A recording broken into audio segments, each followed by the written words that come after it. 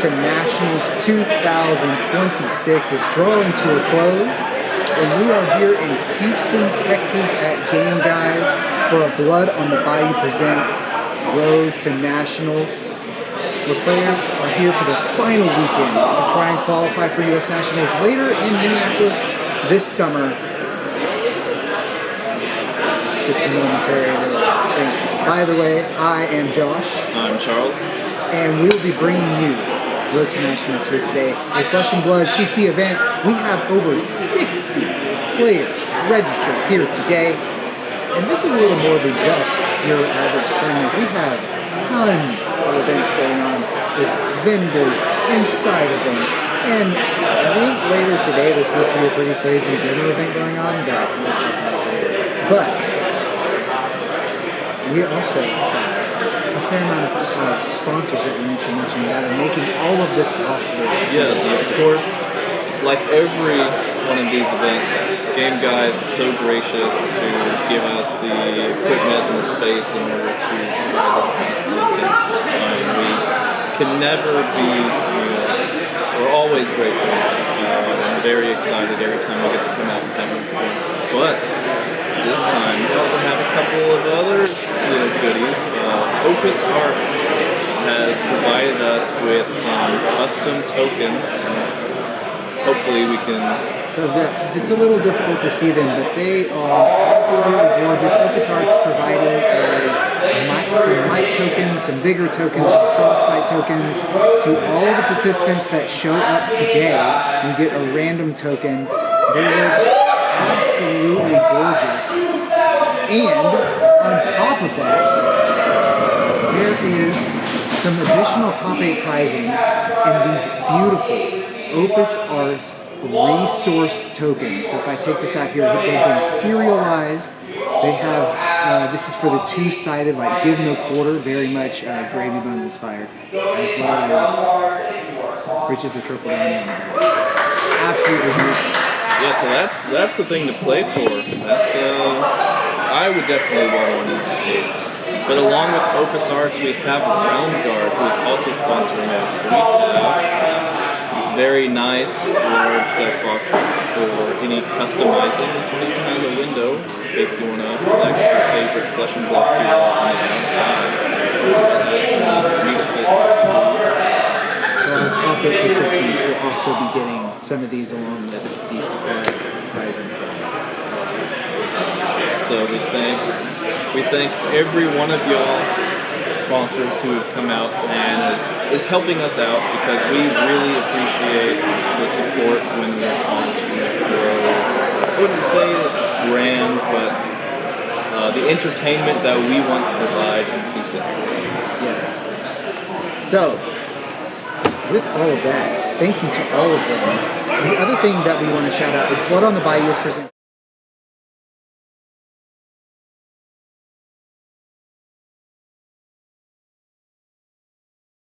in Houston, and it will be starting with the release of Compendium of Wraith. So Sunday following that, we can go ahead and go back to the graphic.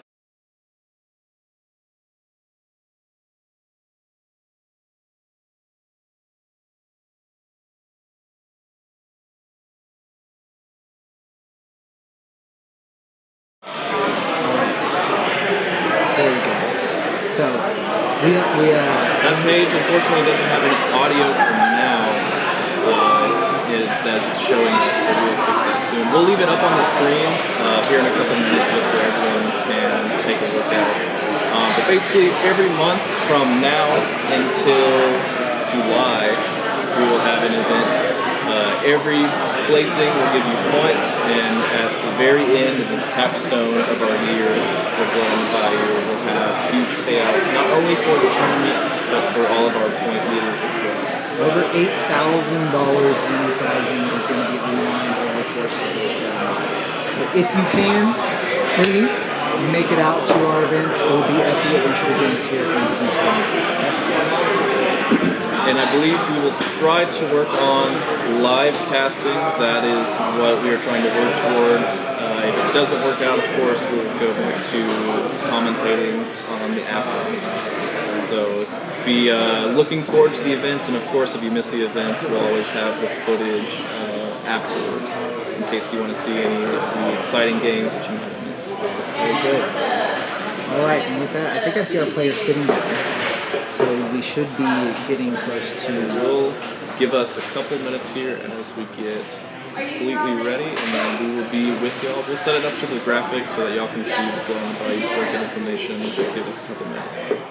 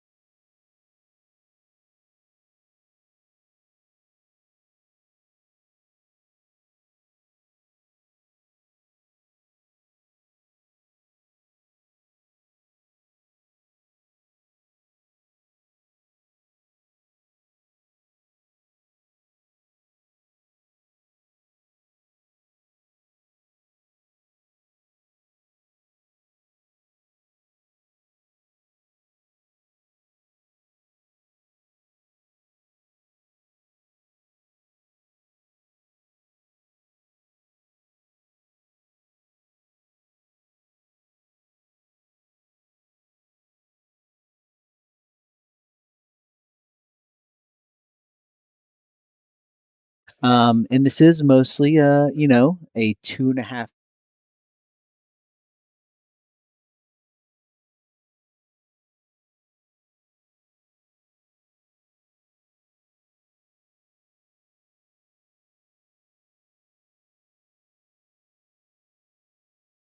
Continue to try and iron out some of the things that are going on here.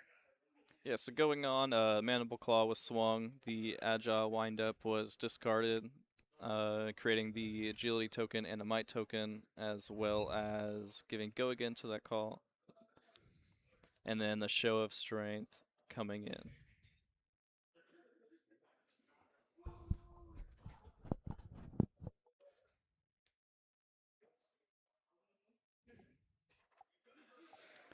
Sounds like Joseph here is going to take 8 here, so we have 24 playing into 35. Yeah, Kasai taking an early life deficit. Some of these Kasai lists are still so aggressively slanted that they can definitely claw back pretty easily. Not playing playing a lot more aggressive than we used to see back in the heavy meta, where it was just straight value game. A lot more of the draw swords coming in. You know what I mean?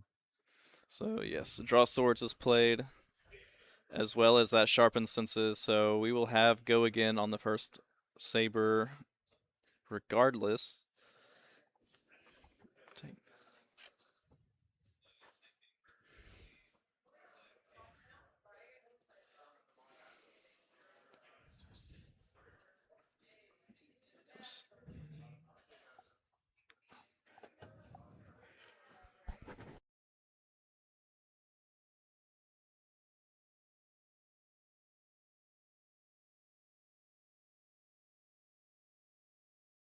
Reflected on stream. So right now we do have Kasai at 24 and KO down at 35. Missing the life totals in their name. In their names. They're coming from the Fab counter. Get the life totals figured out here by the next round for sure. But this is a Saber coming in for 9. It's a pretty big one. We go again. We're going to start reaching for armor and block. Block 4 and take the 5. Okay, KO falling down to 30. Of course, Kasai at 24, KO at 30. We apologize, as there are a couple of issues that we are trying to iron out in real time as the Centauri Saber connects.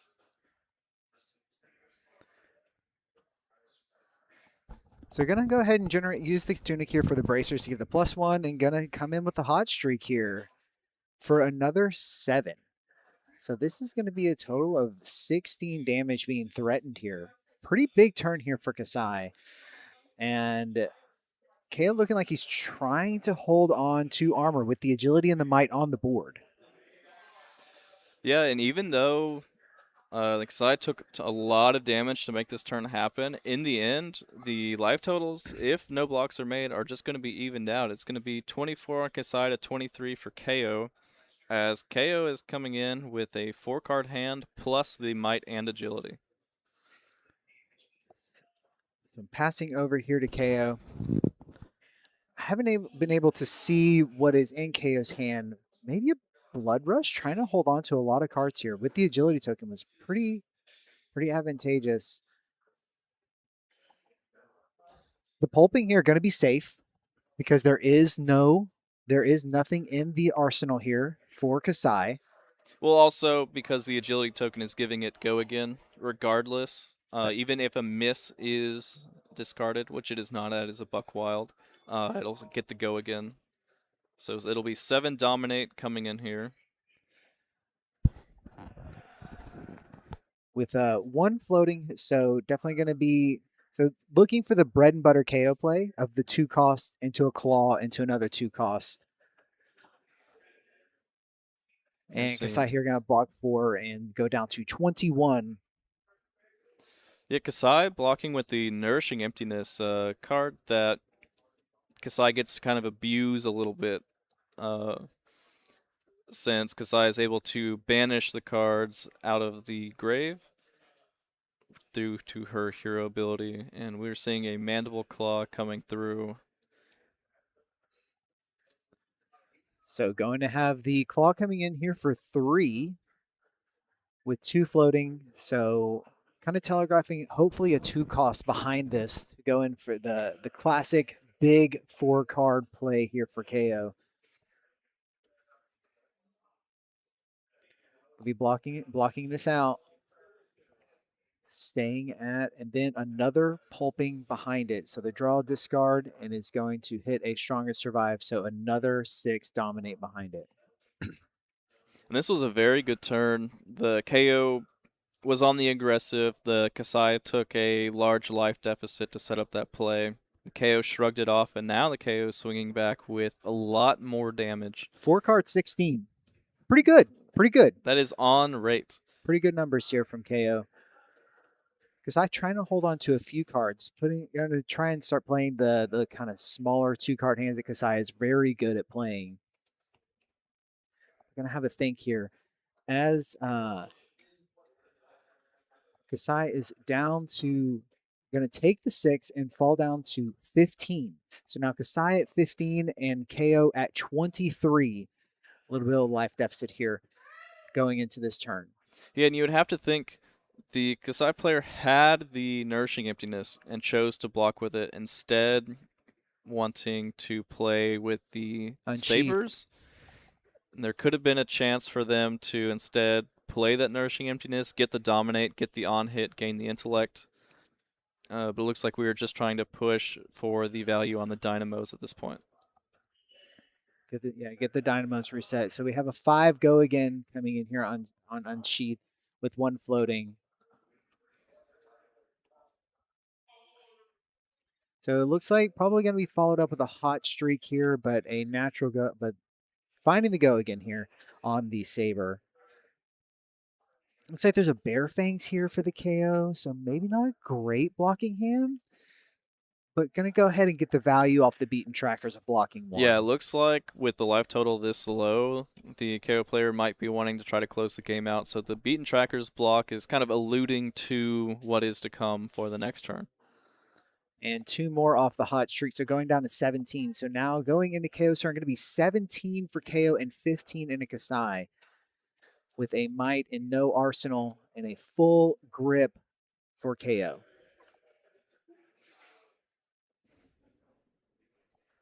Start of turn, might pops. Are we going to see the Savage Sash popped here as well? No, looks like it's just going to be the Wild Ride as the starter. It's a signed Wild Ride. That's a great looking card. I think he drew a Blood Rush. Something he? That looked very vaguely Blood Rush-esque. Hit the Bear Fangs though, so definitely. So the 7 go again with a might generation on the back, going to be coming in. It was not a Blood Rush. Looks like it was another Run Rough Shot. Getting into the territory of not being able to just hold the full grip and push back for Kasai. 7 is representing about half of Kasai's life total here. Now Kasai does have a lot of her armor left. We're looking at the 2 block on the Balance, the 2 block on the Brave Forge Bracers, and of course the block on the Dynamo, as well as the block on Tunic, should the need arise. But you have to think that any play that the Kasai player wants to have can get stumped by that Scowling Fleshbag. So you are sacrificing a lot to try to make a play. Gonna block 6 and take the 1. Falling down to 14 is Kasai. Is this gonna be one of the classic 4-card 16, 17s? Yeah, and it looks like the Kasai player is just deciding to block out this turn. The hand either is looking very resource light. There's also the defense reaction for the follow-up. Ooh, still had the Bear Fangs in hand. Discarding a Swing Big, so another 2-card 8. Back there. This is why we play KO. This deck starts to hum sometimes, and just you put together 3 chain links that look like this, and it's just absolutely devastating. It's so hard to keep up with the value that's coming out of this deck. See, but now do you block with the helmet here because 2 cards have been drawn, the Balance of Justice is online. Yes. Should the Kasai player want to block with it and use it. So 3 damage coming through. The Kasai falling down to 11. 11 plays 17 as the combat chain gets cleaned up. Will we see the crack of the Balance of Justice?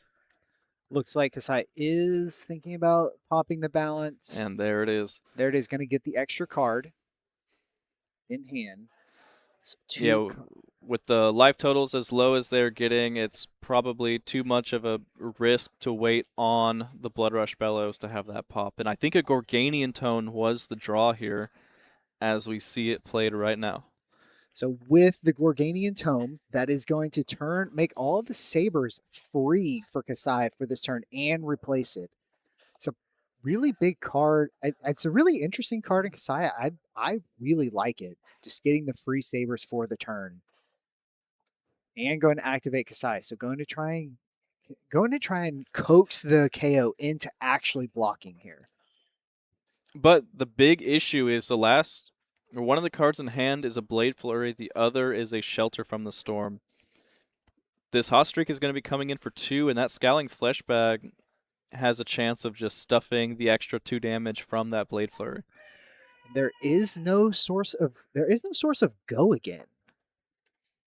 No, at the moment there is not, but 2 cards in hand is very tempting for the Flesh Bag play, especially since the swords are free for the turn and that Kasai on hit is active. We are getting down to the nitty-gritty of the game here. 17 for KO. 17 life points to play with, 11 for Kasai.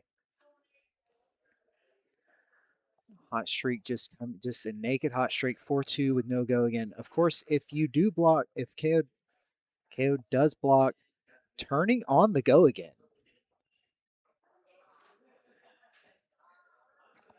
Or turning on the hot streak, and he goes 1 over, taking 1.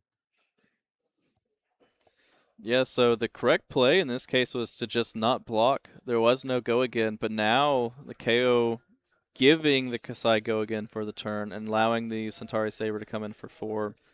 And there's still that Shelter from the Storm to Arsenal for the next turn. It's a really heads-up play by Schelling here by the Kasai here to turn on Kasai to really kind of bait out the blocks and give that go again that Schelling was looking for. Yeah, so a lot of small points of damage leaking through the turn. The turn was going to be very mild for the Kasai player, but now it ended up being very much so in their favor. So KO is going to come in with 2 cards here on this turn. Yeah, and we saw a Show of Strength and a Swing Big both get blocked with last turn. So what is the context of the hand for the KO player to want to block that? And that is just a Claw pitching a Wild Ride. So just a Claw for 4. I mean, you're just going to Arsenal the card that's left, right? I mean, you have to, unless it's another windup. I could see blocking with the 3 blocks, keeping the windup, just trying to set up, hopefully, for a stronger play next turn with the Scowling Fleshback. And then it's going to be going to set up the Arsenal and move to the next turn with the Shelter being shown as the card that was left in hand. So moving back over to Kasai with 11 life points and trying to threaten the 14 of KO. Yeah, see, we have an Unsheath in hand. I can't quite see what else is in the hand for the Kasai. Going to go ahead and draw and get the free swords here on Kasai's turn.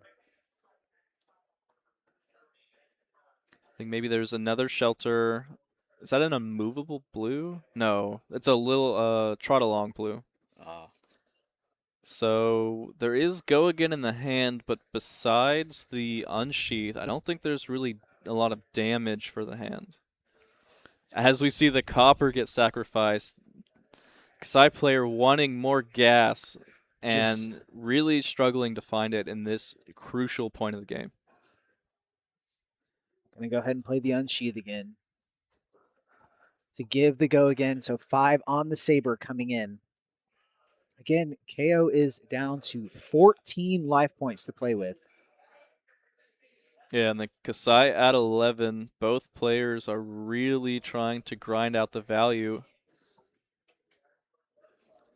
So going to go ahead and reach for the flesh bag here. Try and preserve this 5-card hand that KO really wants to hold on to. Yeah, and the Kasai player would really love to have the shelter get hit here, and I think it's a worst case scenario of the Blade Flurry that was just drawn off the copper was the card intimidated this way. So not a whole lot of extra damage being pushed through on this turn.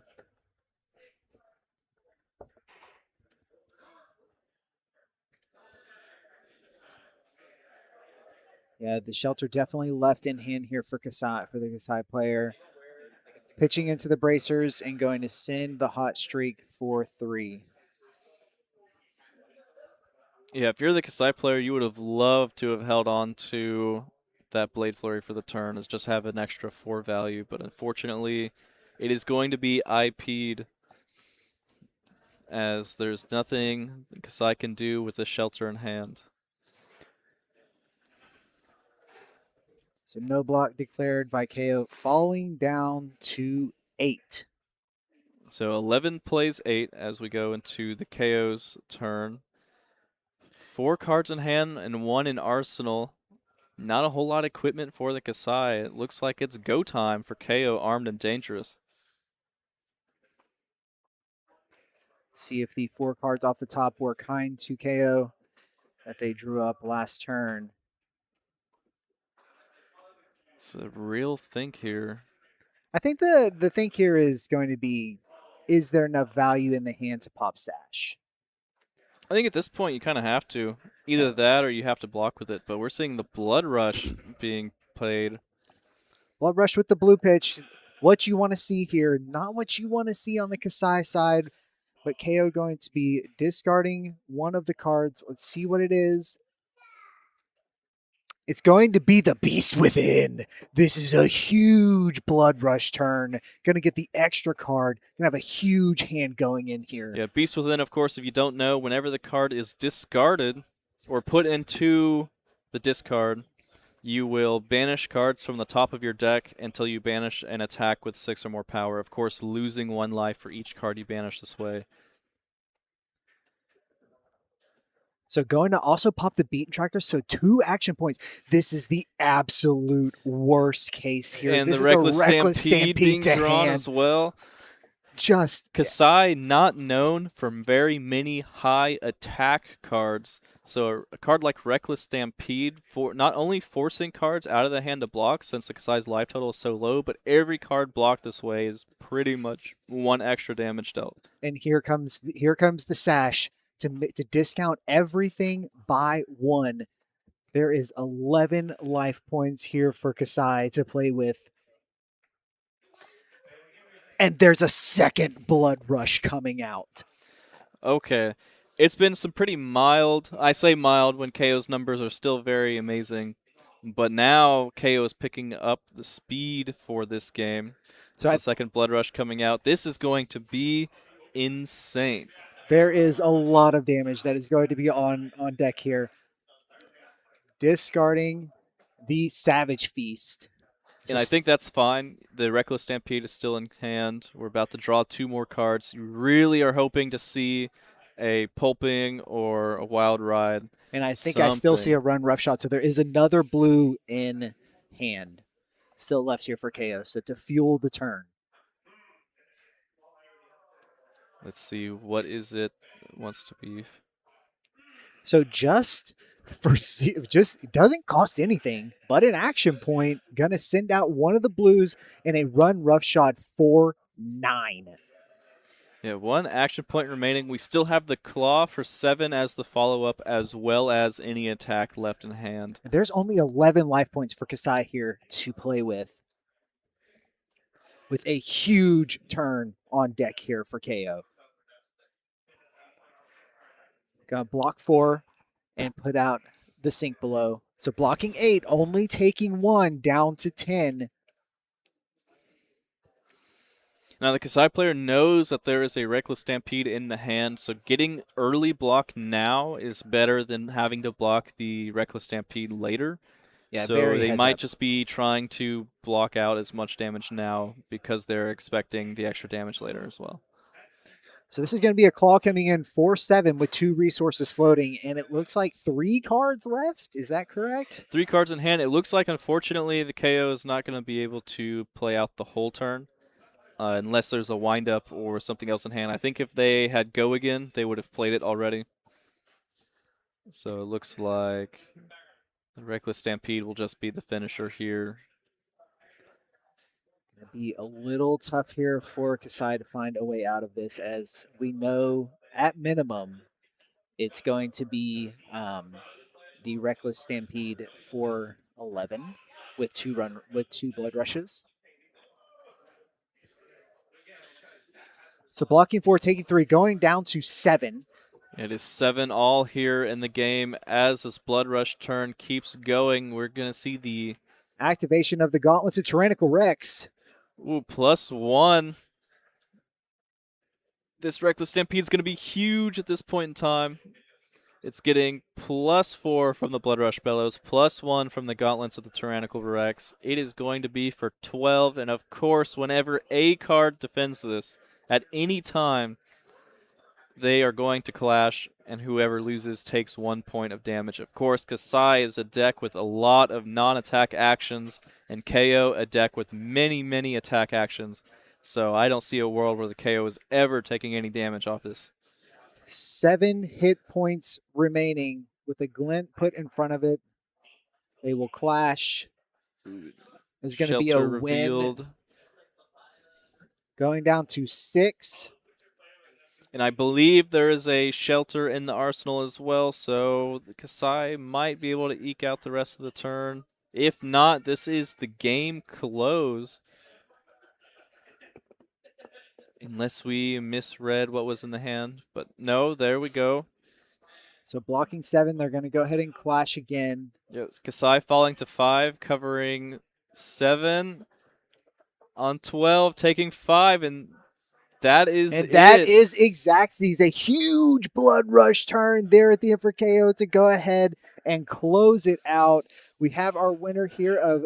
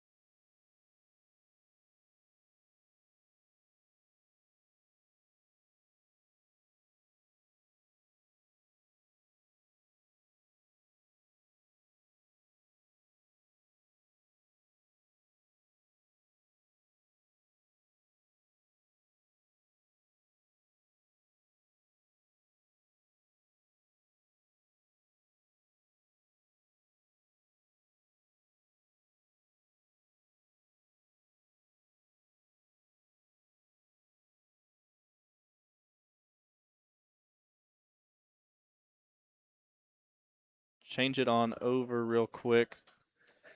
Yeah, so it looks like we're gonna have Dan over here, and his opponent is going to be.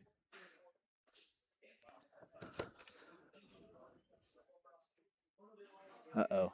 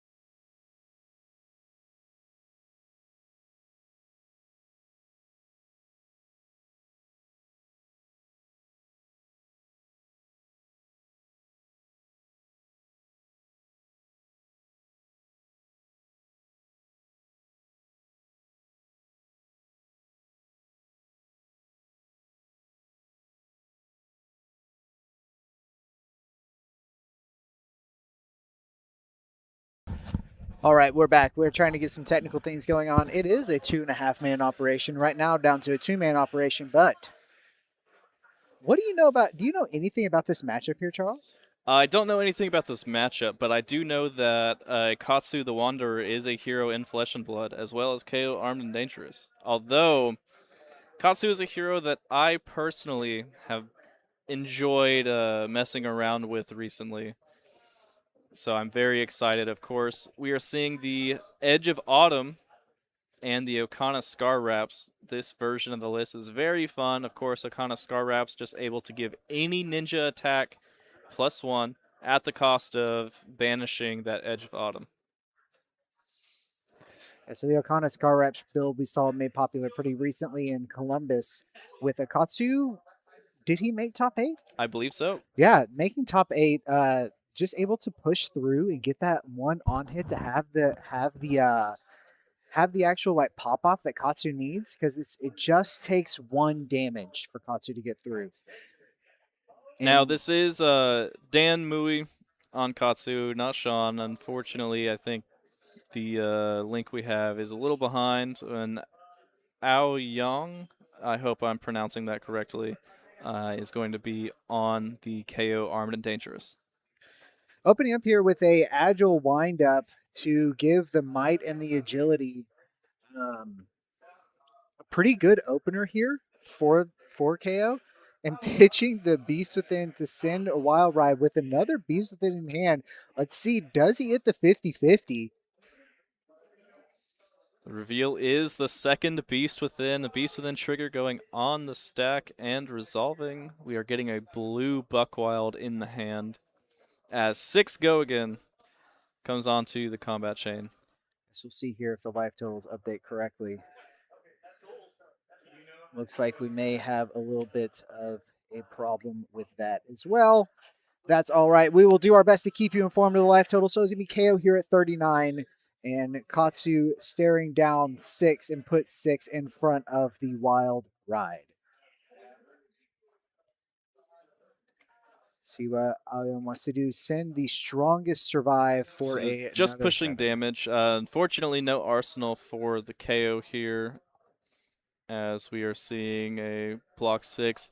The very rare all 3 blocks in the hand for the Katsu. A lot of these setup cards for the combos are 2 blocks, but seeing as they're all 3 blocks, it is pretty nice in this case. But KO's still here with a huge, like a really nice going into the next turn with the might and agility still sitting on the board.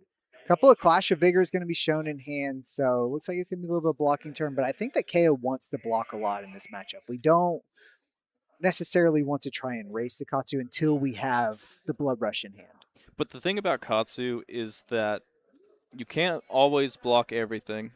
And as soon if you give Katsu an inch, he can take a mile. We have the Mask of the Pouncing Lynx as well as the Katsu's hero ability, just able to make any turn as explosive as possible, just for 1 damage leaking through. And so we're going to see how well the KO is going to be able to block out all this damage here, as we're seeing the Scowling Flesh Bag being defended with on turn Turn 1, 1. basically. Surging Strike pretty definitely really threatening, as this is the start to a lot of like dishonor lines. It's the start a to straightforward every dishonor line in this case. You're very right. Most Katsu decks only playing off of the Surging line, as we see an Ancestral Empowerment coming through, giving that Surging Strike +1 and drawing an additional card. So going to be taking 1 here and falling down to 38. But like we said before, only 1 damage is needed. So Katsu going to be discarding here one of the Vengeance cards, if That's I'm the not sure. Legacy of Ikaru is being discarded here. We're going to grab the Whelming Gust Wave. In the red variety, of course, the text on that card gets +1 go again, and on hit draw a card if Surging Strike was the previous chain link, which it is in this case. So just a very casual turn 1. These are some of the classic Katsu lines here. Nothing any of these like expansion slot cards crazy. Just the classic 4/4 on hit draw a card kind of thing with ancestral empowerment. Yeah, Konoskar Rats taking a look at. Any attack can be buffed by the Konoskar Rats so long as the Edge of Autumn is in play. And the only way to bring the Edge of Autumn back is by having a card with Vengeance in its name connect. Of course, there have been plenty of games of my testing where I have had to block with the Ikonoskar Wraps before I could get a Vengeance card to come back, and therefore forfeiting my weapon for the rest of the game. And that becomes a very precarious scenario. The KO gonna block here with the Clash of Vigor and go ahead and make the Vigor token and just cover this up so that they're covering up 5 to play around the Scar Wraps, and the Edge of Autumn gonna find its way onto the combat chain for a little 1 poke. Yeah, it looks like 1 card, or maybe that's all the cards gone. as we are just seeing a simple turn. And it was very good for the Katsu. We got the Scowling Flesh Bag, which is the one card you definitely don't want to be faced with when you're trying to have those very pop-off style turns.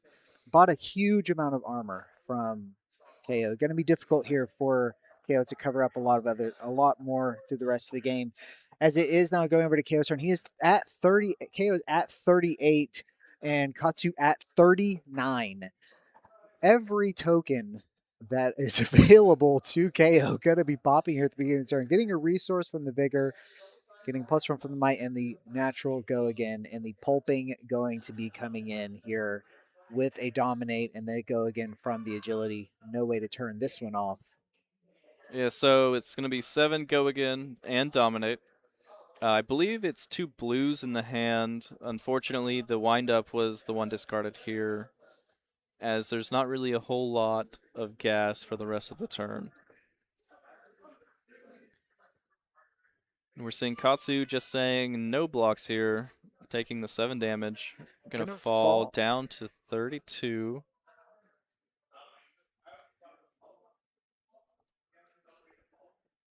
Falling down to 32. The unexpected backhand still there in the KO's hand. Trying to figure out if they want to arsenal this or just send the claw, I think. It's a blue. It's not a very good arsenal target, but it also is a attack that can be put in arsenal in case you do draw Blood Rush Bellows. So it looks like it will just be the claw sent this way. Looks like the KO is going to hold on to this blue and put in the arsenal. Not a huge fan of it. I actually cut this card from my list recently in favor of a blue strongest survive. I just felt like it was doing more work for me in that slot than an unexpected backhand. But we shall see how it works out here for KO. With that in arsenal, we're going to be able to have the 5 cards. So KO here going into the turn with 38 health. Katsu is showing 34. I believe Dan took more damage from the 7 damage of that first attack. So we'll see if the players catch the life total discrepancy. But Dan, with the 5-card hand, has the Katsu hero ability and the Mask of the Pouncing Lynx, and just blocked with the Breeze Rider boots. Also has the Hardened Cross Wraps to help set up the line, and we're seeing it reached here.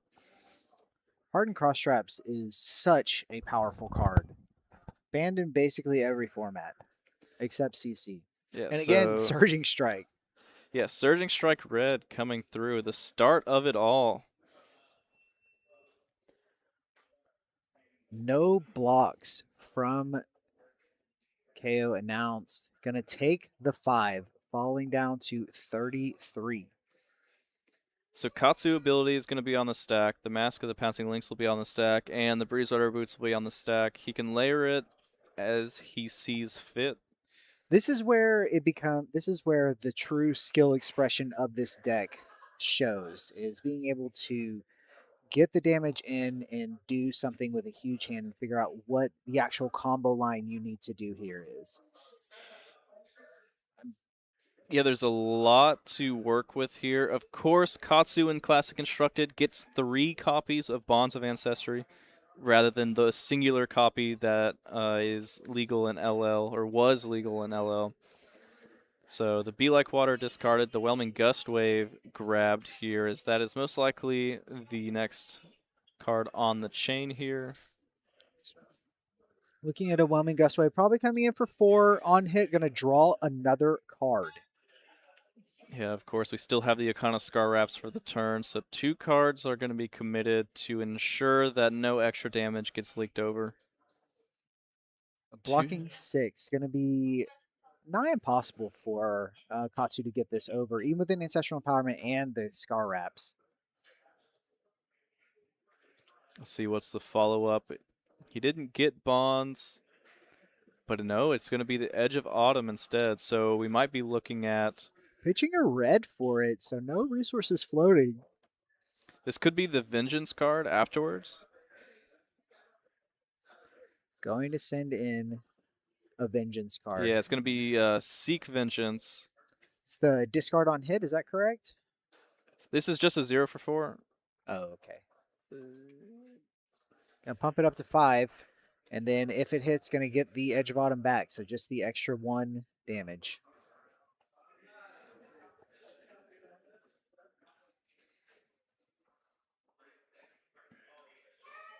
Yeah, so 5 damage coming through. They did update the life totals. The KO Armed and Dangerous is going to be at 27, while the Katsu is at 30. The life totals are pretty even. The Ikana Scar Wrap's going to buy back that Edge of Autumn now that the Seek Vengeance has hit. And it looks like we have 1 card extra to tide us over into the next turn. So Katsu, very good 4-card plays, trying to chain together a card in Arsenal to help in the case that you kind of get the nuts on the turn. Yeah, but not the insane pop off 30 damage Katsu turns that are available, but just going to send back the 2-card 8, and any blocks going to be will be quite punishing on the Katsu side, as Katsu doesn't tend to clash super well either.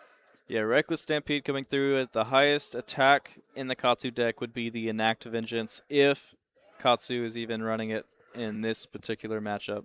So just going to take the 8. So just a 2-card 8 coming in. No might on the backside though, so still leaving the blue backhand in Arsenal. Yeah, and you have to think, like, that card was chosen as the Arsenal target, and now all of it's doing is just sitting around. As we see the Be Like Water coming through, this has the chance to become a Surging Strike. If this hits, this would be the third surging strike to open a turn in 3 turns. Which is pretty crazy. It looks like the best blocking card is also the resource card here for KO. Yeah, there is the Show of Strength and the Buck Wild. So no blocks declared on Be Like Water. Many triggers on the stack. Yeah. With the Be Like Water trigger, the Katsu trigger, the Breeze Riders also, and the mask. Yeah, so many things to think about. 4 cards in hand for Dan. So we have to think down to 24 is the KO Armed and Dangerous. You have to think that there are times when you just have to go towards the end of the game when heroes have less cards to work with or blocking a lot more, then it can get harder and harder to crack all this equipment. So you have to think, do you just do it now, get it over with, push this turn, get full tempo for the rest of the game, and try to close it out that way? Or do you still try to keep these smaller combos going and just kind of walk your opponent's life total down? KO does have a discard outlet in hand, so could turn on the beaten trackers with this hand, because there is a Bear Fangs available to them. So this, yeah, right Dan, now, Dan's still thinking on his I don't know triggers. what the context of his hand is, but he is in the tank trying to figure out what is the best line. And this is always the hardest thing that I find when I'm playing Katsu, is how do I not only sequence everything, but what cards am I grabbing off of the mask and the hero ability that uses my turn perfectly and try to push the most damage? Because there's so many different lines you can take at this point. Retrace the pass with the Fluster Fist to get the open the center name going to make the Fluster Fist text active is also something that you can think about. There's, of course, the bonds that you can grab. And then There's you a have lot of good targets. Yeah, for you have bonds there's in more there right lines now. that way. There's so many options that you can grab at this point that you really just have to think, what can I do to push the most damage on this turn? Especially when there's only 2 block left of equipment for the KO Armed and Dangerous and the Savage Sash. Really, you don't want to block with. It's kind of like blocking with Tunic, where you can really get some value off of some small hands with that card. So the first thing we're going to resolve here is the Be Like Water. Having a picture red to it. Not super excited about it. Naming Surging Strike. And then we're going to resolve the Katsu trigger here.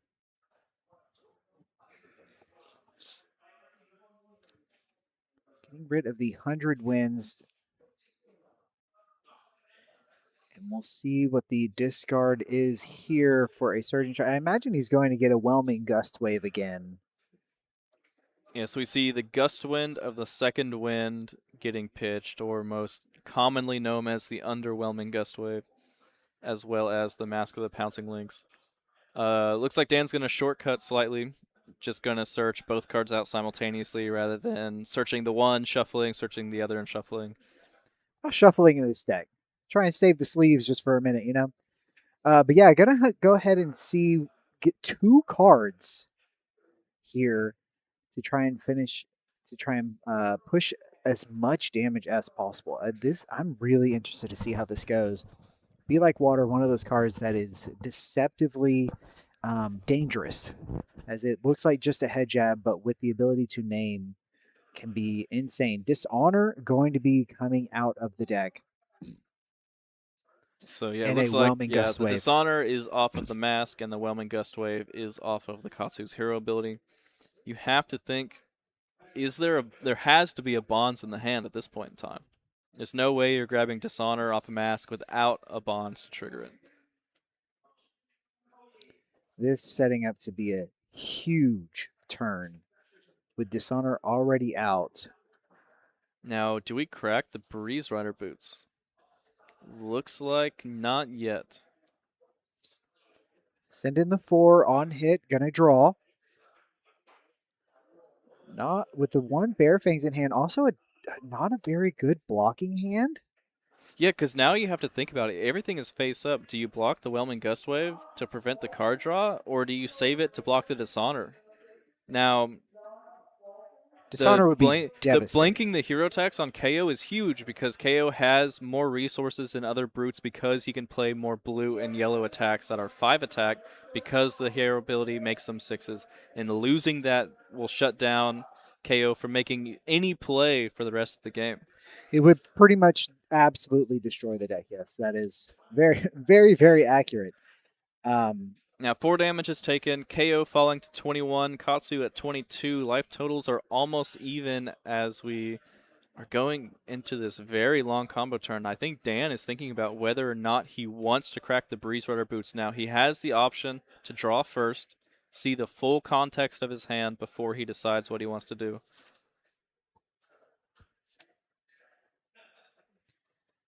And it looks like that is exactly what we're seeing here. The Breeze Rider boots are going to be out. It's going to give all cards with combo go again for the remainder of the turn.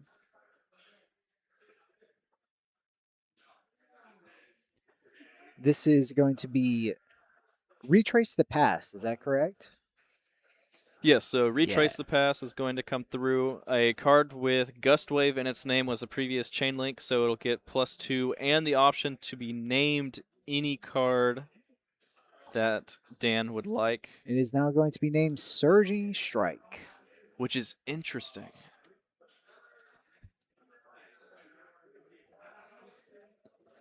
Taking the 4.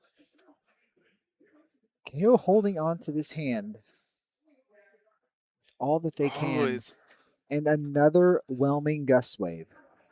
This is a Descendant Gust Wave. I'm sorry. Yeah, Descendant Gust Wave. Another one of our mini Gust Waves. There are so many Gust Waves in Katsu now. I think he has 12 or 15 Gust Waves. This one going to be one of the ones that made Zen famous, but it's just going to be a yeah, so 5 damage coming through, and then of course we knew it was coming. The Bonds of Ancestry coming out. Looks like we're grabbing the Seek Vengeance, which is going to be a very good chain injure here, as it will allow the Akana Scar Wraps to be utilized on this turn. KO down to 11. This is an absolutely brutal turn. And you have to start blocking at some point. You know that there's going to be, 4 for the Bonds, 4 for the Dishonor, and 4 for the Seek Vengeance. So it's 12 more damage on the turn, as well as a +1 on the Akana Scar Wraps. So you're at 11 with 13 damage presented. 4 damage taken, down to 7. 7 damage for the KO Armed and Dangerous as the Dishonor comes out, threatening to just get rid of the text box for KO. So being disciplined with the blocks and holding them for the dishonor as it has been face up, but it has been very painful to hold on to all those cards to make sure that this dishonor does not connect. Not a very fun turn to be picking up a no block in the Bear Fangs, but poising to put down 5. No cards in hand. Everything is face up on the turn, so you know that you're safe from the Icona Scar Wraps, but the Seek Vengeance is going to come out. Breeze Rider Boots giving all these cards go again. So right after the Dishonor into another Seek Vengeance, which also has go again. Going to go ahead and use the Okana Scar Wraps to pump it to a 5 and then get your Edge of Autumn back.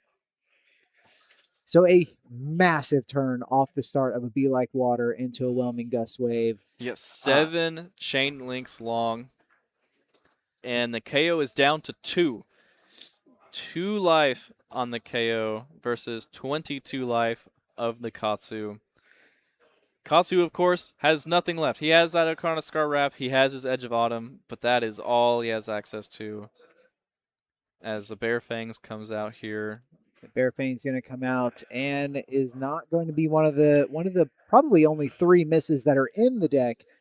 Going to be 8 with a Might on the backside, a 2-card 9, if you will, and a lot of life to play with here for the Katsu. So no blocks. Going to take the 8 and move back over to their turn, trying to push just 2 more damage. Yeah, Katsu, of course, saying no blocks with the healthy life total and a 4-card grip. Even at this point, swinging the Edge of Autumn is almost like a Kodachi. So we're seeing Dishonor pitch for the Edge of Autumn. Going to have the 2 floating from the Dishonor. There is a Blood Rush in hand, but I just don't think there's the space to resolve this with three other blues in hand in the Blood Rush. Going to take the 1, go down to 1. Goes KO.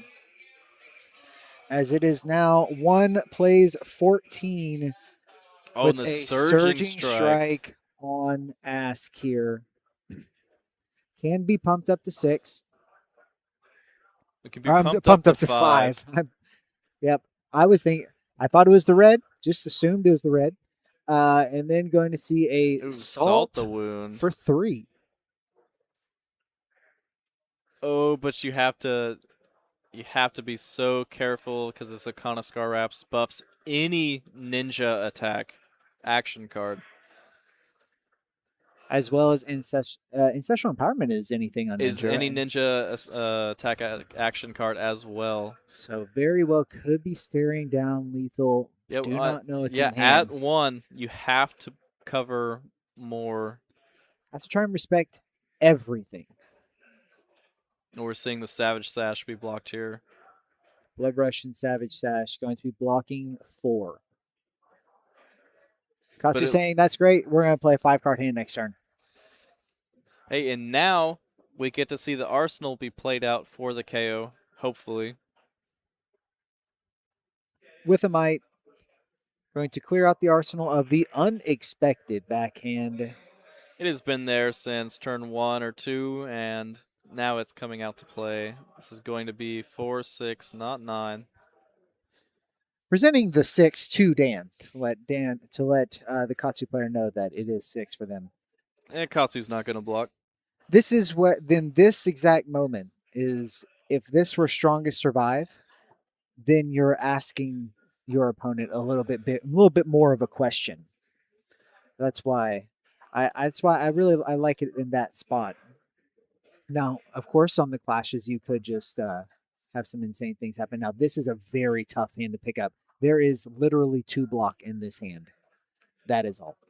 Oh, an Ancestral Harmony coming out as the starter. The banishes of Bonds of Ancestry.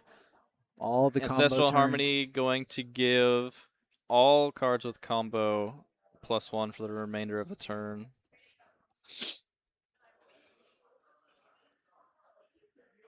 Edge of Autumn going to be the first ask here. Putting down the only card with actual block value in their hand is KO. Yeah, drawing 3 pearls here is the death knell as an Enact Vengeance comes out. It's going to threaten the arsenal that the KO player had just gotten rid of, but it also is going to threaten lethal as there are no blocking cards left in KO's hand.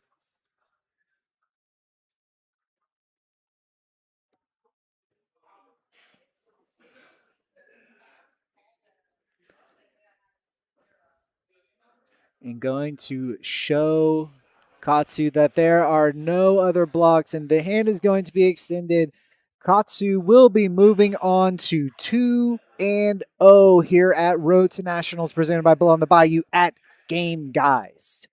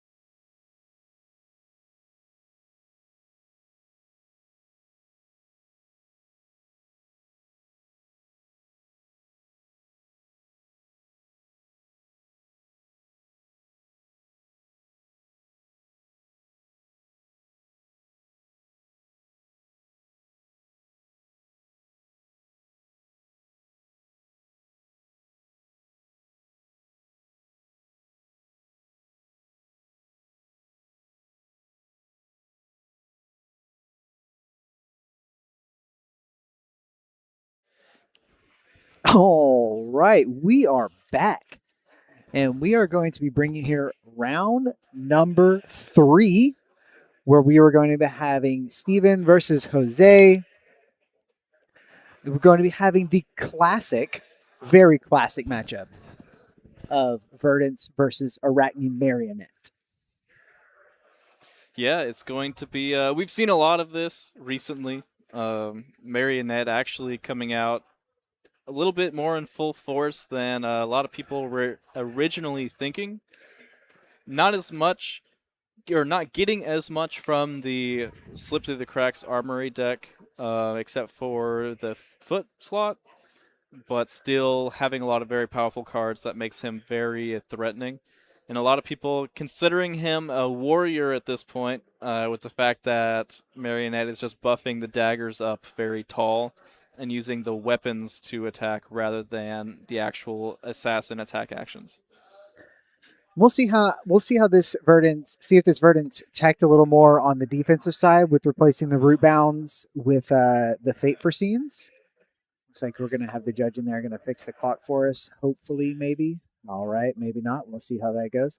Um, but yeah, so we'll see if there is the defense reactions to help Verdance kind of stop this. Yeah, so Stop a like lot of the these tall bans attacks. of Rootbound Carapace making it harder for Verdance to decompose on the reaction speed can be very difficult to get the bonus effects from cards like Plow Under or Felling of the Crown. So we'll see. I know, they're more on the cadaverous tillings as a way of decomposing. Yeah, try and be more proactive in that.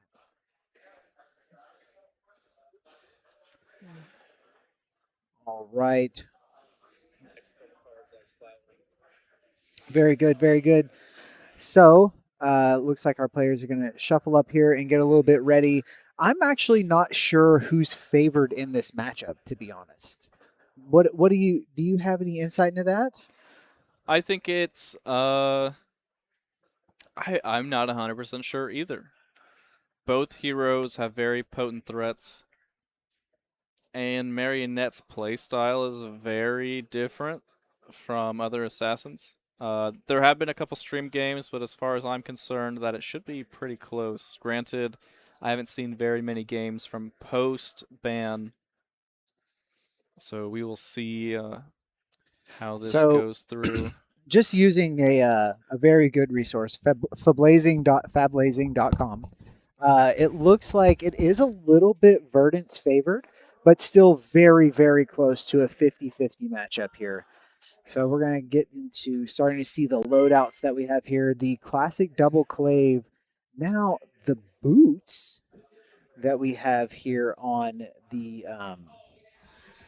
for Marionette is pretty interesting. This is from the Marionette from the Slippy set, and this is going to be the AB2. So I think it's just there probably for the AB2, and also having the tunic. So yeah, pretty standard loadouts for everyone here. Nothing too crazy. And it looks like we'll be starting off here with Marionette going first. Marionette always trying to get that early mark, so always trying to send that clave early on, forcing cards out. And it looks like here we're gonna have um, an early crown. That's not really what you want to see for Verdance, but you really don't want the crown coming in for 4 on your first decompose. Trying to decompose before that, so you're getting the full 8 for your felling of the crown.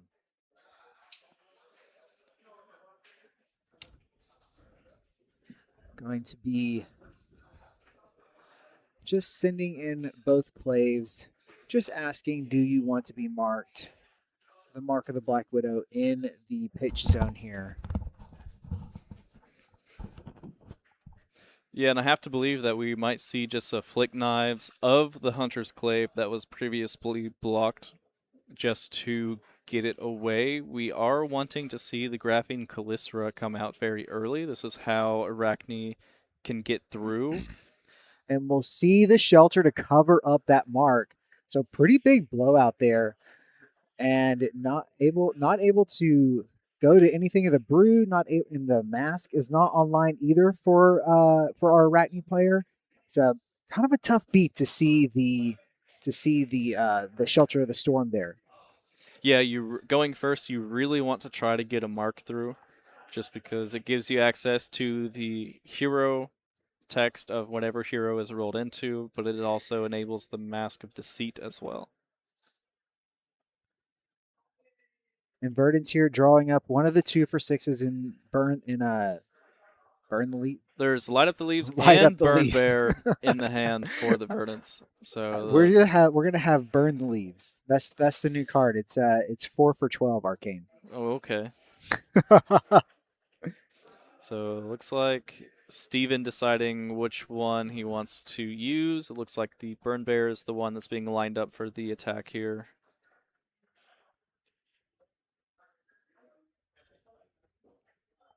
Burn Bear, the one that's a little bit more difficult to get out of hand with it not having a pitch value, but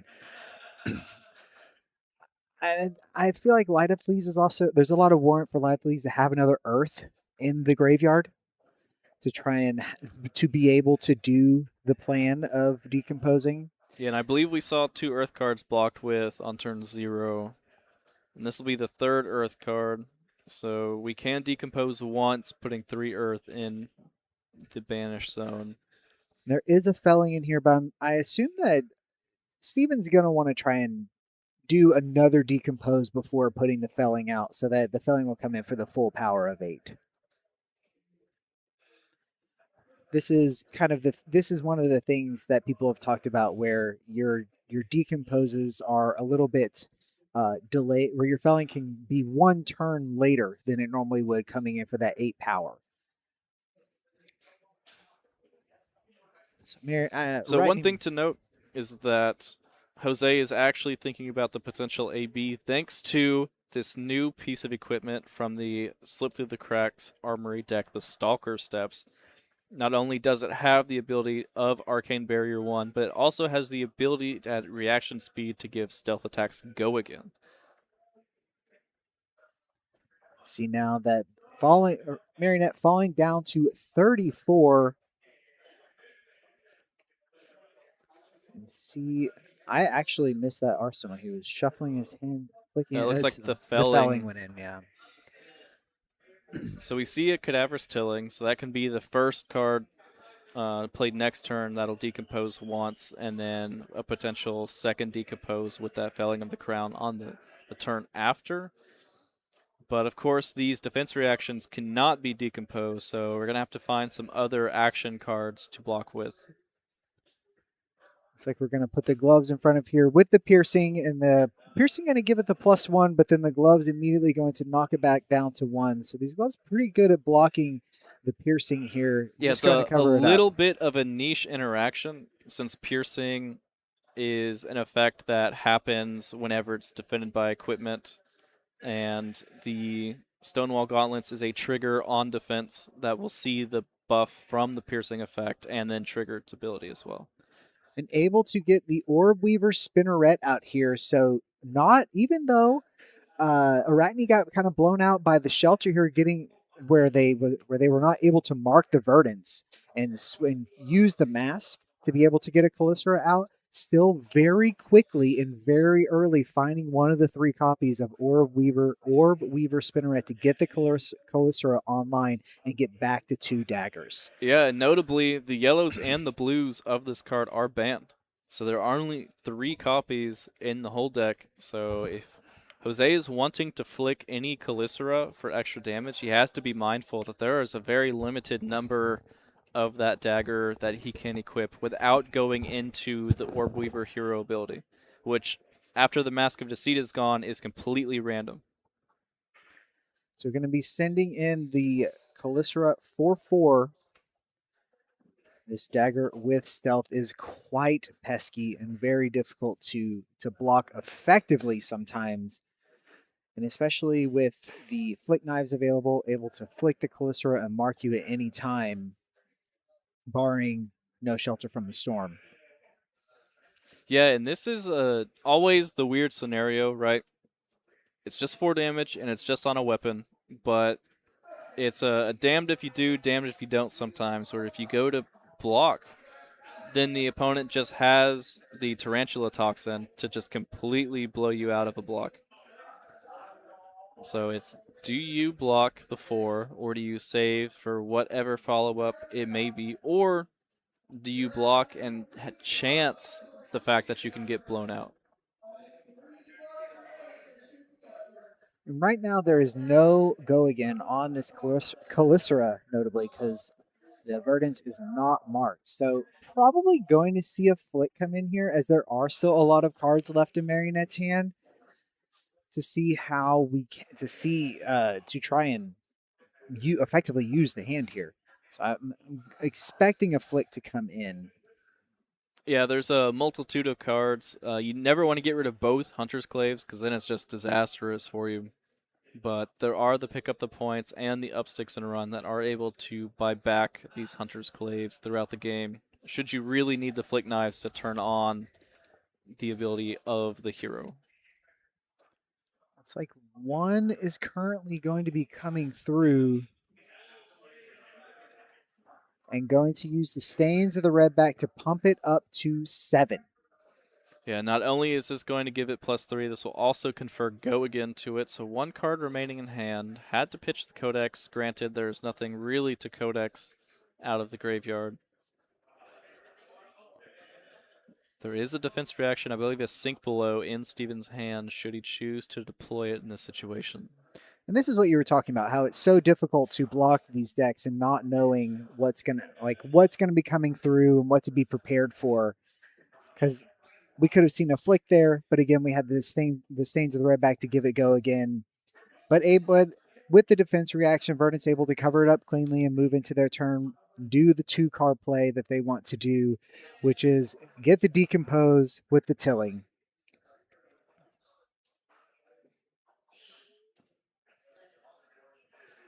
So it looks like we just got 2 Earth and 1 action. We should have, I believe, 1 Earth left. And then second Earth will be this Cadaver's Tilling. So any other card put in grave will turn on the Felling of the Crown. So this will be coming. This is of the red, so it is coming in for 8 damage. This card, it's so innocuous where you're just like, oh, it's just 8 vanilla damage, but then you just keep taking 8 vanilla damage, and all of a sudden you're in kill range at 9, at somewhere between 9 to 11 health, and you get comboed down. Now, this Verdance has seen a fair amount of the 6 arcane spells already. So seeing 2 of the burn bears and 1 light up the leaves. So it looks like it's just going to be a very stock or standard turn. Just covering it up. Jose wanting to keep his life total as high as possible, knowing that he is very poor at blocking the arcane, and is choosing to cover up the physical. As we just want to mark. Most likely is just going to mark and then pass the turn.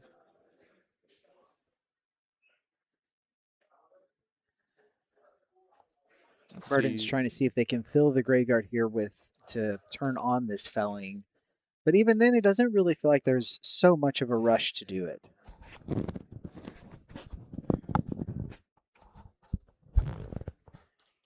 So Tunic into the CNC. That is going to be threatening the Felling of the Crown. That is parked in the arsenal for Steven.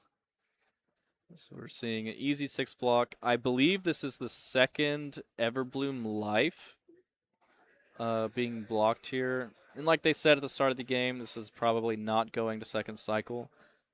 But it's still one of the better cards for not only recursion, but it turns on the Waning Moon. It's life gain for the hero ability.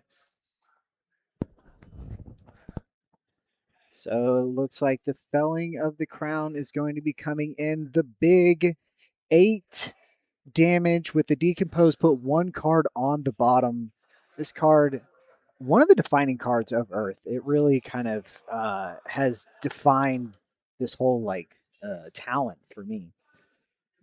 Yeah, very happy that it was reprinted in Super Slam, as the prices of it were getting a little high for anyone who just wanted to casually acquire a playset. Yeah, it is a very, very strong card. Some would say it is a 2-card 11, as your opponent loses at least 1 card, valuing those at 3. So, strong play. And Marionette just going to block out, stay healthy, like you said, trying to avoid a lot of the physical damage, knowing that this is kind of an onslaught here. 2 turns in a row, having crazy amount of value coming out of the Verdants and blocking and then offense. Yeah, and it's kind of sad because blocking with a Saver Bloodshed is not something that you want to be doing, especially because of the potential of just not only the buff on the Calicera, but also the potential to draw a card. And Verdance has not been marked this entire game yet. There's not been 1 mark conferred on there. And here comes another Burn Bear across. I think that's all 3 of the Burn Bears? I think we've seen 2 Burn Bear, 1 Light Up the Leaves. But 3 of the six arcane damage spells so far have been seen, to my knowledge. Still pretty early in the game. Pitching a shred, AB1, and going to be going down to 28. Marionette a little bit in the blender here.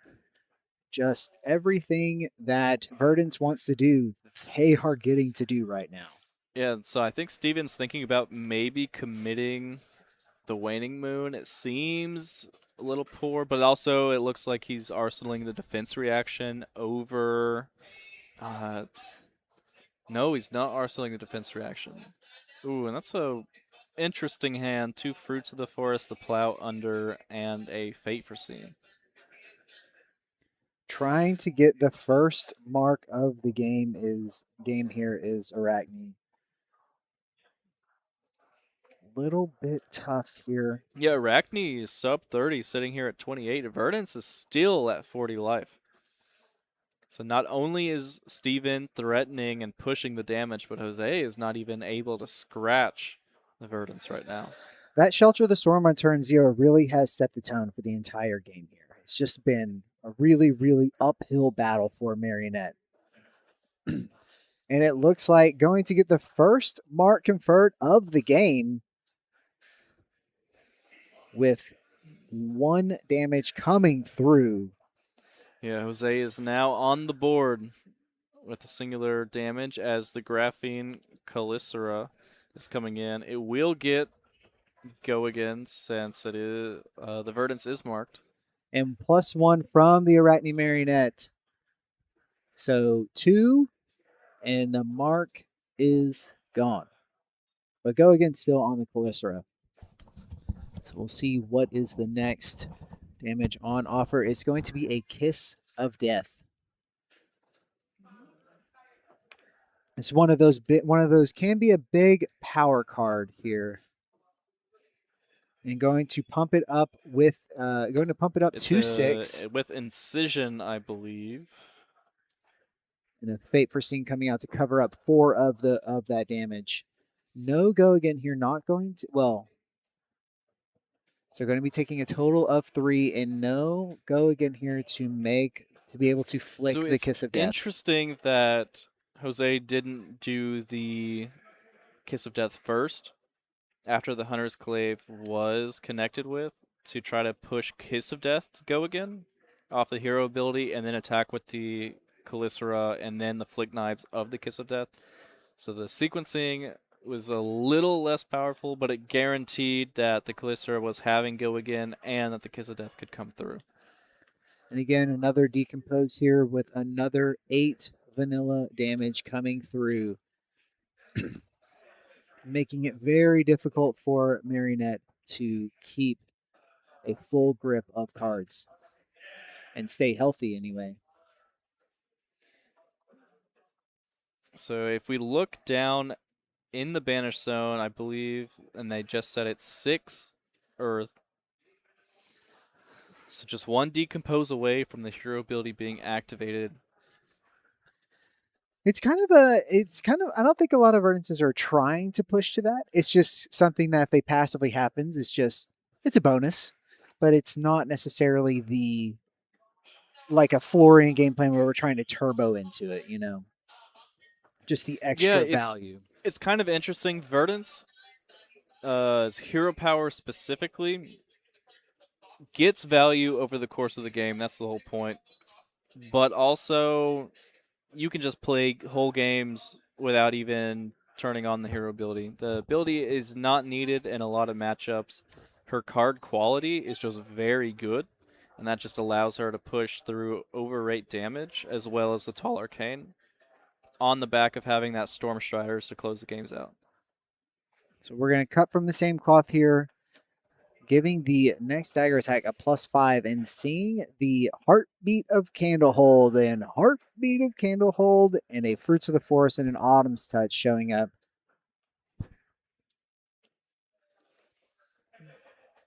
Yeah, so Jose knows that there are no defense reactions, at least in the hand, and that he is free to just go as wild as possible. And hopefully we'll see some sparks fly, because Jose's got a lot of catching up to do in this race. Another cut from the same cloth, and then a pain in the backside coming in. So this is going to be for 3 go again. 3 go again, and on hit, one of your daggers kind of pokes him.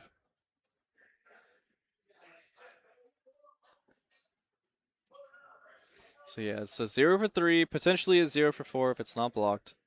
If it does connect, then that Hunter's Clave is going to also connect, marking Steven as well as progressing the game plan here. But it looks like it's just going to be the Kalysra for a very casual 9. Just a little 9 off of the tunic. No go again. Should be 9 if I'm not mistaken. Both cuts plus should 4. be +4, and then the +1 from the base damage. But we'll see if the players can catch this.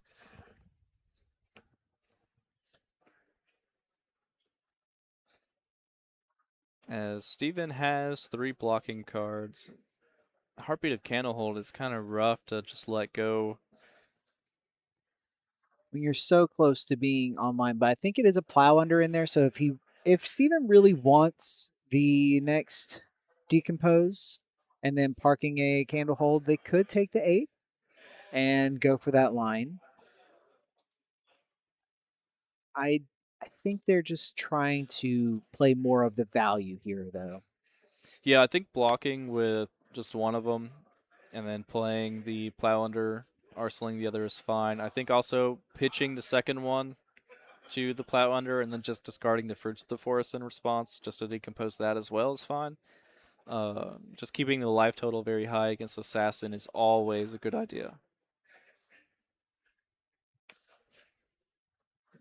So we'll see what. See if we can check the graveyard here. See how many earth cards are in the bin.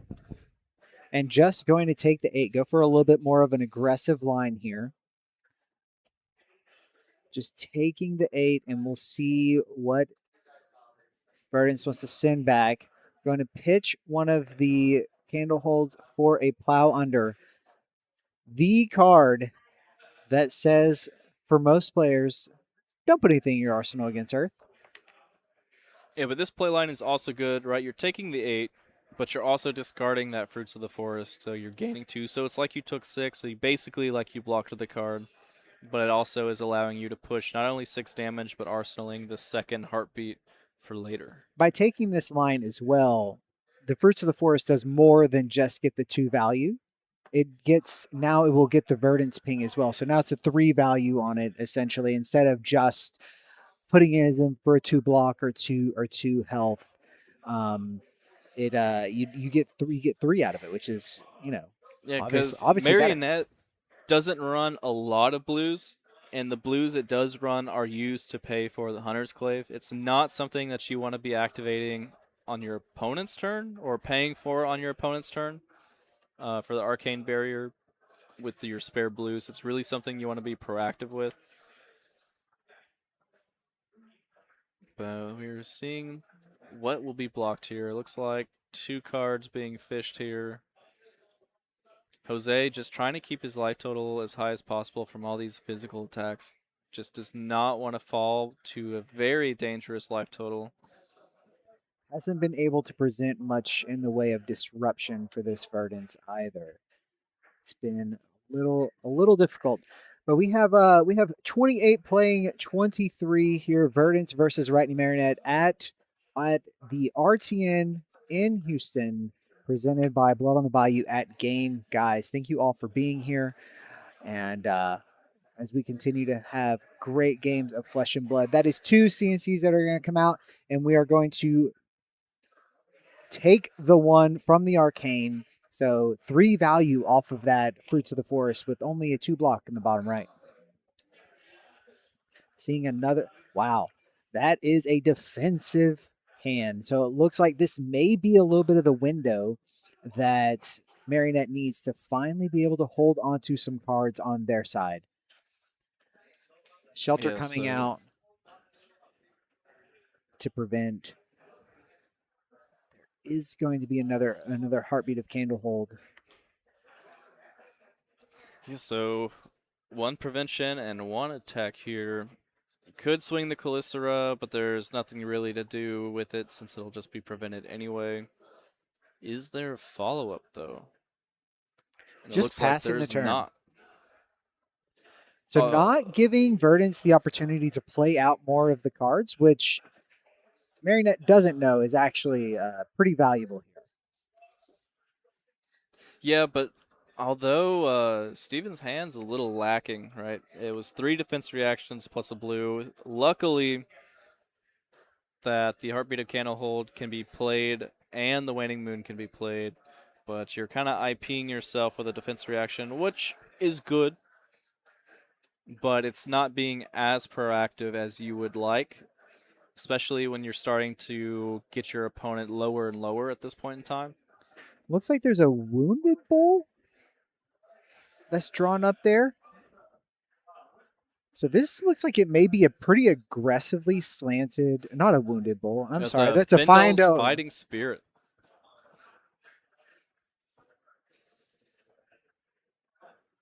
So that's a Findle's Fighting Spirit, which pretty spicy. I don't think I've seen this in a lot of lists. But if they're able to gain the 1, then it's really just a 3-card 9. Or I'm sorry, a 2-card 9. 2-card 9. My bad, yeah. Yeah, it's very... Verdance plays very much so, kind of like Bullander does. Right, you have these large attacks, and then you have your arcane spells, but of course, caveat being, this is Earth, that's Ice. They're going to do 2 different fundamental things, but their deck construction has very many similarities. So I think that Marinette may have the read here on the D reacts that were being held. Yeah, and after seeing the hand of Steven, Jose was said to Steven, maybe I don't want to attack this turn, because it just looked like it was going to be very difficult to get through regardless of how good the hand was for Jose. In the backside here, posing the little head jab, that may be a little extra dagger with it.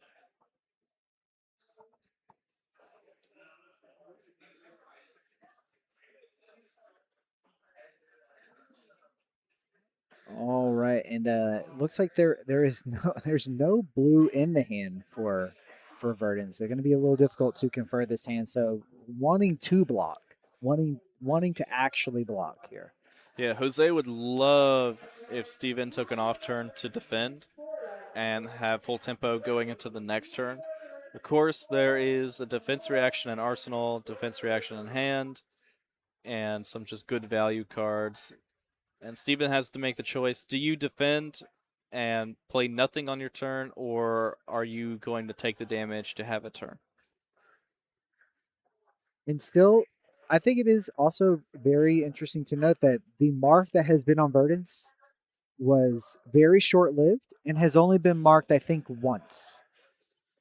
As anytime the clave has come through, it's been blocked out, or in the case of the very first turn, in turn 0, it was Shelter the Storm Yeah. to prevent it. And Shelter from the Storm really putting in the work in this game has prevented 200 claves from connecting, and overall just being an amazing defense reaction. So quite the uphill battle that Marionette here has to climb, but if anyone can do it, Assassins can. It is going to be a tough place to be, though.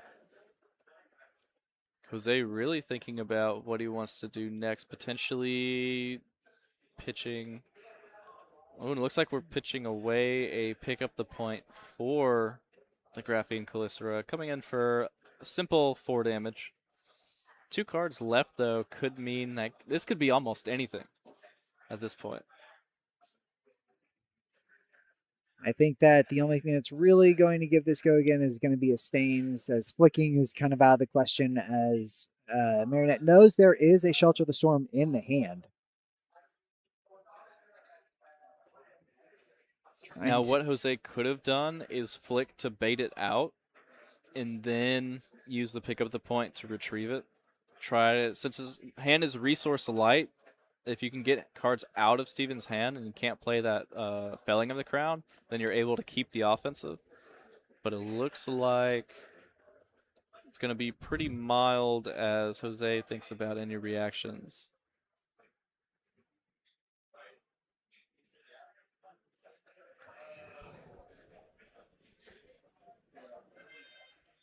Trying to see here what. Gonna go ahead and react with a Scar Tissue. This is going to pump it up to 7, give it that on-hit mark. Maybe gonna find some more of the cards to mark. That would definitely help out Marionette in this climb out of the valley here.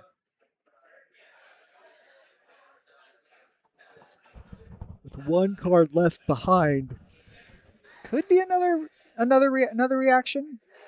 Well, we know the full context of Steven's hand. There's no way that he can cover this up now that it's moved to the reaction phase.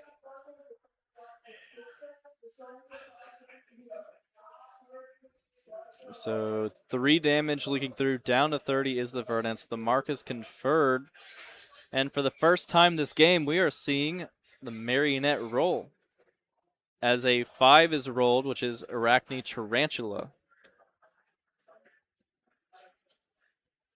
So going to turn into the Tarantula here, which just gives the ability to, whenever the daggers hit, a little extra bump when the daggers do hit, but it's going to be a Felling of the Crown coming across the big disruptive tree,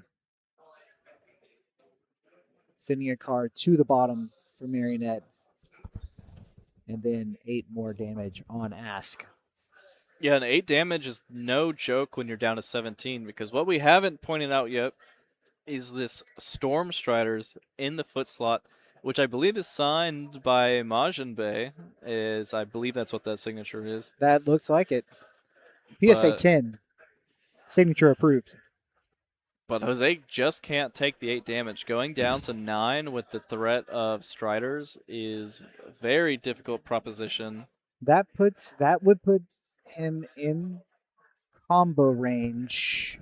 But also, you can't just keep blocking forever. All he's been doing is blocking, trying to find these good turns to send back damage, and he hasn't been very successful. And now he's running out of runway to get something done here, because as soon as he starts taking more damage, it's going to get worse and worse for him. Has been Vanilla 8 after Vanilla 8 into Arcane 6 pretty regularly, not able to use any of these Mark of the Black Widows successfully to confer any disruption or a threat of disruption. We're now going to finally see a Savor Bloodshed coming out, and that is a Calycera for 5 on hit, going to draw, as well as there is the instant that is on Tarantula, and actually it's on hit, take an extra 1 as well. Yeah, and Steven asked Jose how many T-toxins have been seen, to which Jose replies 0. So it can be very punishing to try to block this out. And Steven, with the life lead as he has, could even consider just not blocking it out. He has the channel of the Millennium Tree. He has the Waning Moon plus the hero ability online as well. Going to send in another dagger pump that is not tarantula toxin and to pump this to 8. And no cards left in hand. So with 2D reacts can cover this up. Mental block going to cover up 2 of them. Take 6 and then take an extra one from tarantula. And then draw, and the mark is removed. Yeah, and let's see what is the card drawn here. Looks like a Mark of the Black Widow. This is asking for a block, or the flick can come. I guess mental block still has 1 floating on it, correct? No, the mental block took the 2 prevention off of the Graphene Calycera. That's right, that's right. Now, because this is a Arachne Tarantula, not Arachne Marionette, you can't flick your Hunter's Clave to give this +1 attack and push it over a 3 block. But if no blocks are declared, you could still take that line to guarantee a card out of the hand for Steven.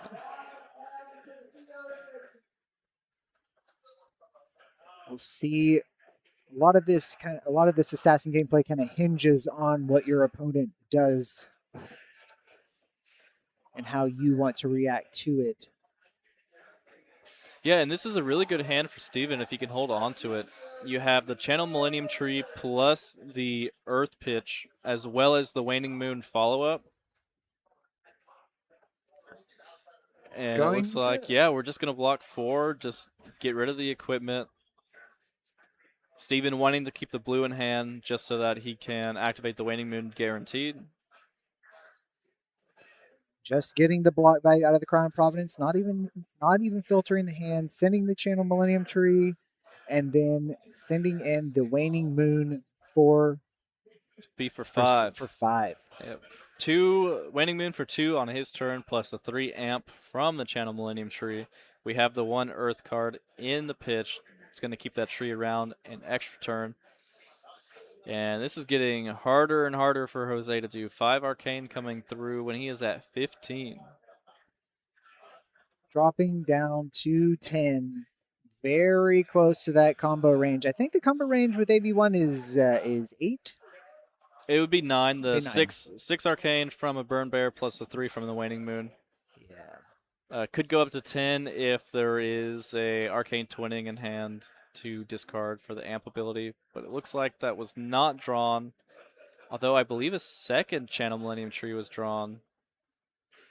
And this could be so much worse if Steven's able to develop the second tree with the Waning Moon and swing the Waning Moon for 8 Arcane and then follow up with the Storm Striders the next turn.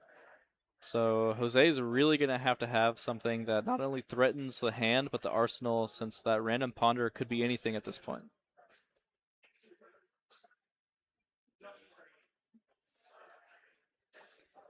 As many turns have started, Clave for 1.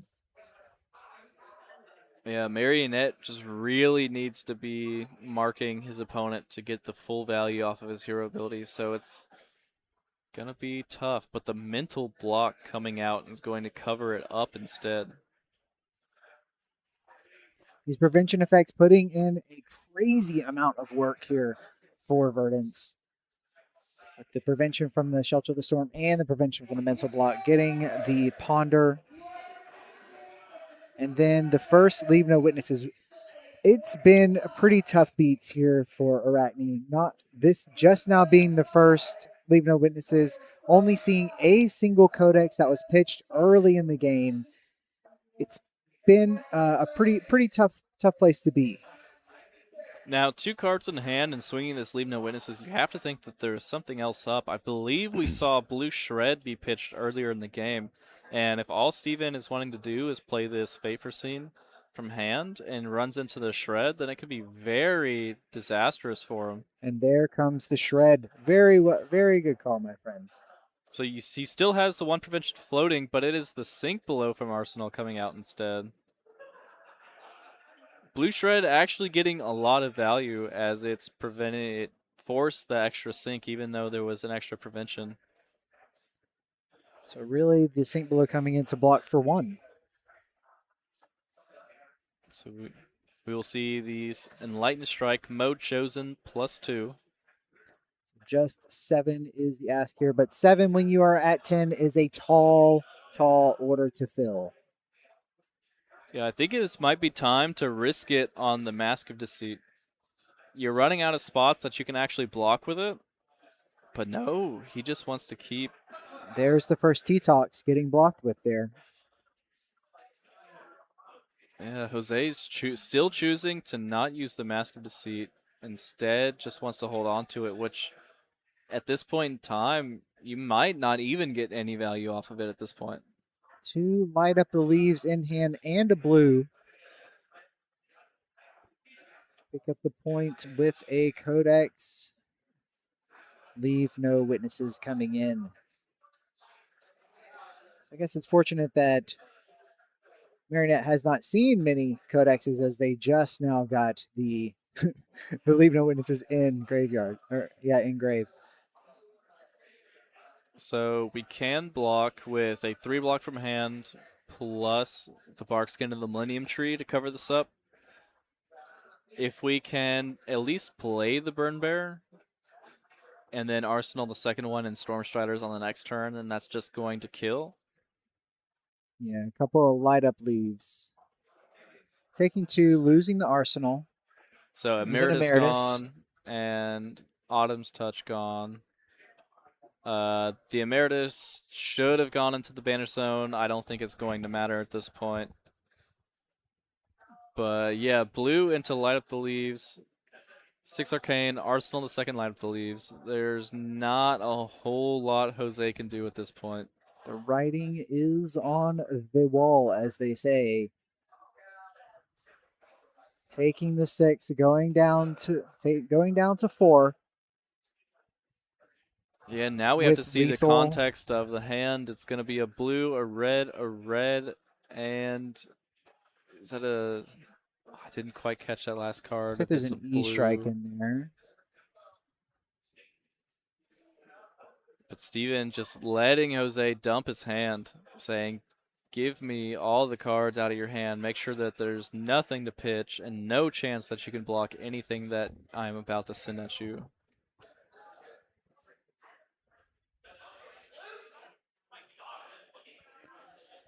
Going to take. Going to declare no blocks here on the Calicera. Okay, it looks like, yep. It's going to be the Light Up the Leaves. And Into there the goes the Waning Light Up Moon, Leaf. and that is going to be it.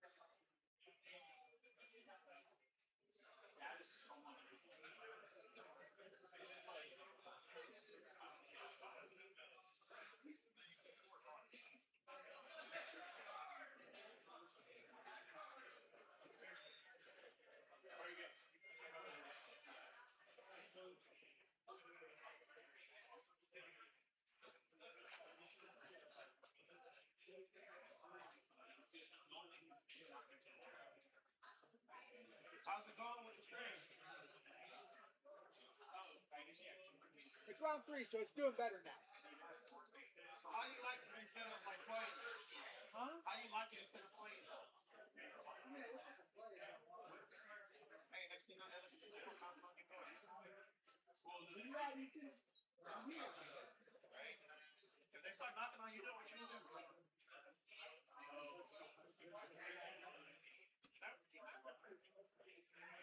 I wish I could do it, but I don't pass a lot of checks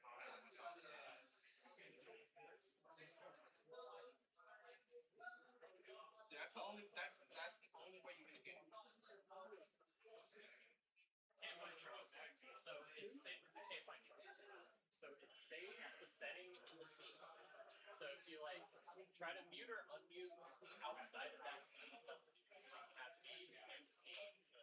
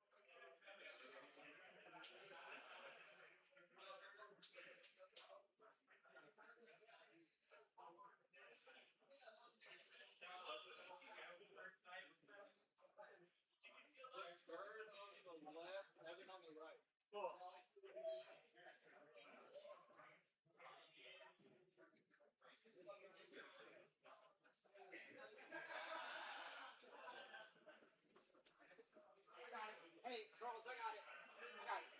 You know how to do that shit. I got it.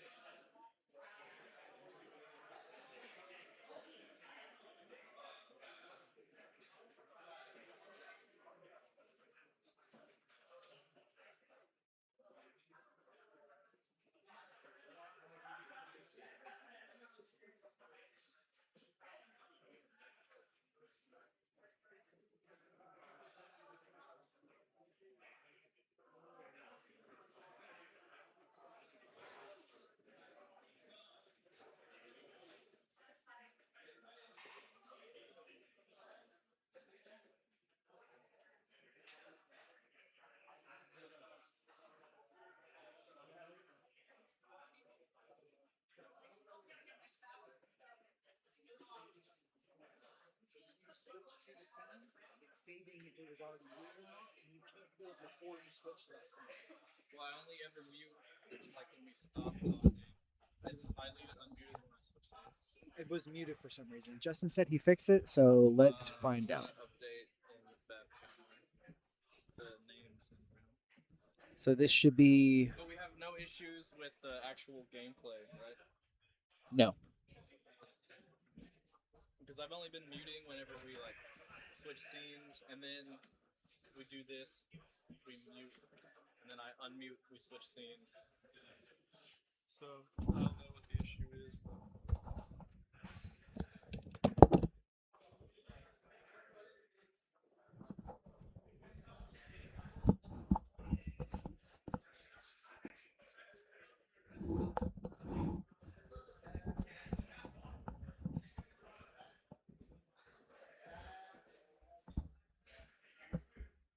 Alright, it updated.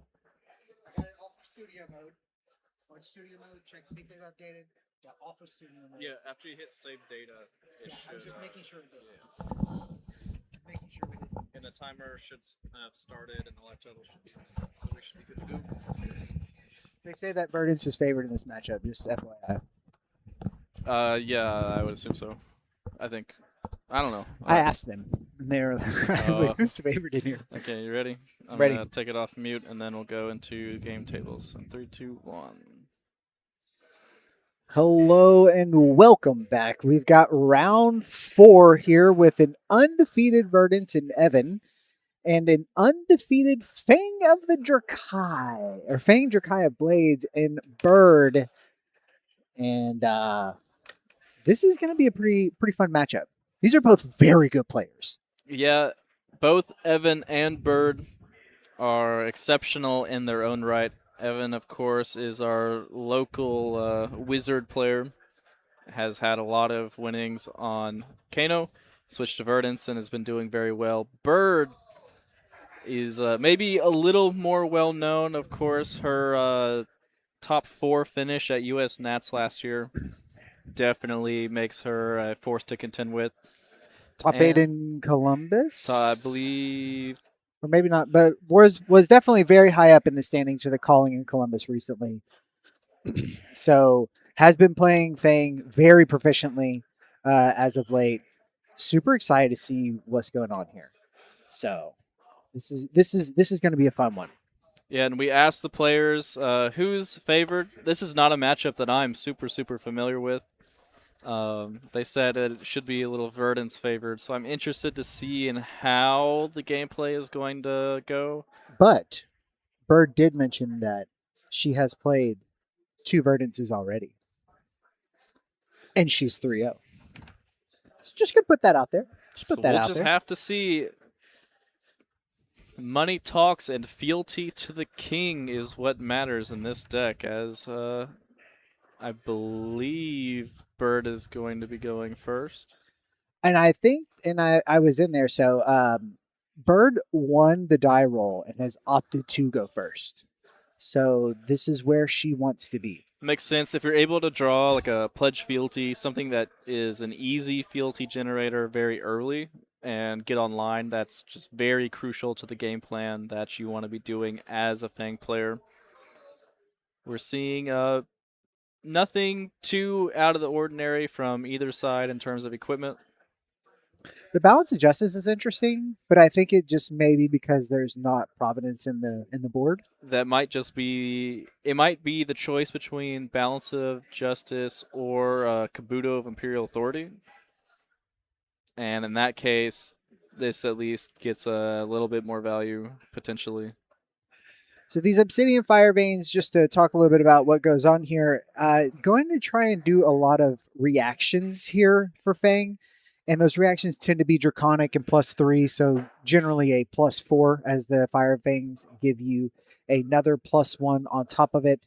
And so we'll see here that Bird is going to try and send out Long Wister's Loyalty, which is also which is Draconic, and only get to pick one mode, as this is the first Draconic link, but with +2 on it will pump it up by 3, making it a 4. So after that, we're going to have a it's one of the loyalty Yeah, I cards. believe this is pledge Pledge loyalty. pledge loyalty. If it's on the second chain link, you actually get a No. fealty. Oath of loyalty is what it may be Okay, called. is this Fang cards are all the same. I believe this may be an. It's Oh, one of them. is this an affirm loyalty? It's the one that after on the second chain link you get a fealty if you played it, and then we're going to see a scar tissue marking verdants here. This is an affirm loyalty. There we go. We got there. We got there. Getting our draconic cards going here. So Bird really getting everything that she wants here. Getting a fealty on turn 0, getting a mark on turn 0. This is a pretty incredible turn. Yeah, it did cost her the arsenal, but I don't think the turn could have gone too much better overall. She is set up for next turn. And 4, and Evan gonna have a little bit of a laugh here. 4, 4 damage also conferred over, and going to be the twinning into the waning moon. Now, one thing to note is that Bird has no arcane barrier. So any arcane damage dealt by the Verdance is going to go completely through. And it looks like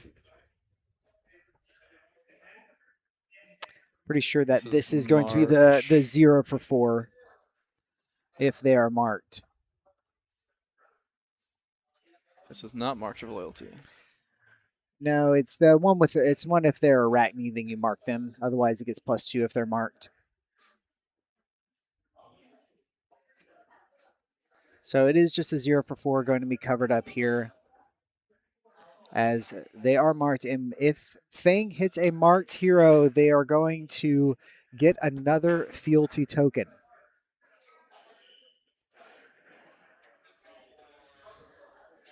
Like Ends of Wraith or something like that.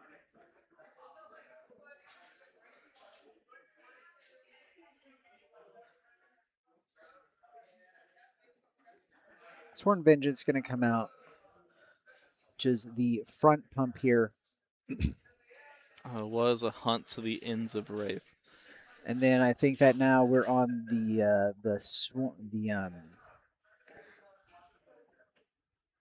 Sworn Vengeance gonna pup it up. Evan ready with the other defense reaction. Evan laughing, basically saying, yeah, that was my last turn, was the 2 defense reactions, the blue arcane spell plus the mental block. As we see, Light and Strike most likely for +2. Going to come out and try to get some damage on the board here. Fang not very inclined to block at this point. I think that once Fang gets online, as in has 3 fealty, so the swords are free, that's whenever Fang is inclined to play more of this value game and kind of trade back and forth, as they don't need the pitch cards to do as much. But as of right now, a lot of times the Fang is going to try and hold on to as many cards as possible, and he's just going to go ahead and block 6. Blocking 7 Blocking with 7. all of the equipment here. And that was something that I was going to bring up is, as the Fang player, you are kind of a deck that needs a couple turns to get going. You're not a deck that can just do something straight away. So using the equipment early when she can on attacks is probably the most likely or the best route to take. As we see a Saber Bloodshed come in with the Obsidian Fire Vein on the back foot. A lot of these dagger cards are very strong here. This is going to be a dagger for 5 on hit. Going to get another fealty as they are marked and also draw a card. I have an awkward point to block here for... Yeah, no defense reaction in the hand, and there's a 2 block. Then any reaction will also pump it probably by another 4. So probably you're either looking at blocking the 5 or the 9.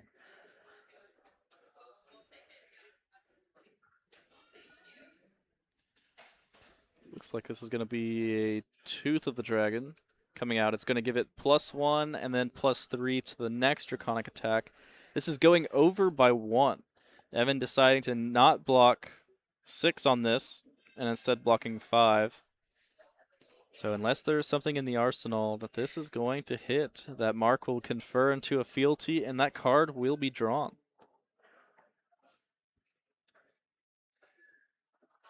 So Evan joking about he had another 3 block that he could have put there. I assume he was thinking that if it's a pump, it's going to give it +3 power, then there's no point in blocking 6 on 5. But seeing yeah, as just getting punished by this little Tooth the Dragon. These daggers are very, very difficult to block, especially whenever it comes in with the awkward breakpoint of 5 from the Saber Bloodshed. Yeah, let's see. So 1 will be taken down to 35. Fealty created, card drawn, and we will move to the next chain link. So this next dagger going to come in for at least 4 from the Tooth of the Dragon here. Now, I think Bird drew a pledge fealty, and if she closes the chain here, plays the pledge fealty, she can use the Braveforge bracers to pump up that fire vein again. But it looks like maybe it was a Hunt's End instead. It's like a Sworn Vengeance in hand as well. Let's see, what could Bird be thinking about in this situation? Going to look for, not sure what, probably looking for a, I don't think there's any Earth Guards that are in there either. So. She might be thinking about any potential defense reactions. Or on the off chance that Evan is running that new not ley line, the channel that gets rid of auras. That could be something. So does use the one to pump up, does use the one to the grains to get a vigor going into next turn. Yeah, so it looks like it'll be the Sworn Vengeance, the Pledge fealty, which was drawn 3 fealties up, and then it is going to be the Obsidian Fire Vein for, I believe, 7. So that looks like the dagger plus the tooth plus the Sworn Vengeance. That's going to be 7. Yeah, and the card in hand, Josh, is going to be a Hunt's End, providing an additional huge amount of damage. Hunt's End, definitely one of the power cards that you don't want to see until you're online, but that draw off the Saber Bloodshed was critical. Getting the Pledge fealty to put this Hunt's End online here. So this is poised to be a dagger for 12. Yeah, and seeing as Evans already blocked this turn, how much more do you want to commit? Saying no block, Hunt's in. Pumping this up to 12, going all the way down to a 20 to 24. That the draw of Saber Bloodshed, just super critical. Just so good. The good rip off of there to get up to 3 fealties. And now we'll see this Vigor try and roll from turn to turn to turn. Yeah, not only can this Vigor just recycle itself if it needs to, but it can also be used to pay for the Braveforge bracers. And now Bird has some of the best card quality when it comes to defense, because she can easily block and keep basically 1 card hands and do 1 card 6s. Staying healthy, gonna very much respect it. Put the armor in front of it. So 3, 4, 5 blocking, taking 2.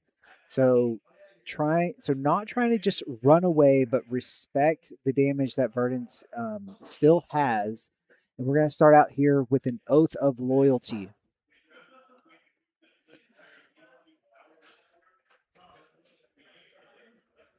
Yeah, so 0 for 4, Oath of Loyalty is going to lock Bird into only playing Draconic cards this turn, although I don't think that'll be too hard since this deck, compared to Syndra, plays many more Draconic cards. There are a few in there, but I think with the excess of fealty is definitely useful on these turns, but Bird probably not going to need it here.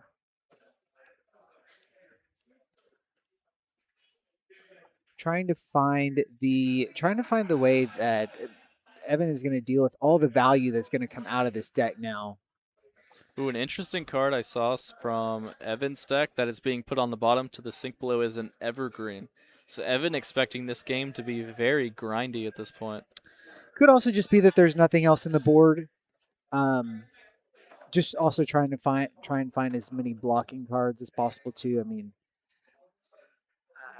I'm not. Yeah, so gonna put the 3 into here, and then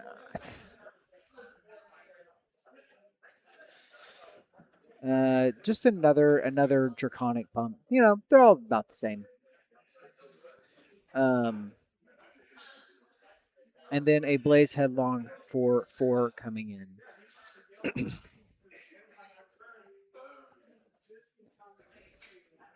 Then the final sword for another 1. Now the card in hand for Evan is a Scour. Scour can destroy aura tokens, which I believe are what fealties are.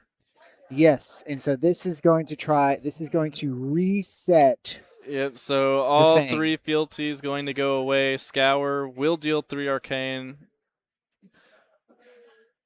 So yeah, Bird saying that she will pop the instant ability of all 3 fealties in response to the Scour, just so that she doesn't take the arcane damage from it. But now Evan down to a 16 versus 35, but Fang reset on their quest to get fealty to the Emperor.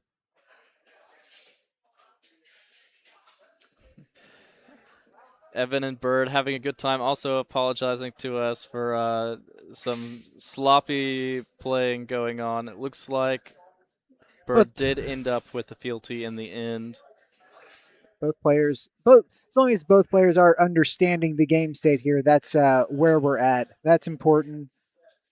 We are here to just observe and have a good one. Yeah, I think what it was is the damage had gone through, the mark had been conferred, and then Evan just pitched a blue into the Scour, getting rid of 3 fealty. Even though there was only 3 represented, they remembered that the mark should have been gone, and so then the 4th fealty created. Very good, Charles. Very good. Yeah, very good call. So they apologized for us in the booth. But with that, it is going to be a reset of the fealty. No mark, blocking with a felling, as there's been no decompose that has happened yet this game. Another long lister's loyalty to make this a 4 and going to take 1 down to 15. So damage slowly coming through, although now having to pitch for those daggers again is going to definitely slow Bird down more than she would like. But going to be able to roll the figure into the next turn with a yellow scar tissue here. And, you know, sometimes you just have the Draconic 0 for 4 and Blaze Headlong. And that's just, you know, you just have those things also available to you in the deck. Yeah, and that'll be easily covered up by Shelter from the Storm, as the second Obsidian Fire Vein will come out with a Scar Tissue coming through. 3 damage coming across. Mark reoccurred. The second of the yellow scar tissues, actually. So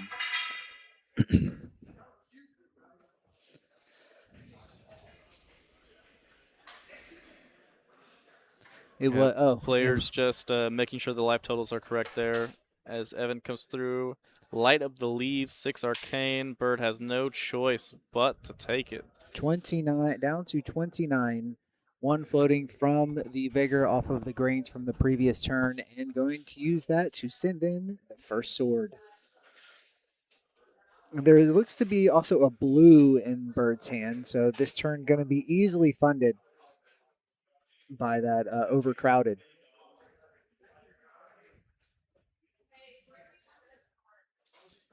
Going to decide what sort of blocks Bird would like to, or what sort of attack reaction. Yeah, Bird I would like to go think here. she has. I think that card on the very right is Fire and Brimstone.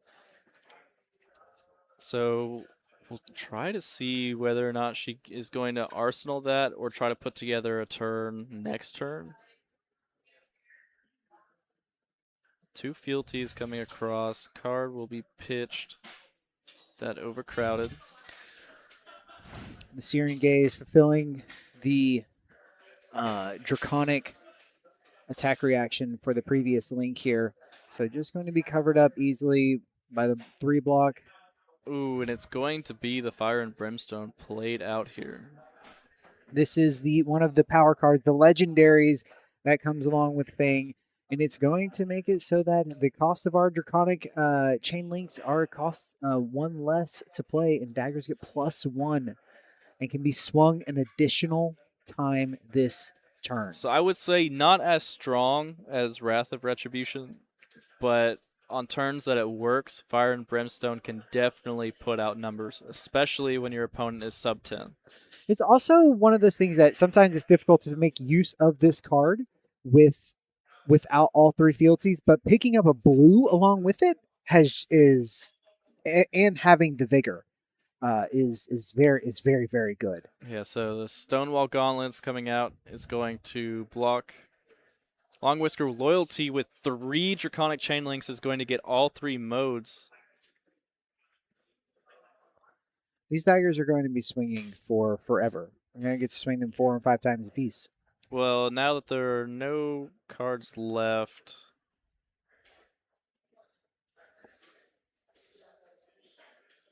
Fire, and so just checking here that the next time a dagger hits this turn, you mark them. So it's another 2 coming in here on hit marks. They're going to buy some of the armor. yeah, Bird breaking the chain to make sure that the Stonewall Gauntlets effect is not active for that. So Burn Bear 4/6 going to be here, going to be the ask here. Importantly, there is no vigor floating this turn. Going into Fang's turn, but see if there's either a way to make a 3rd fealty or a resource card to fund this turn. But we're going to start off with an Oath of Loyalty first, just a 0 for 4, and when you're at 8, that is a lot. Yeah, casually threatening half the life total here is this Oath of Loyalty. I believe I saw a couple non-draconic cards in Bird's hand. So it's interesting to see if she will crack the fealties to keep the turn alive, or if those will end up being the pitch cards for the turn. That appears to be Here's that Evan is reaching for a Scour to block with. Not thinking that resetting at this point is where he wants to be. I mean, you're so low, and there will be at least a yellow in almost every hand. So at this point, the pitch will always be there. It won't matter too much. As we see a Warmonger's Diplomacy pitched here. So having the blue to fund the turn. Light up the leaves being blocked with here. Prioritizing a Scar Tissue coming out. Prioritizing the Decompose is Evan. And that's going to be 5. Taking 2 more, going down to 6. Yep, as well as 5. marking Evan for hopefully the second Fire Vein to come in and connect.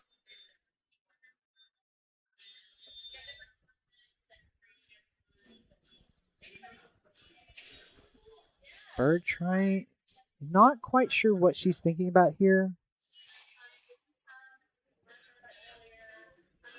Did have to use a fealty. Did have to use a fealty to play the Scar Tissue though.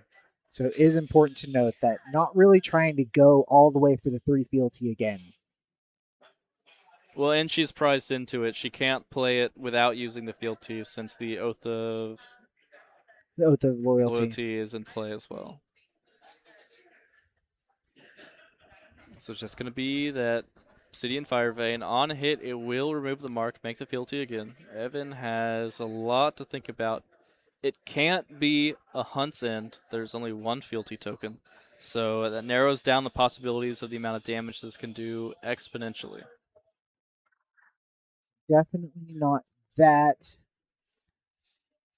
But it is important to note on Evan's side of the table that Bird was okay with using a fealty to pump for another pump and used that on the chain link before. So if you assume that this is going to be draconic, Or you assume that what the reaction here is not going to be draconic, or there's not going to be one at all. So just blocking one, and does call her bluff, so that just covering up that one with the armor, able to keep a couple of cards in hand, and it looks like finally able to get a decompose with a Summer's Fall. And oh, and we have a judge call here, so just one moment.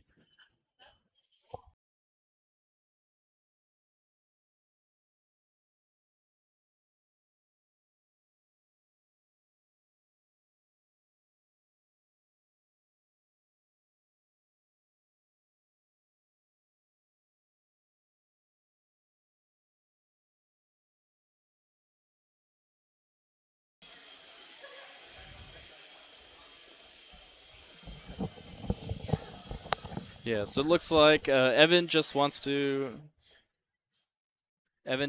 clarify the targeting rules. Of course, Summer's Fall, if it decomposes, it will put an aura on the bottom of the deck, aura being that fealty token. Evan has the choice of the decompose, but if the decompose resolves, the effect is active. And so Bird has to choose whether or not she wants to use the fealty, just crack it for its instant. And if she does, then Evan has the choice of just not decomposing in that case. Yes. Very, very clear and very good. Just super clear interaction. So we'll see what the choice is.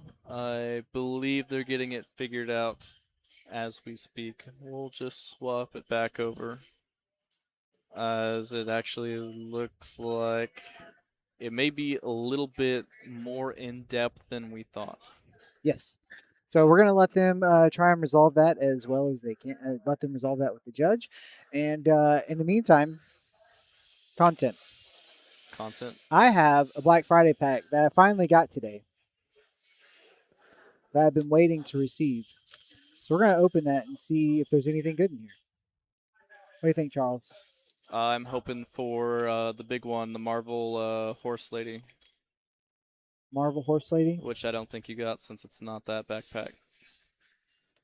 All right, well, let's see. Cheers. It's like we have a cold Cheers. foil cheers And a up on a pedestal. all right, and I might be interested in that after this, but we have a game to play, so it looks like it's going to be that Summer's Fall did resolve.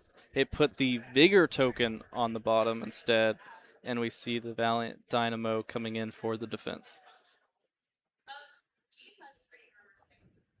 Summer's Fall, some of the tech for this matchup able to on decompose to bury or destroy, or is it actually it puts the card on the bottom. That's right. And tokens cannot exist.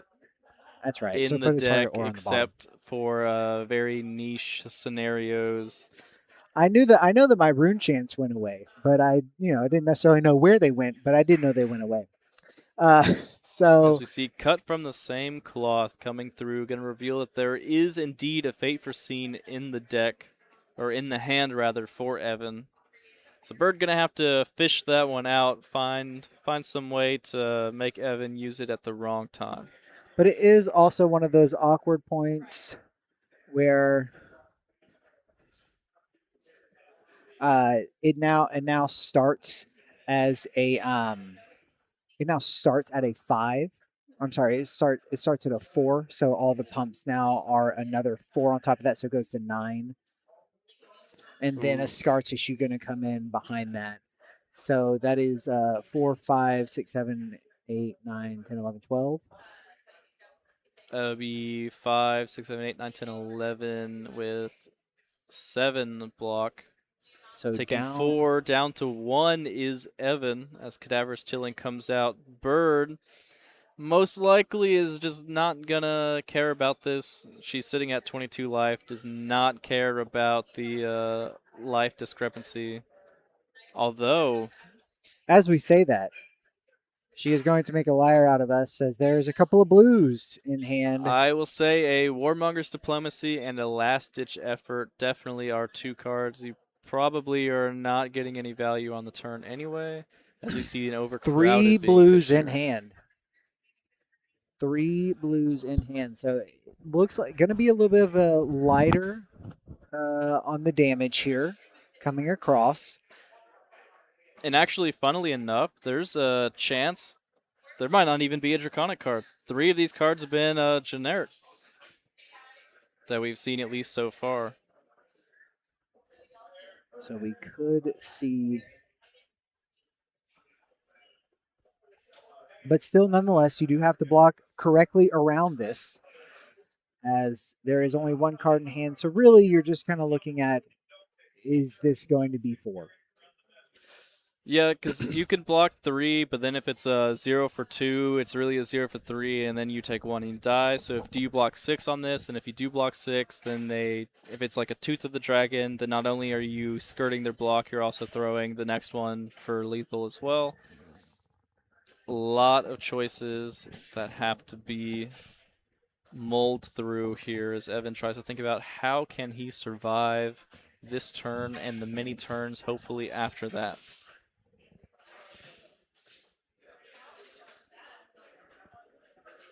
Looks like the crown being committed. Yeah, maybe just wanting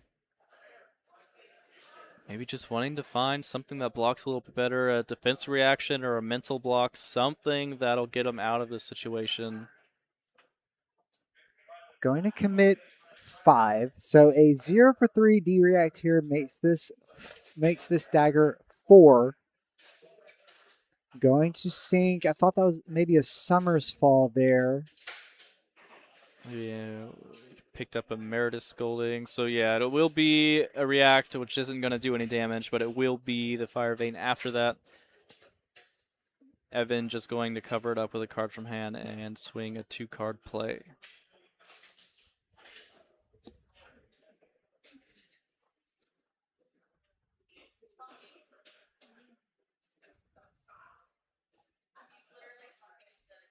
Blistering Blade.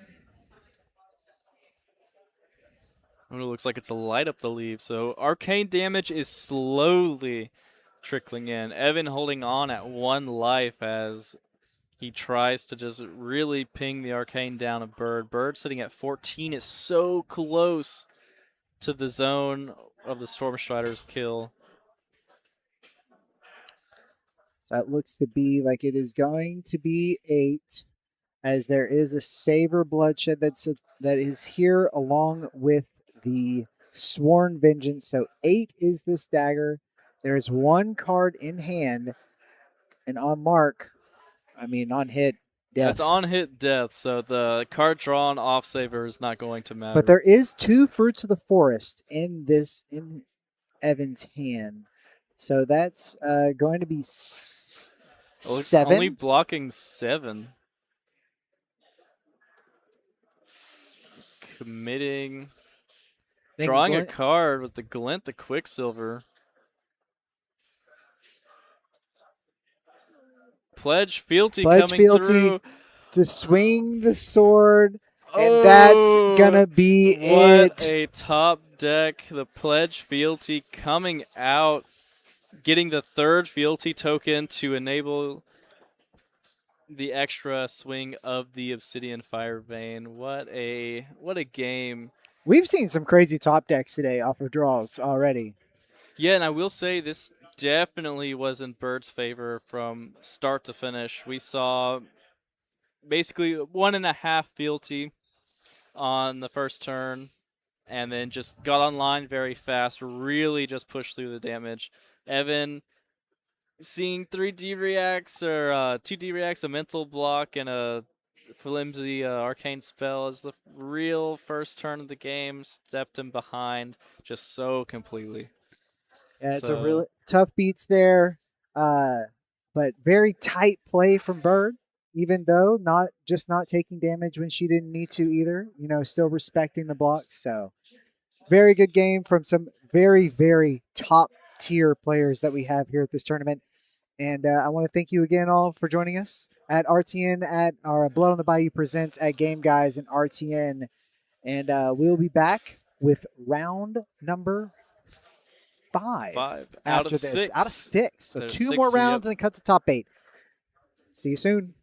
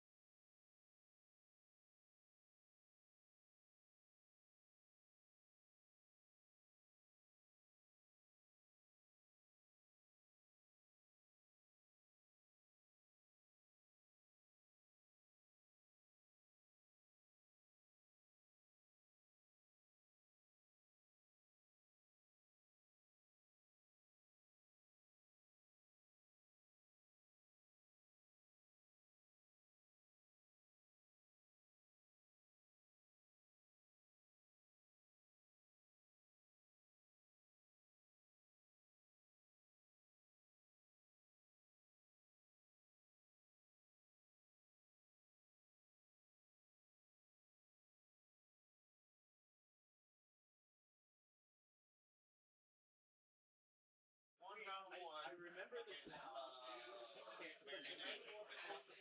was there on Thursday.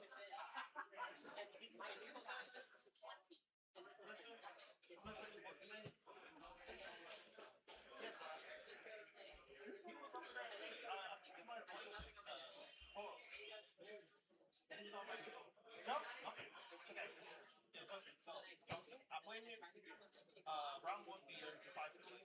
He was at 25. On the second to last turn, he had prognosis. I had all the flash in my head. Because I didn't put it on Arson. Sure, and he presents Arson before he I think it's going to be a really big surprise. I just blocked one routine. I'm like, if it takes it, it takes it. But he didn't go over it, and he hit me for something else. I didn't know what it was. I took it, and then went to the next game, and I went modified combo, and I went and choose something. Got him on that one. The second match against Bayou,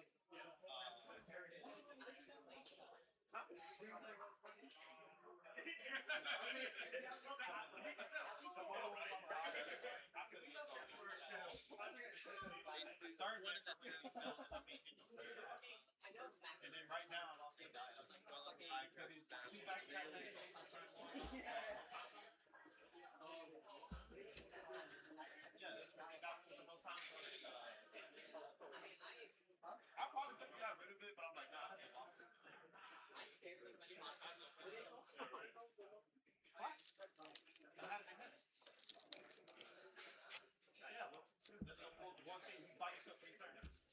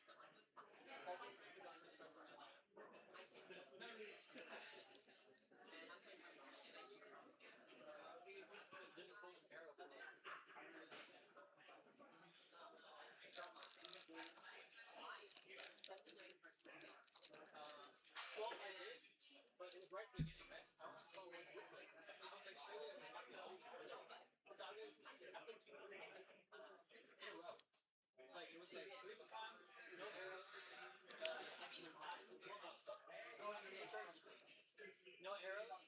I was like, 4 cards deep, so I'm going to try and get an arrow. Did he get it? Next hand, drop 3 cards, play 3 cards again. Take another 3 cards, so 7 cards total.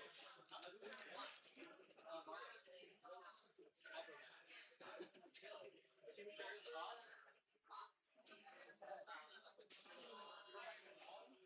I'm feeling alright. I thought just like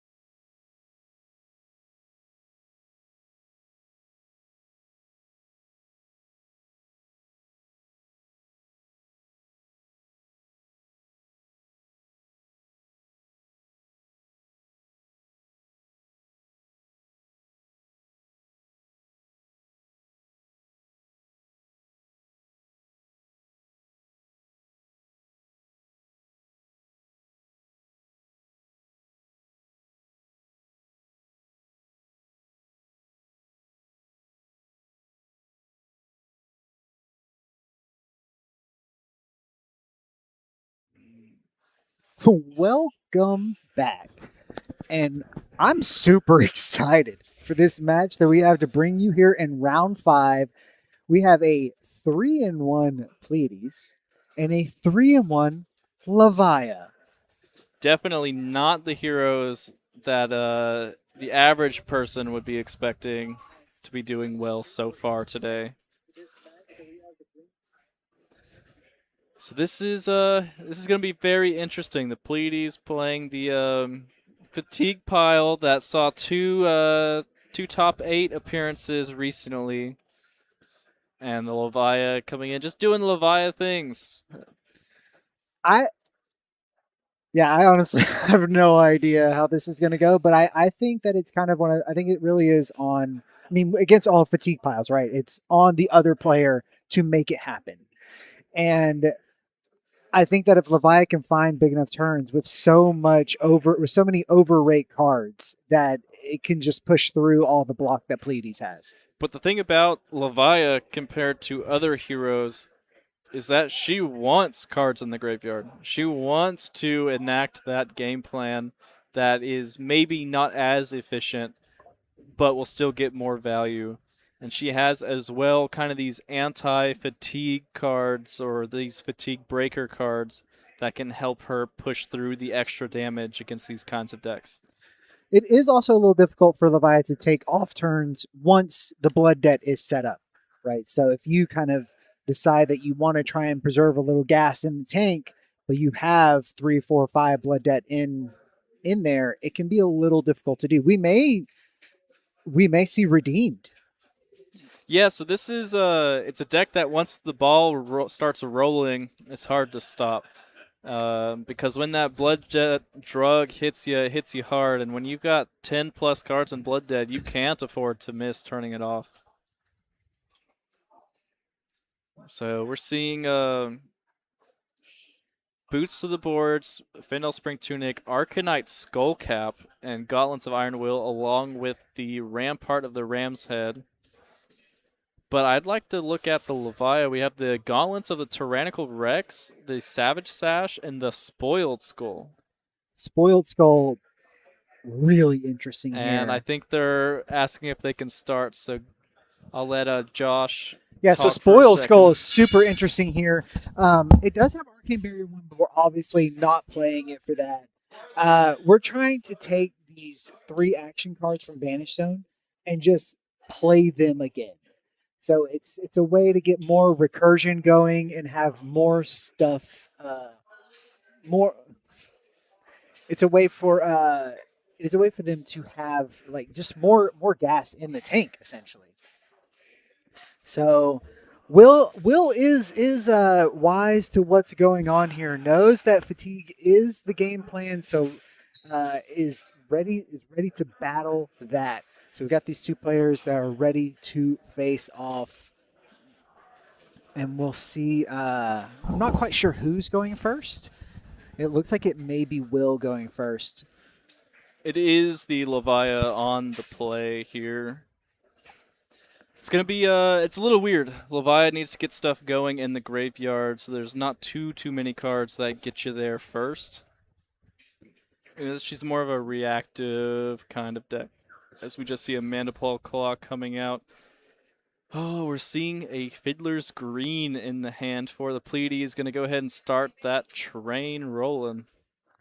So the Fiddler is obviously just for the life gain to give more um,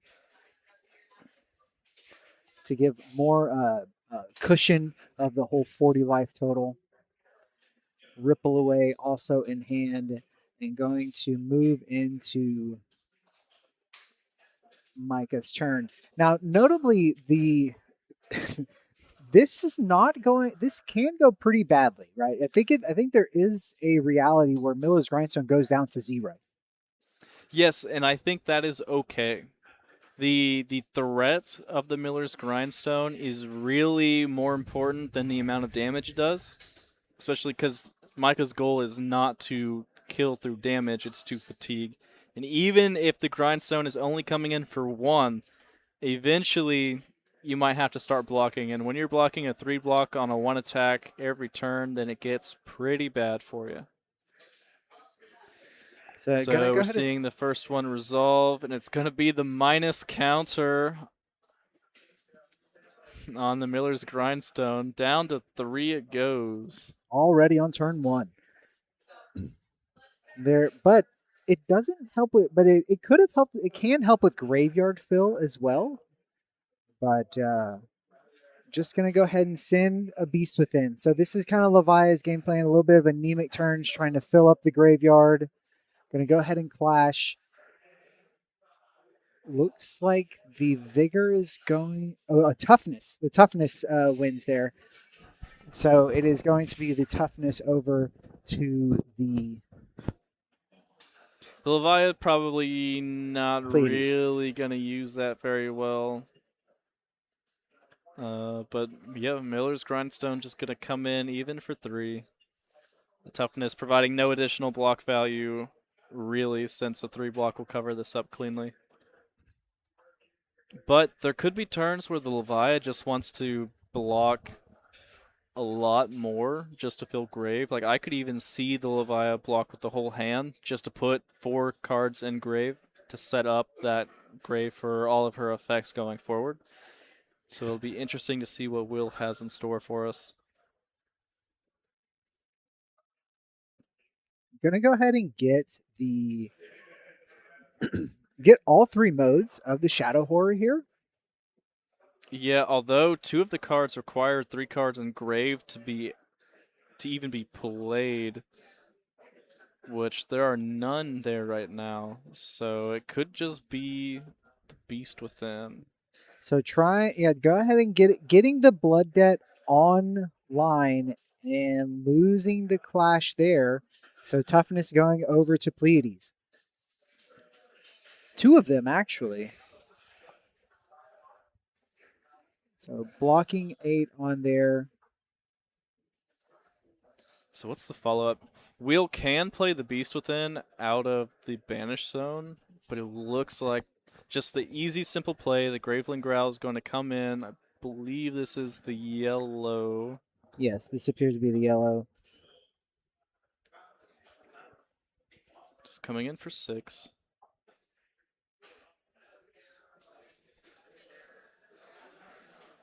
I'm gonna draw the card. Draw the blue. Yeah, so in the palm of her hands coming through, there was the 2 floating since the Rampart was used, so that'll just replace the card. Basically used for the Rampart, basically just making it 1 free block. And then in the palm of their hands will tick down slowly. Of course, Micah and Pleiades have the option to advance it even further. That is the hero ability on Pleiades itself.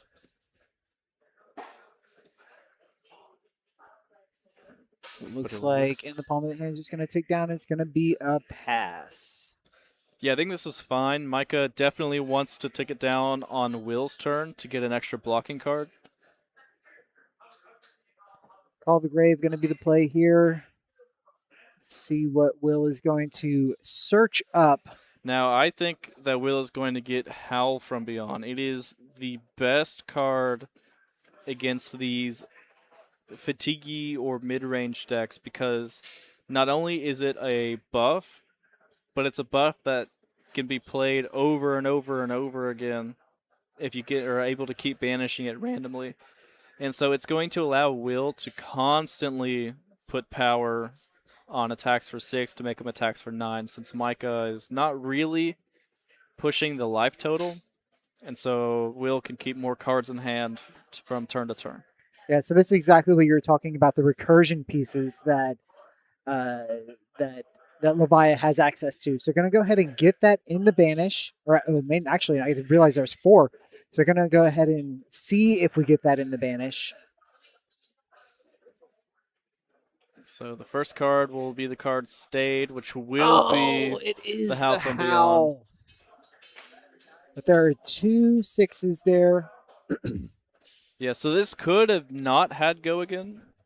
There were 2 misses and 2 hits. It looks like 2 hits were played, so it will have go again in case there's a Graveling Growl or something else in the turn. So Vigor Smash Up with the trigger on the stack, going to go ahead and move. Yeah, it's gonna up on a pedestal is gonna trigger coming in before the clash resolves. It's gonna put Thunderquake on top of the decks, then the clash will resolve. It's gonna be Soul Harvest on the top for Will, and then the Thunderquake on the top for Micah. So Micah will win, remake the toughness token.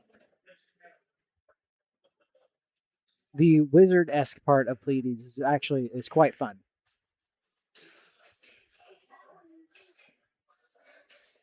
And activate the Tyrannical Rex and send in a Claw for 4. With it appears that Will is representing the blood debt for us on Levia with 4 already in the banished zone. Yeah, and I want to kind of talk about the Gauntlets of the Tyrannical Rex, just because it's a card that gives you value from turn to turn, kind of like how the Howl from Beyond will start giving Will value once it gets put in a banish. This is going to give value every time Will is able to gain Go Again or play another card before pitch a 6 before playing an attack or activating this. So this is all ways that Will can accrue bonus damage over the course of the game and help try to punch through what Micah is trying to defend from. Yeah, just those little bits of value over and over. Here comes the Miller's Grindstone coming in for 3. Yeah, and we see another in the palm of her hand drawn, as well as a Sigil of Solace in the hand. Going to take the 3, clash, and this will go down to 2. So there was a play where Micah could have cracked the up on a pedestal in response to the clash to win the clash, basically, by putting a Thunderquake or something of the like on top of the deck. Although, if you are winning the clash and destroying cards off the top of Will's deck, then Will is going to have that, basically the feel for the fire for all of his cards. So Micah, in losing the clashes, is really doing a good thing. So we are going to see a Blood Rush here. Going to draw the 2 with a 6 that is discard here with a graveyard that is a little anemic, but is getting its start here, getting filled up. Has the blue. Is there another blue to help fuel this turn so we can claw and do something big?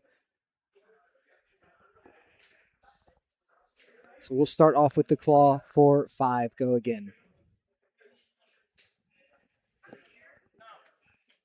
Okay, claw for 5. Micah says that he would like to respond to the claw by activating the up on a pedestal in response. It looks like we have the Test of Iron Grip. Test of Iron Grip for the discard. What a perfect time for this to be in the hand.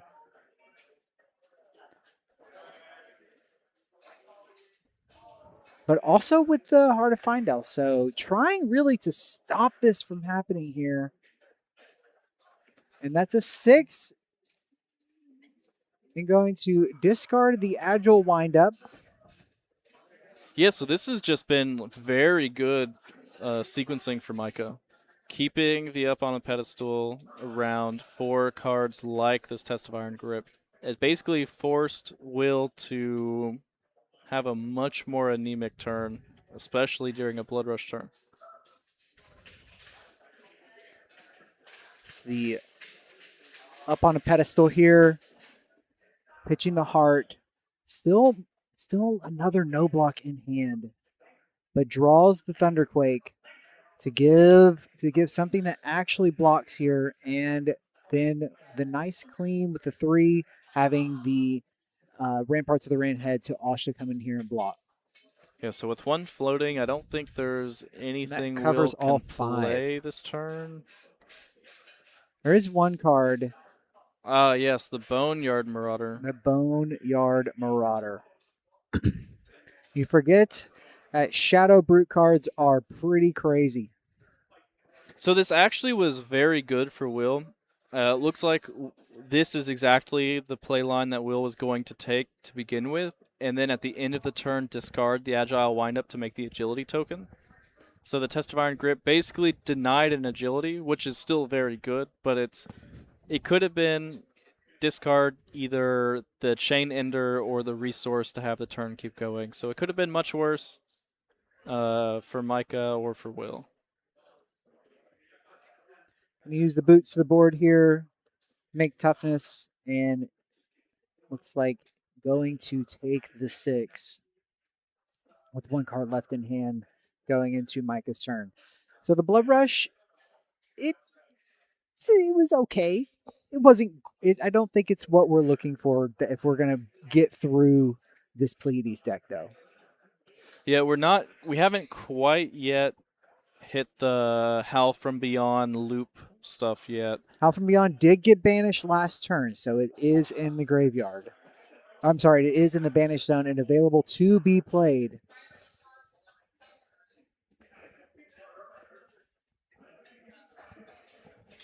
So let's see what Will's going to do. With 3 toughness already on the board here.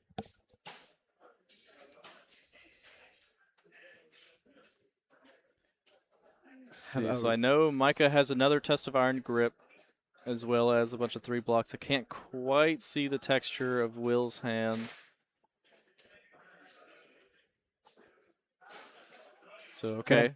Will be the Howl from Beyond played first as it comes out, giving +3 to the next Brute or Shadow attack, and then the Endless Maw is going to come out, banishing 3 additional cards, and then if a 6 is banished, giving +3 as well. So this could be a 9, is that correct? Sorry, this would be 12. For 12. 9 on the Endless Maw +3 from the, and does get it, the Endless Maw back in, not Endless Maw. The Howl from Beyond. The Howl from Beyond back into banish.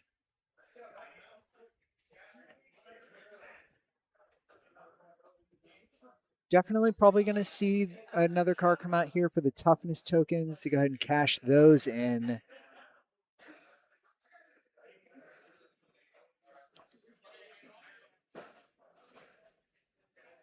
The all-important blocking decisions here. With 8 blood debt on Levia, life totals not super important right now. Definitely, Levi is definitely wanting to try and get those down, get that down, because that is going to be in the game for them. But Micah is not too worried about where they're at. Going to see a staunch response this all up. Nice. So it's going to be the staunch response is being paid with its additional cost to pay 4 additional for the plus defense, as well as the Rampart of the Ram's Head coming through. Micah only taking 1, as well as putting that Test of Iron Grip back in the deck with some other large attacks.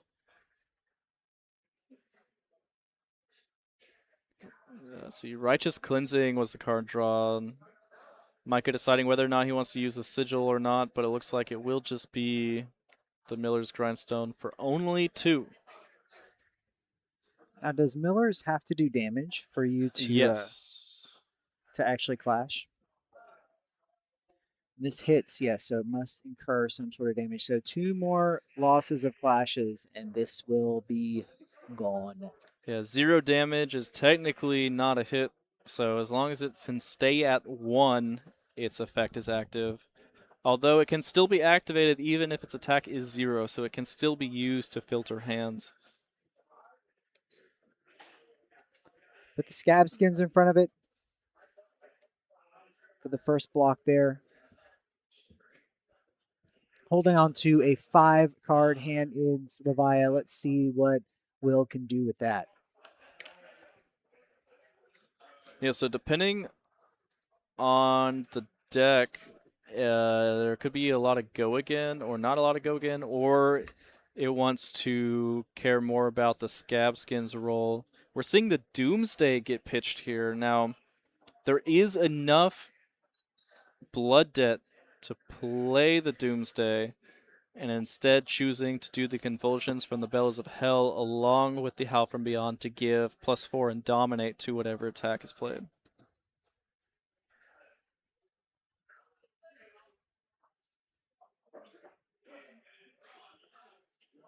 So what is going to be the follow-up here? That does clear out the rest. That does clear out the whole graveyard, right? Yeah. Yeah, so only 1 card in grave. I think there's a swing big in hand.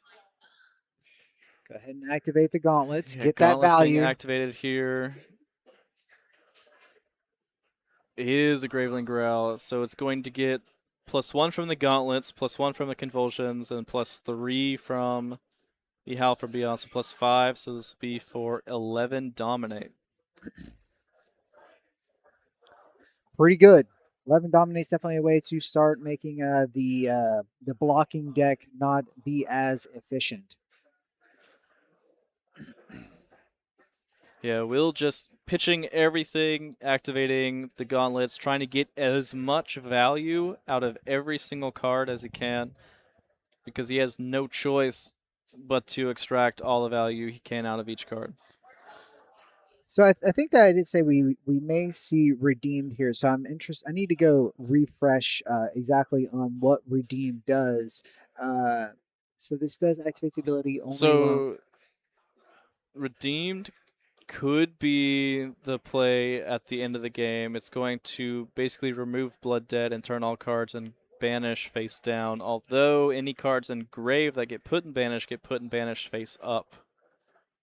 So it's a end state that Will might want to achieve should he lose too much life from Blood Debt, since consumed is definitely not the way to go in this game. Yeah, because consume is definitely going to mill you out. So redeem could be what we're looking for later in the game here, as we are well on our way to achieving those 13 blood debt cards. As now Will is at 9 blood debt. So wanting to find a way each turn to turn that off, getting a 6 into banish. There are 2 cards in his graveyard. Not super stock, but we do see a swing big as well as a show of strength in hand. See if there is a resource card available to Yeah, so him. Will thinking on the block here. It is coming in for 7. If he takes it all, it's going to even up the life totals. But Will also wants more cards in grave, but now he's at the point where he has to start, or he has to keep banishing cards. And cards like that swing big in his hand look good as a 2 for 8, but they aren't solving the blood debt issue. And that's really what Will's trying to solve right now. How do we get cards in the banish zone this turn? This may be where Spoil Skull can kind of bail you out as well. We were able to grab some things out of banish and grab the cards that banish from the grave with Spoil Skull. Yeah, so Will electing to take the full 7. I know there's a show of strength in hand and a swing big as well, but Will is deciding to go for the blood rush here. Going for the big blood rush. We know there is at least a swing big in hand. You pitched a red here. Gets rid of the swing big. Looking for some resource cards. See if the top of the deck is kind to him. Looking for a resource card or a card that turns off blood debt, because this a swing big, show of strength, and blood rush bellows do not turn off blood debt. Is it very true? And that would drop Will down to 20 very quickly. This hand, a little bit of a. There is a blue Dread Screamer about to find its way to pitch. Maybe. Okay, so we're seeing Claw first for 5. Claw for 5 with 1 floating. And we have more clashing that's going to be going on. It's a swing big on top of the deck, going to give a toughness to Will here.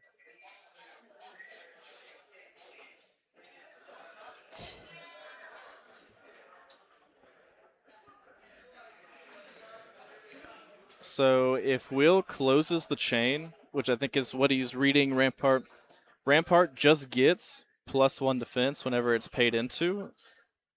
And if the chain gets closed and Will attacks again, it still blocks for a base of 1, and then the trigger goes on the stack again to pay. Yes, this is why this thing was the bane of my existence as a Dash player, and with the pistol plan. So it looks like we are going to pay for the gauntlets at the Tyrannical Rex, closing the chain. Mike representing that there's +1 defense on that Rampart, and with the 1 floating, he could pump it up to 2. making Rampart 3 value on the turn, which is very good. Does find the Banish, as this is going to be another one of the Boneyard Marauders on a Blood Rush turn.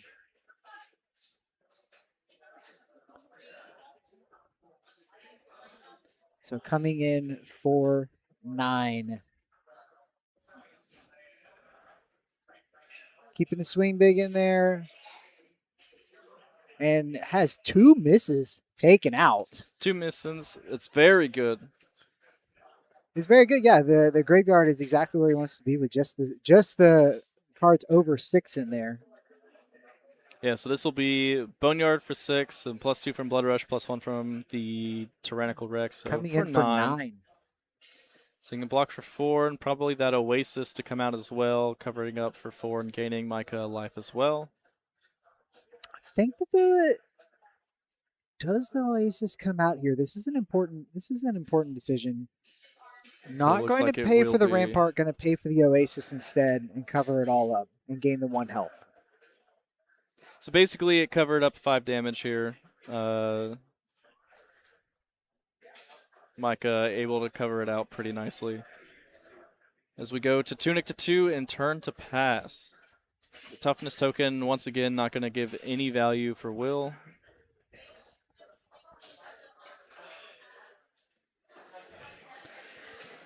I think that we may be a little more than 9 blood debt now. I'm sure we'll get an update once it gets counted again. Of course, with the Howl from Beyond moving in and out of the Banished Zone, we're probably it's going to be hard to track it as consistently. There is only 2 cards in grave until we get the Howl from Beyond. This card has been extremely good at making sure that it fills up the graveyard for Will, unlocking a lot of his his blood debt cards, and then going to send the Dread Screamer in for go again with none floating. So just going to be the 6 and turning off blood debt. Well, it'd be for the 9 with the Howl from Beyond. And Oh, once yes, again, you're once right. again, recycling itself. That was the 3rd card put in grave, and since the Dread Screamer is going to banish it, it'll go right back into the banish zone.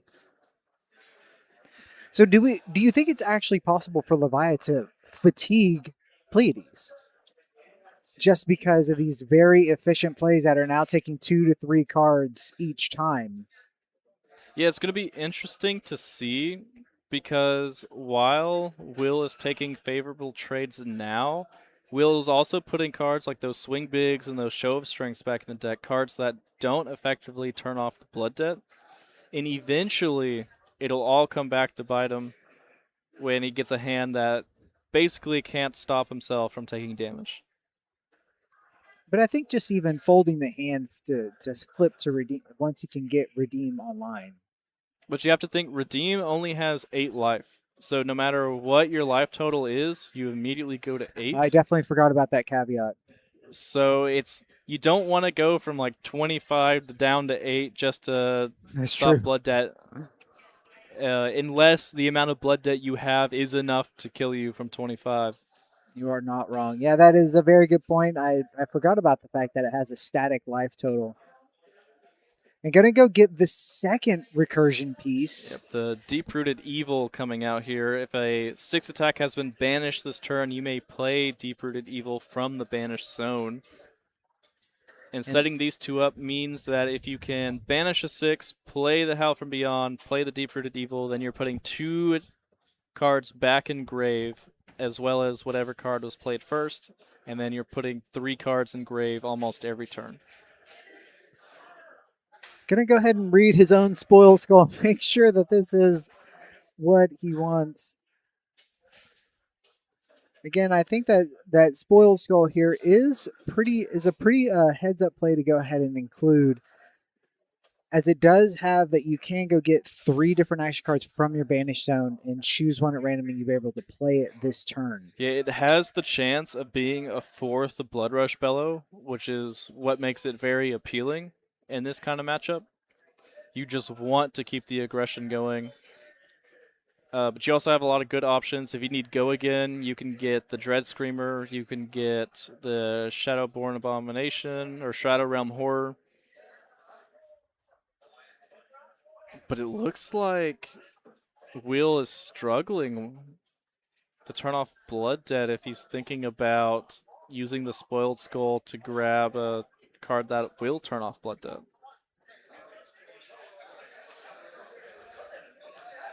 Looking to see what those 3 cards are, as they do have to be 3 cards with different names. You cannot just pick up 3 Shadow Realm Horrors to put on there and kind of guarantee it. So the Boneyard looks like we're looking at the Boneyard Marauder. Oh, so we're going to go ahead and crack that, and we'll see what we have. The Boneyard Marauder, as well as the Shadow Realm Horror and a Endless Maw. So very desperate to turn off Blood Debt on this turn.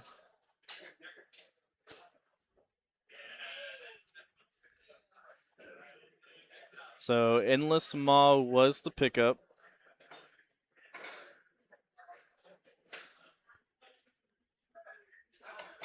So now it is available to be played this turn with 2 floating. Yeah, unfortunately, he doesn't have a Dread Screamer there yet, because being able to hit a Go Again source would be very nice. But it looks like it will just be the Howl from Beyond back into the Endless Maw for 12 once again. 4 cards here. See what makes it into the Banish Zone.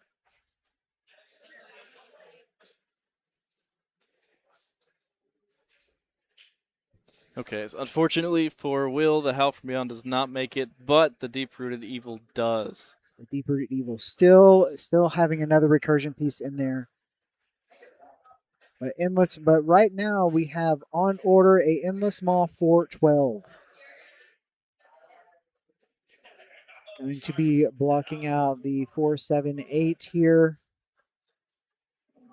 The Toughness providing 1 additional defense for the Macho Grande.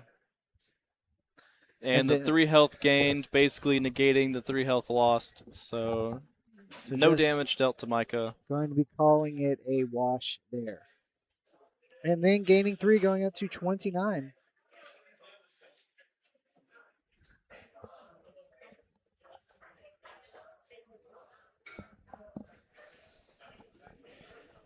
Looks like Micah now kind of out of a lot of the instant auras and a lot of the tricky plays there, and is just kind of back. They're just kind of doing some vanilla blocking. Ooh, Will had pitched the Doomsday earlier in the game, but had played a Call to the Grave, which has shuffled the deck and is now redrawn the Doomsday. So it'll be interesting to see if Will is going to want to develop that here. Of course, the Miller's Grindstone is not able to defeat Blasmafet, as it is only a 2-attack weapon.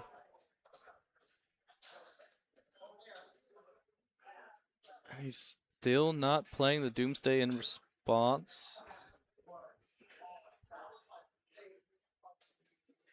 So it's going to be a Deadwood Rumbler coming in here for 6. Blood Debt's still on for this turn. It's interesting that Deadwood Rumbler was the play here. And Will just not finding a ton of room for offense. Did he banish last turn? He did. The Deadwood Rumbler banishes. Since it he discarded banishes. a 6. You're right. It only banishes 1 card, but that is enough to turn off the Blood Debt. That's right. So, CNC for 6 on offer here. Will going to see what his resources look like before putting out a block. Yeah, I don't quite remember what was put in the arsenal. I believe it's been there for a couple turns now. And it looks like we are going to make a vigor token here for Will on the clash, on a successful clash with the Hungering Slaughter Beast. And it's And- a Graveling Growl going to the grave. Yeah, losing the Graveling Growl from Arsenal.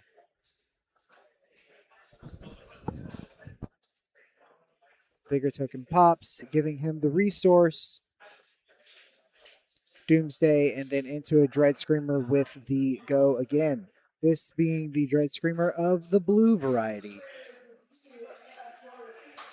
So this only coming in for 4 go again, but able to turn off Blood Debt for the turn. Yeah, so with 2 floating, there are a lot of options. 2 cards in grave. Currently, Will can break the chain to put a 3rd card in. Thankfully, cards have been banished already in case that there is a miss.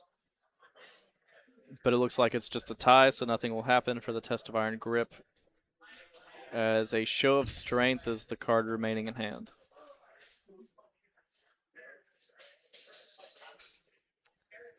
Yeah, it does. Yeah, it is a show of strength in there. But Micah with the Righteous Cleansing in hand, that would be a pretty good, and a Remembrance. So only 3 block left in hand. Yeah, it's interesting that we are seeing just a Claw here and not just the Show of Strength. Trying to preserve resources. Will potentially wants to draw the 5-card hand, try to find his 3rd Blood Rush Bellow.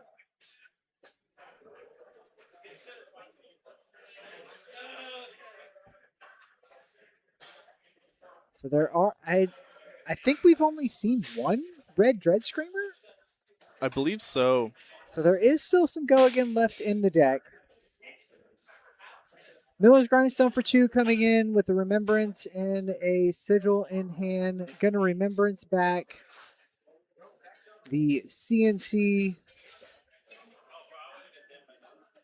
I would assume it would be a CNC, probably the Call for Backup, and a Dig In. Let's see if that is the choice. It looks like just the Cranial Crush. Just getting the high attack targets, just in case there are some clashing in the future.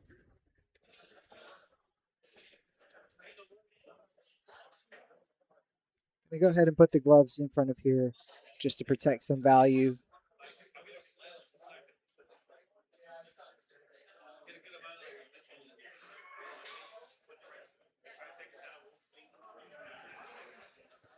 And we will move over and see what Will can do with his 5-card hand. Gonna send out the Howl from... We should have had a Howl from Beyond tracker. I think this thing's come out 5 times now. I believe so, and it'll just be coming out every turn of the game for the most part, as we see another blue Dread Screamer coming out. This time, at least, it'll be for 7.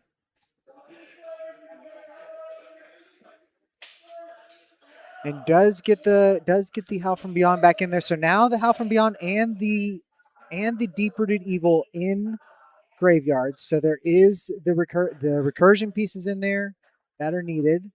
Yeah, so if we have a blue in hand for Will, he can use the 2 floating to play the Howl again, and then he can use a 3 or a blue in his hand to play the Deep-Rooted Evil, but it looks like instead it's just going to be a Show of Strength. Unfortunately for Will, he's playing against a Guardian who has plenty of 6 attacks, which will cover that up cleanly. So just going to cover that up easily with 2 cards, as each card that has a value, an attack of 6 or more, gives Show of Strength a -1 attack.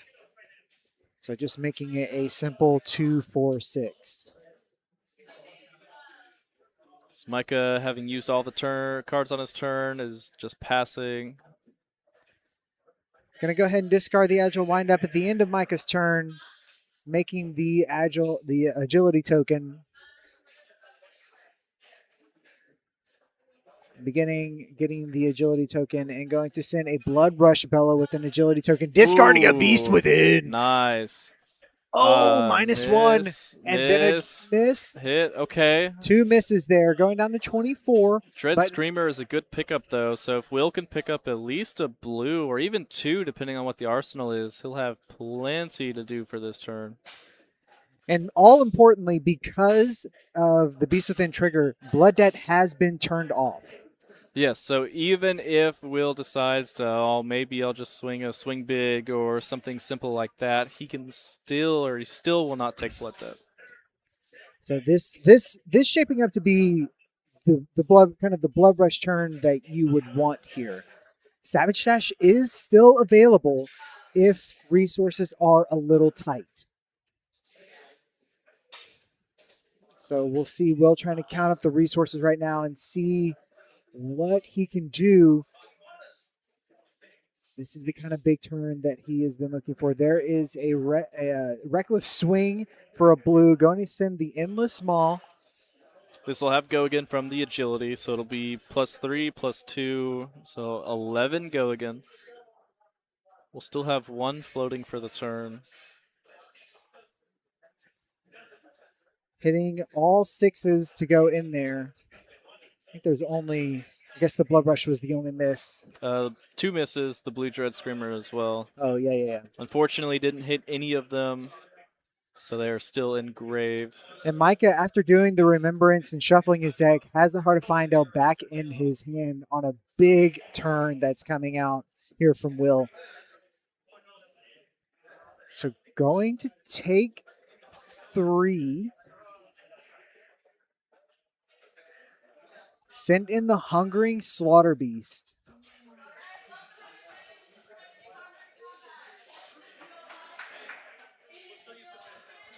So this will be coming in for 8. And that will be the end of the turn. Now, something interesting is Will could have played the Deep-Rooted Evil instead of the Endless Maw and had the Endless Maw as an arsenal for the next turn, if he so chose. But pushing as much damage as he can is the priority. All right, so now we are going to see, going over to Pleiades' turn, just going to be another pass.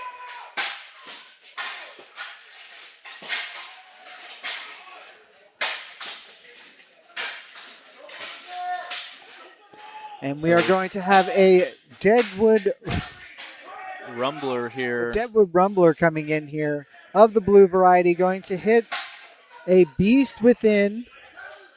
Now, this is not quite the spot that you want to be hitting Beast Within, and it's got no go again. It's just going to be for 6. All it's doing is turning off the Blood Debt.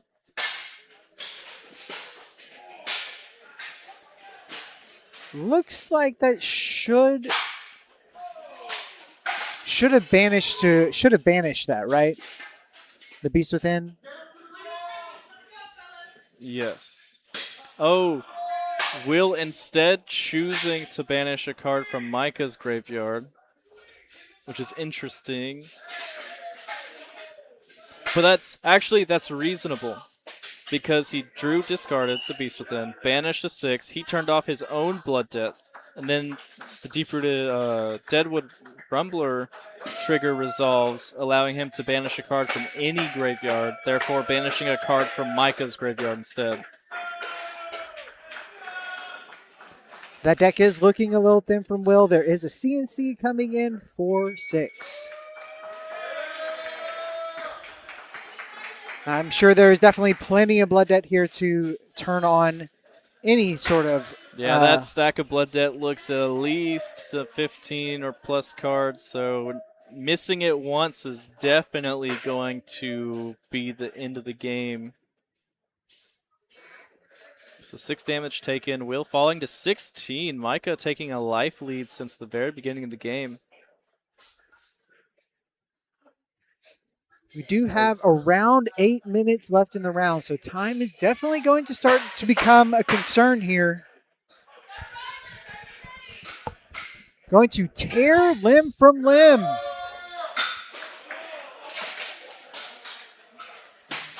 So this is one of the big power turns here coming out of Leviah. Trying to see a big piece of damage, a big bunch of damage that cannot be blocked. Yeah, so tear limb from limb, giving the show of strength +8 attack, basically. as Show of Strength comes in for 16.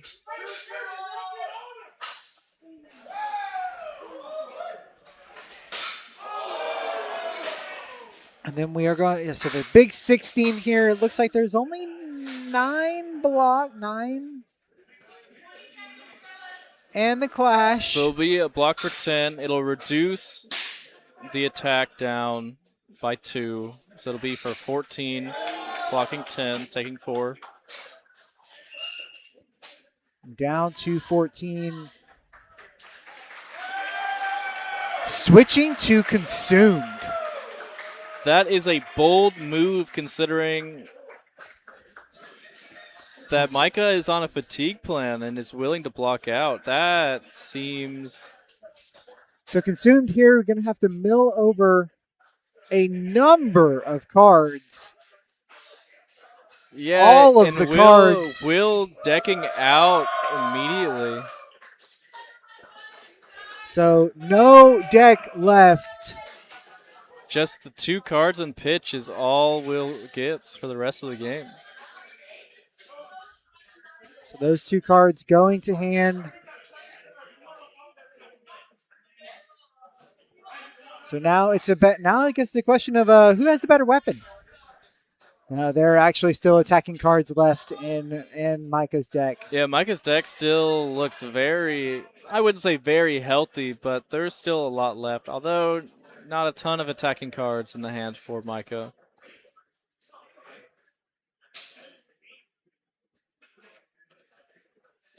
Yeah, this just seems like such an early consumed. If it didn't kill Will to take all the blood debt, he could have instead decided to just take the damage and flip to redeem next turn.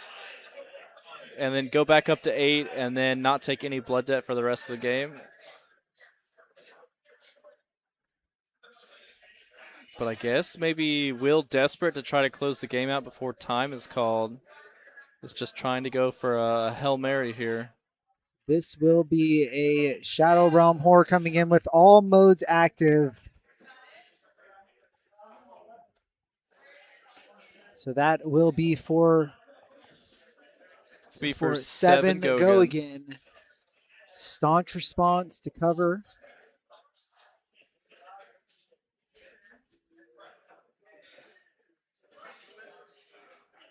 And then a Graveling Growl. Looks like Micah thought the turn was over, but the Graven Growl was the follow-up here. Pleiades activated. To be continued, not going to be available for any real defense here.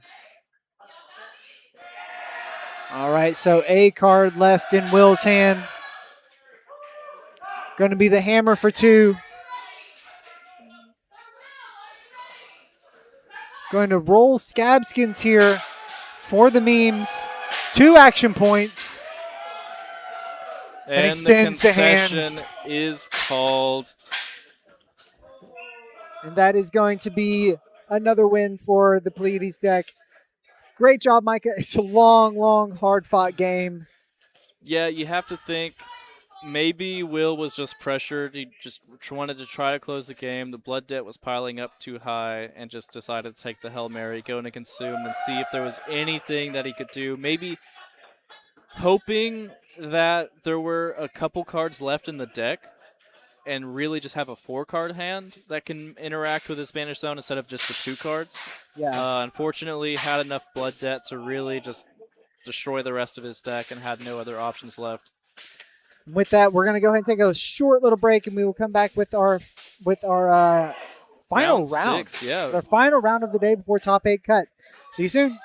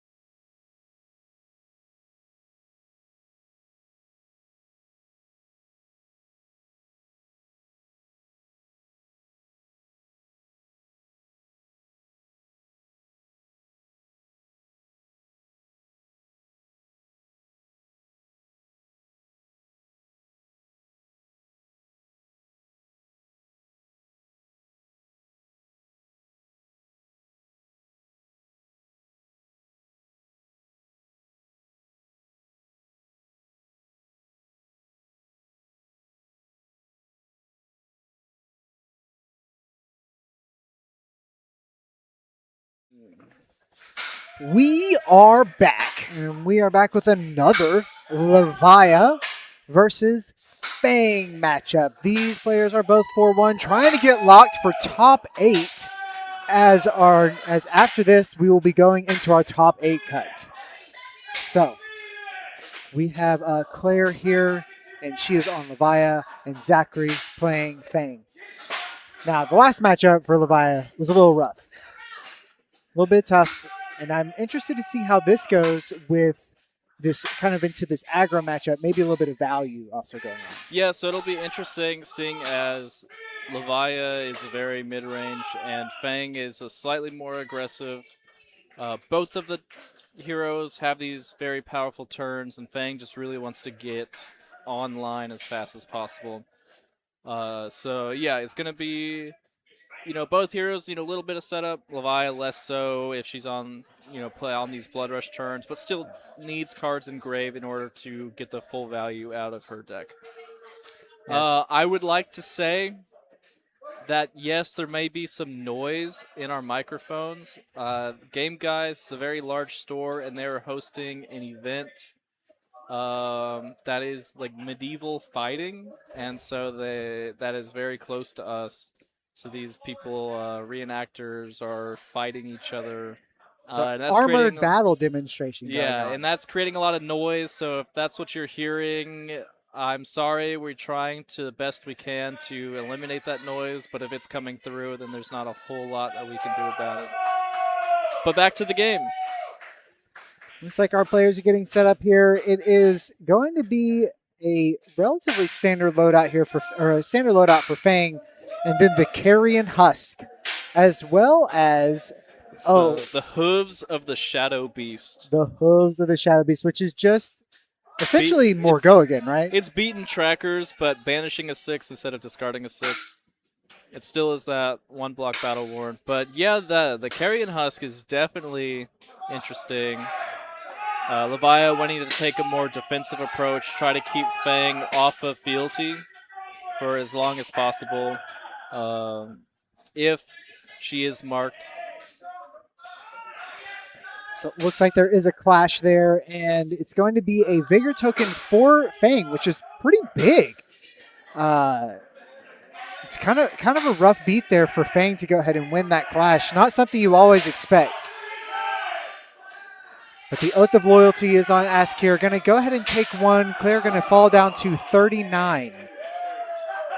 Yeah, we'll see if everything gets updated on the life totals there in a second as Obsidian Firefang swinging in for 1. Hungering Slaughter Beast going to be on blocking duty here. And we're going to have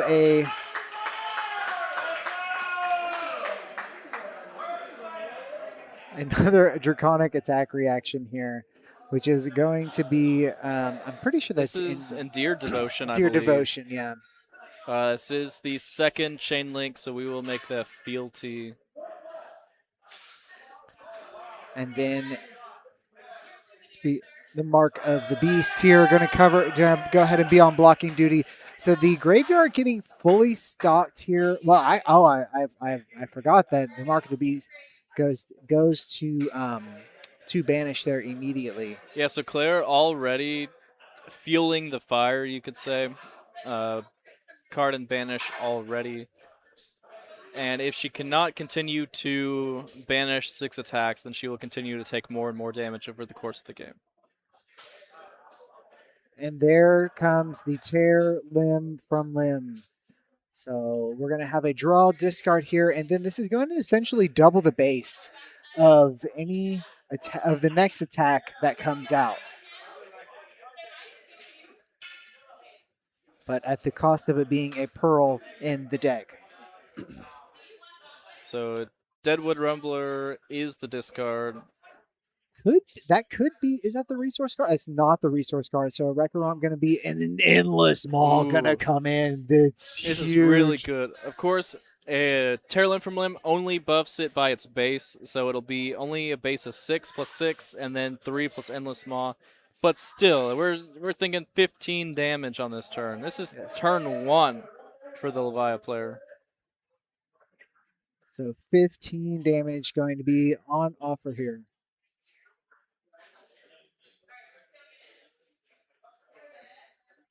$15 is the big ask here. Against the Fang deck that doesn't want to block super early on, but this is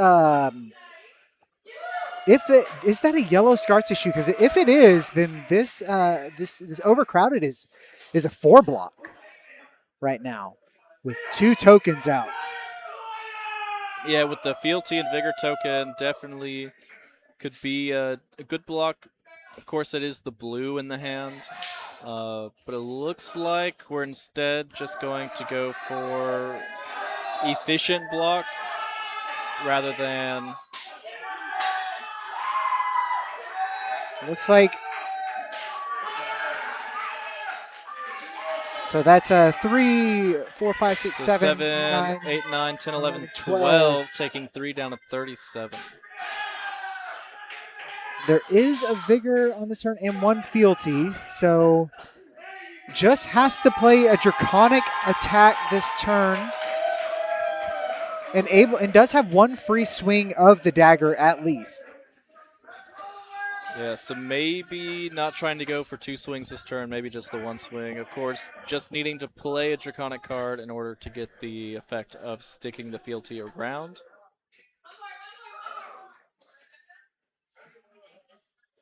So it looks like Oath of Loyalty will be the first card played. I did see a Hunt to the Ends of Wraith as well in the hand, and an Endeared Devotion. So we're able to keep our fealty around, so not resetting right now. Very good, very good. Continuing on our quest.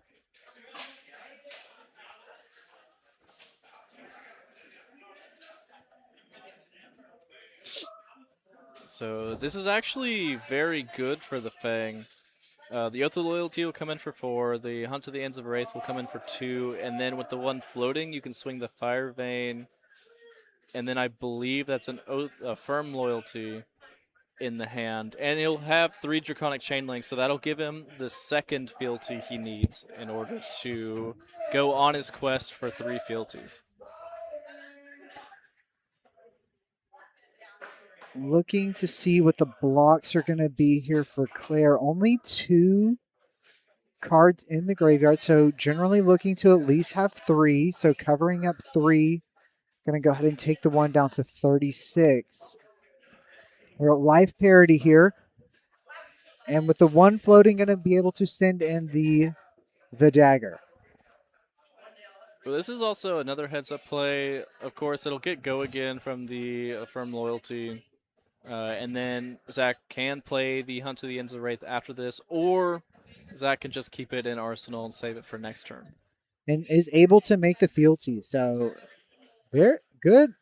I mean, huge value on this turn cycle here for Zachary, with able to block out the big tear limb from limb and only take 3, or on the big tear limb from limb turn and only take 3 damage, and then able to send back and create a fealty, and it's at an Arsenal. It's definitely really, really good value coming out here. Passing it over to Claire, it's going to be a Hungering Slaughter Beast, getting all 3 of those cards into Banish Zone.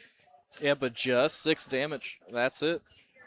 And just 6 we look here in the with hand the Arsenal. For Zachary, we see Tooth of the Dragon, Relentless Pursuit, Savor Bloodshed, and I don't quite get the last card. Looks like maybe a Pledge Fealty. So we could see a block of the Relentless Pursuit, since the Pledge Fealty would give the 3rd fealty token needed to make the daggers free. But it looks like Zach instead is just electing to take the 6 damage. I'm going to try and set up a big turn here and start pushing damage down before Levi has the ability to find a Blood Rush here. As they are on Arsenal, so there'll be 5 could be 5 cards going into the next turn. Relentless Pursuit coming out. And this is actually very heads up. The Relentless Pursuit is going to mark, and then the Hunt to the Ends of Wraith is going to get +2. Savor Bloodshed, though, coming out. So now every dagger threatening a on draw. So he has to play the Pledge Fealty to make the third Fealty, to make the Obsidian Fire Vein free. And now the dagger coming in for 5. On hit, going to get another fealty up to 4, and then also a draw. Now, this could be a very good Scowling Fleshbag hand, where you just block with the Scowling Fleshbag. The Draconic attack react is in the hand, and then this Fire Vein gets no go again. You get the on hit, you draw a card with no go again, the turn ends. Now, does Claire think that there is a Draconic react in the arsenal as well?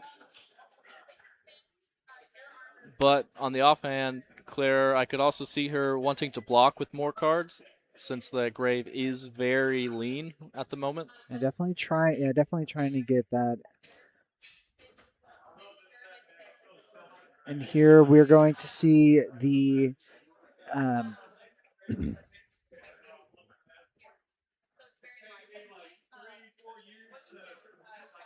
why did I forget the name of that card?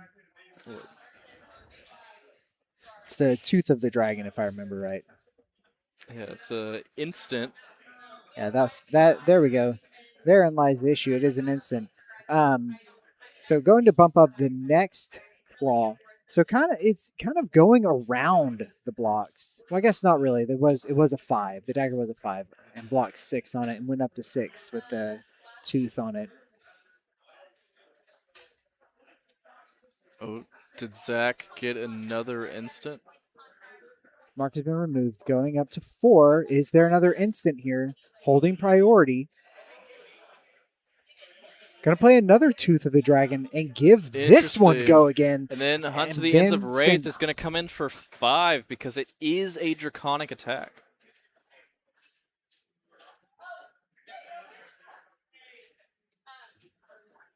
So super strong turn here. This Savor Bloodshed really paying off. Top deck. Yeah, that was just an amazing top deck for the situation. Before, it was just going to be an IP, especially an instant. You know, it wasn't going to block. Seemed pretty bad, but now Zach was able to play out the whole hand in its entirety and push an additional 5 damage. So we're going to start out here with the Dread Screamer. Going to turn off Blood Debt. So a red Dread Screamer coming in for 6. Go again with none floating. I would assume this card for Claire is destined for the arsenal. Seeing one of the difficulties in playing the Vaya is having to make sure we hold cards to turn off our Blood Debt. But still a full suite of armor available. Yeah, and Leviah sure does have the whole refrigerator in terms of equipment. As I believe she definitely has the most defense on equipment that you can have in a hero right now. And we're seeing... We could put the Scab Skins in, and then we got 2 block on the legs. True. So this hand's pretty good. It's no mark for the Hunt to the Ends of Wraith and for the Drakai to get the bonus effect, but it still is a Fire Vein into a Hunt's End, into Hunt to the Ends of Wraith, into for the Drakai. So it's still a very good turn. So just the sword on offer. Going to be blocking with a Ghostly Visit here. Got some recursion package in here. And there is one of the big power cards that we talked about in Hunt's End. Gonna give it a +4, so it goes up +5 total. 4 damage leaking through down to 20. Claire has to be somewhat vigilant. Of course, the Carrion Husk, if she goes to 13 and accidentally forgets to use it, it will go away. So this is going to be another 4 on Ask here. Not marked, so just going to be the end of the chain here. It looks like we will have a card destined for the arsenal here for Zachary. They're going to have a think on how this next turn plays out for her. Blocks with another Beast Within. Seeing all 3 of them, going to go and take one, head down to 19. Now, these turns from Zach are very good in terms of value, but the one thing that they're not good at are getting the Valiant Dynamo counters removed. As for 2 turns, we've seen 2 attack actions and 1 dagger swing instead of 2 dagger swings. So we're losing a little bit of blocking value. Of course, Zach still has a very large life lead. And quite Doesn't the life lead. Player looking to play out some of these like smaller hands, just kind of priced into it really, with so much damage coming across from Zachary. But this is going to be a 2-card 7 coming across here. I'm interested to know what the arsenal is. Has not seen a blood rush, which is one of the more difficult things in Brute Life, is missing our blood rushes. Yeah, and to me, Claire's deck looks a little larger. Fang can be a very grindy hero, so I could see adding cards to the deck, maybe trying to just go the distance with Fang. There is also some fatigue decimator fang list out there, and you don't really know what you're going to sit down across from. The fangs that we have seen feature so far have been our kind of your more traditional, just aggro, hit them in the face, get some fealty, and get some insane value going kind of lists.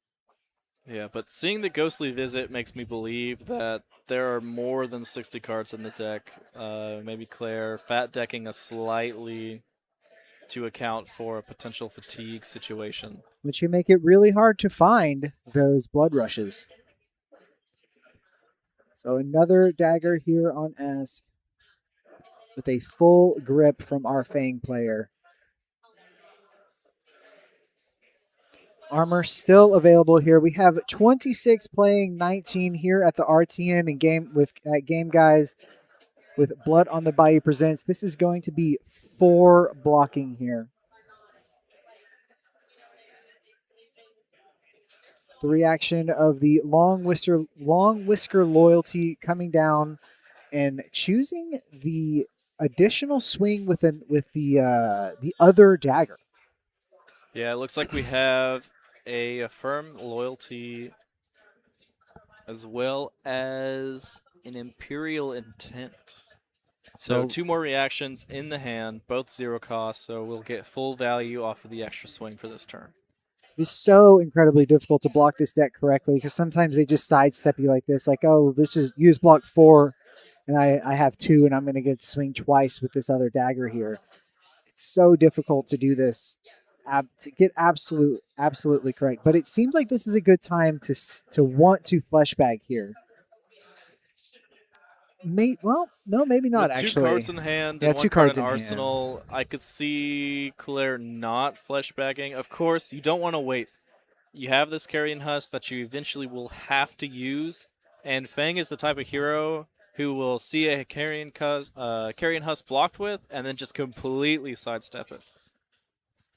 Another fealty going to be made here, and another +2. So 1 damage leaking through is our Drakai of Blades.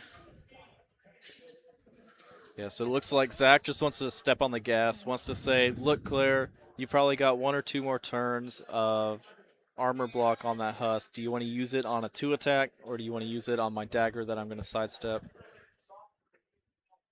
Does she want to block with a Scowling Fleshbag? She knows that the second Obsidian Firevein can attack twice. It just depends on what the card in hand is.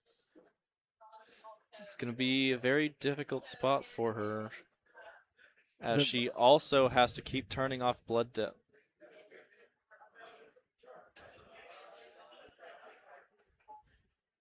It's definitely a game where you're looking to go consume. There is some very good targets in that banish zone. I know there's a red Dread Screamer at least. I think against Fang, I think consumed is still a horrible thing to do unless you are so far ahead. Since Fang can work off of 1 card hands. You may just be priced into it at this point. Yeah, it looks like Claire's Banish Zone a little less than the Leviathan from last game, so going into Consume could still be an opportunity. And if she is fat decking, then it should be a little bit easier to not just deck out here. thinking about what is to come next. Going to start to cash in some of the armor on this turn.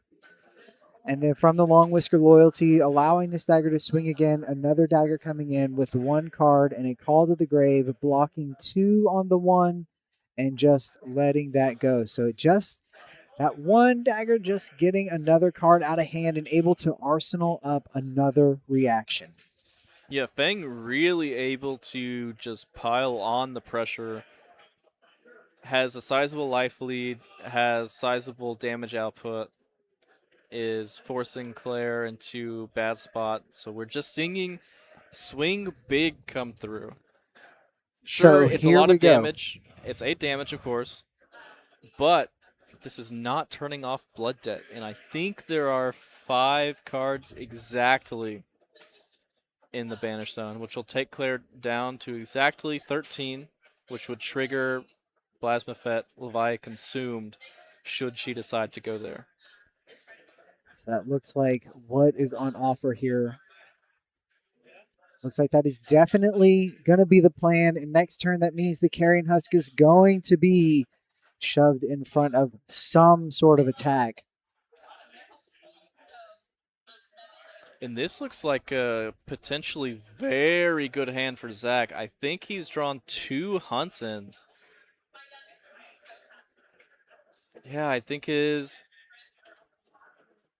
hand is 2 Hunson, Glint the Quicksilver, and Dear Devotion.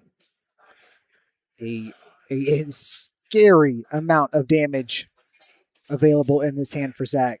I can understand the deliberation of wanting to keep that, but also wanting to preserve your life, knowing that Leviah is going to flip over and start having a crazy amount of value that can happen. So blocking 7, taking 1. Oh, I guess that only Blocking blocks for 2. 6, the Blocking Draconic 6. card blocks 2. It's very interesting since Zach knew that there was Blood Debt that was going to take Claire down. Zach could have taken the better choice, and I think Zach just said, oh, that's right, forgetting that Levia's ability had not been turned off for the turn, which if he had realized sooner, he may not have blocked at all. But now we see just a Fire Vein with 2 Hunt's End in the hand.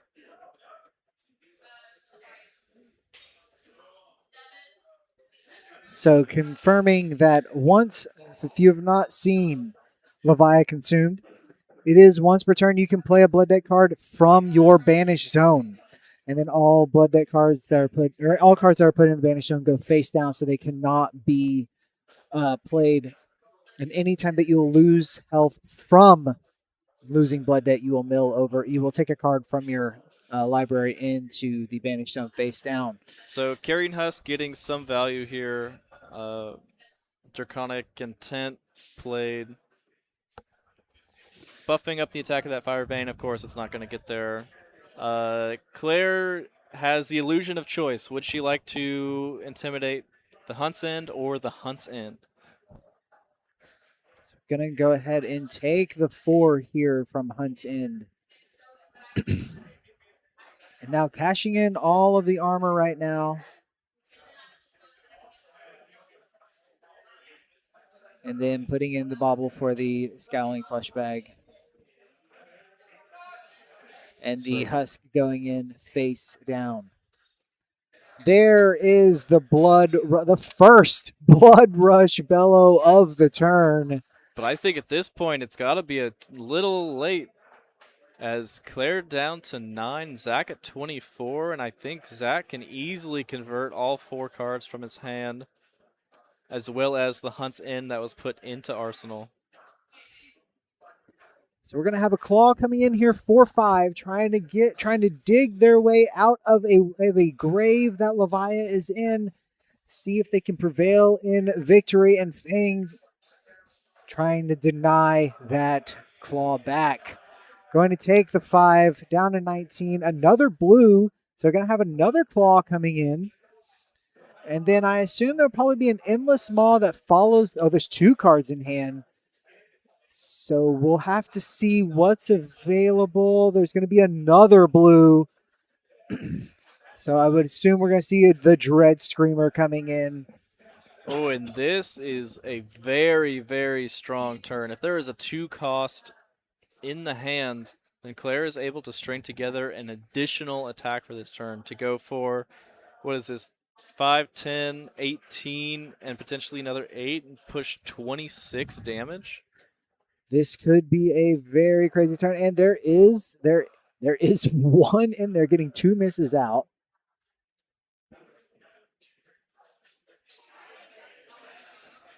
But this Dread Screamer coming in for 8 thanks to Blood Rush Bellow here and 2 left floating.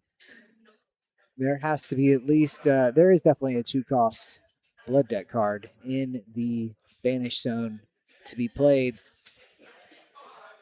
We'll have to see what's in the hand here. Locking 5. Taking 3 down to 11, closing that life gap very quickly. Gonna activate the Rex, 1 floating, and send the Boneyard Marauder in for another 8. Yeah, it'll be for 9 off of the gauntlet, the Apex gauntlets. So another 9. You are correct. This is actually matters a lot because taking 9 would take you to 2, and Claire just pitched 1 Reckless Swing, and you don't know how many Reckless Swings Levi will want to run. So 1 more card may have to be committed just to stay above that 2 life total. The finally finding a Blood Rush, and it's been a big one. 2 claws for 10, followed up by a Dread Screamer for another 8, and then the Boneyard Marauder for another 9. 27 damage turn. A 27 damage Blood Rush turn. And this is exactly the kind of turn that you want to be doing as soon as you transform as well. Blocking 2, taking 7. Down to 4. Zach was at 20 at the start of this turn, right? And now our life totals are at 9, playing 4. Going over to Zachary's turn. Going to mill over the cards that we need from Blood Debt and turn them face down. All right, Zach's turn is up. 2 cards in hand. That Hunt's End still in arsenal. Looks like potentially 2 Blistering Blades, if I'm not mistaken, in the hand. Looks like this could be a dagger in for 3, followed by another dagger in for 6. I don't know what's in the arsenal, so it could be even bigger than that. Now this is interesting because technically if Claire says no blocks, she dies. So you have to block to some degree. Trying to keep at least a blue here, I think. And is going to get the vigor here going into the next turn. Try to keep a resource card so that they can play something from Banish. So this is where it gets this is where the Consume starts giving a lot of value here, is able to kind of block out, keep 1 card, and then play another from the Banish Zone. But you have to think, right? If Zach did not play or not block with that last card and took 2 more damage, he would have enough to kill Claire here. The Hunt's End will pump it up to 6, and then 7, 8, 9, 10, and plus 2, 11, 12 on a 3 block. Oh, it is a Hunt's End in there, isn't it? Yes. So by playing maybe a little bit more safe to the possibilities, he's sacrificing the potential to win the game. Of course, these are the kinds of gameplay that you're going to have to think about if you want to make it into the top 8. And it's easy for sitting on this side, knowing some of the hand information that we have. So going to be the blistering blade coming down. Thinking about the second one. Now this will just push it up to 4, take 1 down to 8, and then you swing the second one. Now, since Zach really kind of wanted to play out the second one, Claire now knows that there definitely is a follow-up or more reactions. So does she block 6 here to deny the potential value on the reactions and just tries to play a one-card play from the banished zone, or does she block 3 again and potentially get blown out? So with the Hunt's End and the other Blistering Blade and the sword itself, You can go if up all to that's played out, 9. it can go up to 9, right? So that is definitely more than 8. So at least one card is going to have to be put here. But still, depending on what's in the banish zone for Claire, if there's another Dread Screamer or Shadow Realm Horror, I don't think there's any Shadow Realm horrors, but I do think there is an Endless Maw in there. and that's also still just an amazing follow-up. Yeah, so sending the Endless Maw for 9 is what it would be off of a blue, or even off of blue, just off of a red at this point, I'm pretty sure. Since there is the Vigor token that is available. Oh, you need a yellow. My bad. It's a 3 cost. Shadow Brute cards are overstated, but not that overstated. So Claire really thinking. Giving a really hard think here. Again, both these players are 4-1, trying to get locked for top 8 here at our over 60 player RTN here at Game Guys in Houston, Texas. So Zach could just play the Hunt's End, leak 2 damage, and then Arsenal the Blistering Blade, but I think this is also fine. It's going to leak 1 damage, take Claire down to 7. We still have the Hunt's End. Zach can block with his whole hand next turn and still swing a 1-card 7. So Claire has to be very careful on what gets leaked, but instead he's just going to go for it. Just committing the Hunt's End there. Sending Claire down to 3. So now Zachary is now priced into keeping some sort of card for next turn, and hopefully there's a reaction in here that they're able to keep. I see at least a Long Whiskers Loyalty. I see an Overcrowded. Overcrowded is a 3 block here. Doomsday going to be the pitch. Dread Screamer coming in with 2 left floating after this. This can be very explosive here. So no cards left in hand, so it'll have to be a 2 cost at least from the banished zone, or it could be something like the Ghostly Visit. Going to go ahead and pop the boots to give another action point. So just Claire deciding that this is it. This is going to be I need this to be the final turn. See, and this is the punish of playing the Hunt's End on the last turn, because now if you're forced to commit your whole hand to blocking, you have nothing left. And you lose all of your stack of fealty. So let's see what the block is. This is a very critical block. It's 6 is on offer. So if you do a 3 block, take 3, go to 1. If the Ghostly Visit comes out, then you can commit a 3 block plus the Dynamo. And then if there's a Graveling Growl, then you have to commit the whole hand. But Fang Draconic cards aren't always 3 blocks, so it can be a little difficult. blocking 3. Blocking 4, going down to 2. Playing out the Graveling Growl for another 6, and there's 1 action point left with 1 resource behind this, which means that which means the Ghostly Visit. Now you might be saying, but he's already played a card with Blood Debt from a Spanish zone. Well, Ghostly Visit innately has the ability to be played from the banished zone, so that does not consume the Blasphephet Levi consumed or override it in any way. It'll just be the Graveling Growl and then the Ghostly Visit itself. Going to block 6 here because of overcrowded in the field to here, and then the Ghostly Visit coming in for 4. But is it a 2-block? It is a 2-block. It's a 2-block. Closing it out. Claire going up to 5-1, clawing back from such a deficit there. That was very, very impressive. Off the back of a huge Blood Rush Bellows turn. Yeah, for 27 damage. 27 damage.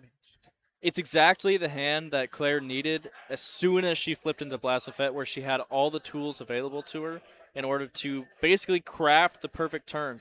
Because not only was it the Blood Rush, she had the 3 blues as well to basically do anything she wanted on that turn.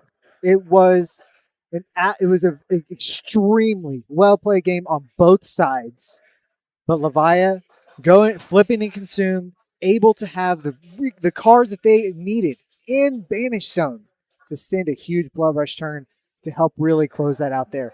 Absolute great play. Very super exciting to watch. I was pretty excited for that one. That Super was probably one of the most exciting games we've watched all day, and we've actually seen some pretty exciting stuff.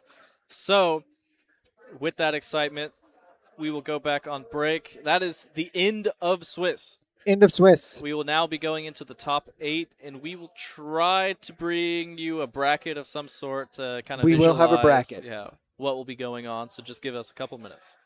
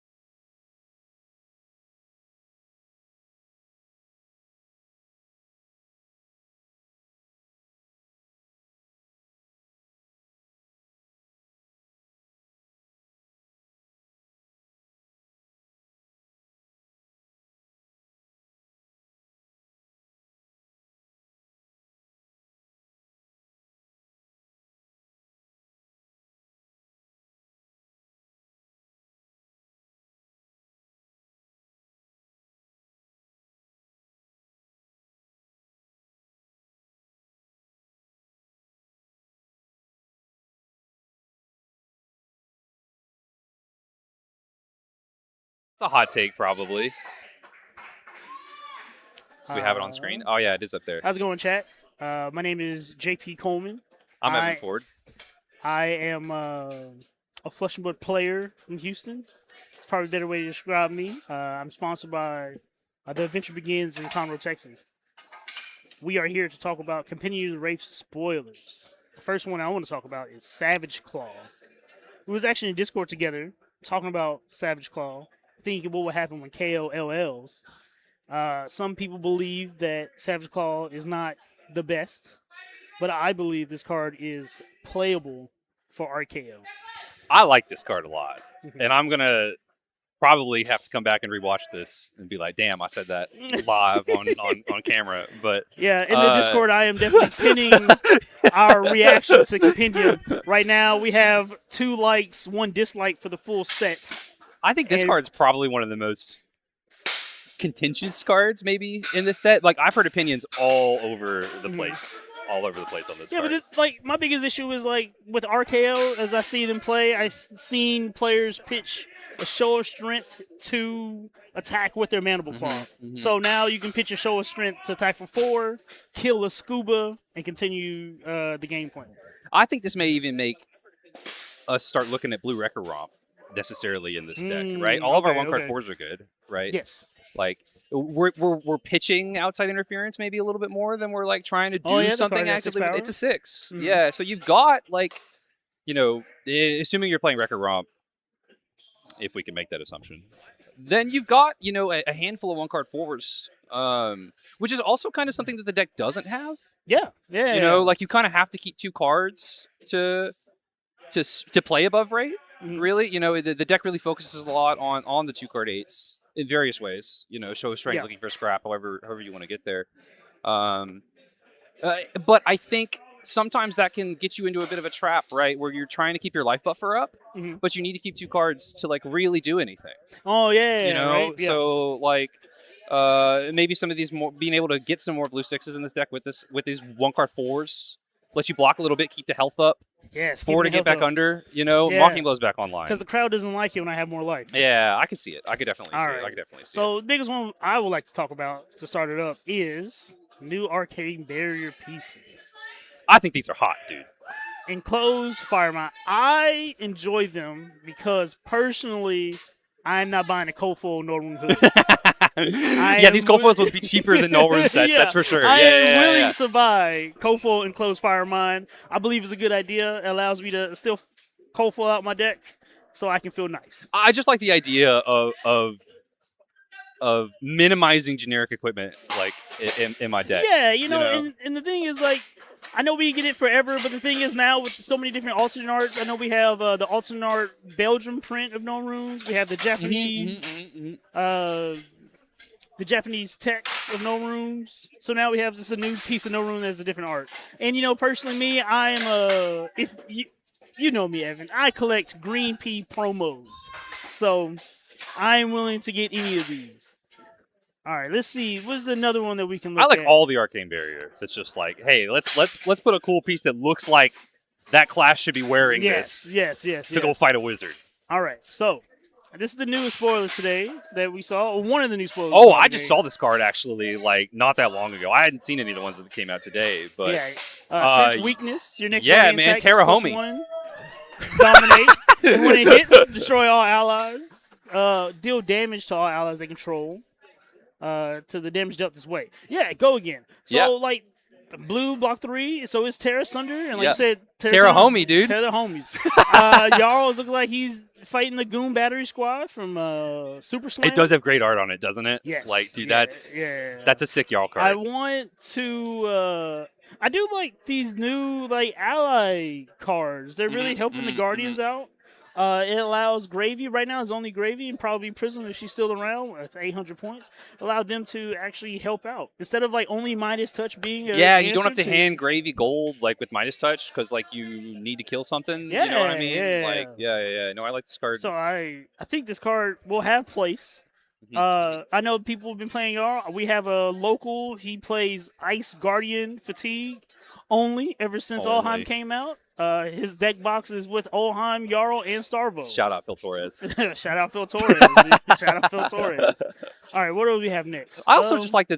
One more thing on this card. I Mhm. like the design of this card, right? Just like in general, I've always kind of liked the design of Terra Sunder, you know, Yeah. because like one of the biggest issues with the Guardian card pool, just kind of in general, you know, is what do you do when your opponent blocks you out, you know, and then you just like pick up these cards that you can't use. And Terra Sunder's always been huge for just extending in general. You know what I mean? Yeah, I mean, I think the biggest thing with Terra Sunder as well, it allows you to have on hits instead of like crush effects. Yeah. So now you have another crush effect. I think there's a decent chance that we may have even seen this like main deck a little bit. Yeah, because I mean, it's still just a blue block 3, right? It is. We love, yeah. Hey, It we is. love blue block It 3. is. And it just has the evasion, just to get damage through. That's what I like about it, right? Like you get to keep all your cards, and now you're like, hey, now I've got evasion on this next turn. Yeah. Like even if I'm not hitting any dudes, you know, you may not have, 3 copies or whatever in the main board. Yeah. But it's like Definitely worth it's the kind of one like slot. Scour to me, right? Like I just like play Scour in my wizard decks because like it's a blue block 3. It's like fine. Yes. And, Yeah. Like, Scour doesn't do anything in a lot of matchups, Yep. but we're definitely willing to have it just in case. All right, what is next? especially to fix a bad matchup, right? Was it one of the what else are we looking spoilers at? from? Well, one of the spoilers. These are reprints, from, right? No, this is from the YouTube video, the showcase of the Sage deck. Oh, okay. Dorinthia had this headpiece on, and I feel like this is okay. I this is a thought new Unity because before Is Unity it? was on through Dust to Dawn. Oh, this card has temper. Yes, temper. Whoa. And then, like, in a warrior, it's warrior only, so it's more generic. So we're not playing mono blade Blackener.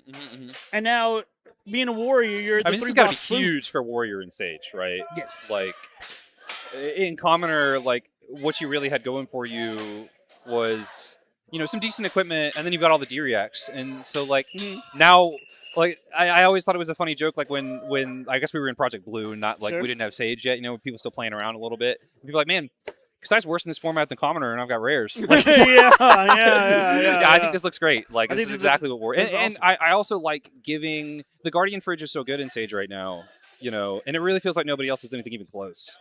So I like the idea of hand Warrior, also the Fridge. Yeah. Definitely. With some conditions. We love conditions. Yeah, not everything can be the greatest. Something else. All right, one of the cards I'm upset about. Oh, This I love card. this card, dude. I love this card. Rainbow Goo Trap. All right. Ranger Defense Reaction Trap. 3 blocks. Red, 0 cost. Oh man. Wins defends an attack with power greater than his base, dominate, and go again. The attack gets -2 and lose all the abilities. So the reason why I dislike this card, because it's a judge call for the flavor judge. Because, like, why is Starvo the one looking at him in the goo trap if he's the one supposed to Okay, be fair, in the fair. goo trap? Fair. Yeah, Starvo's just like posing, Yeah. like in the back. Yeah, and the thing is, like, I feel like maybe it would be too good for one card trap to have all 3 triggers. I wanted to say or. Oh, I think so. You mean like if it triggered like on each individual? Yeah, but No, that I don't obviously think would we be can too do that. good, Yeah, right? yeah, Because yeah. like there's a difference. But it's strange because it's a rare. Starvo isn't around, and I don't know if the next time we'll see something like that. All right. So, all right, we're being told to wrap up because we're going to have top 8 starting. So we're going to get our casters back to you. We only got to talk about a couple of cards, but there's definitely some of the interesting ones. Good luck in top 8. Yeah, man. Thanks. Appreciate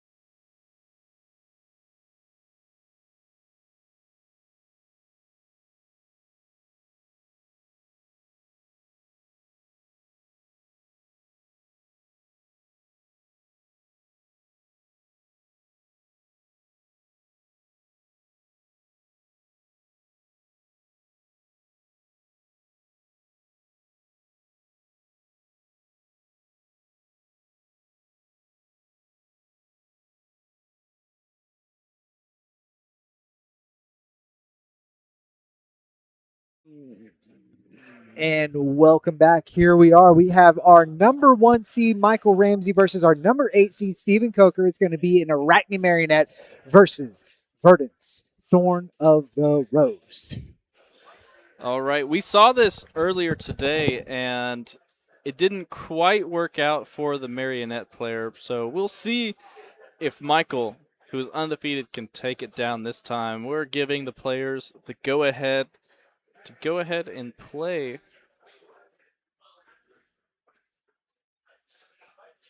as they put on their lapel mics so that we can hear their beautiful audio.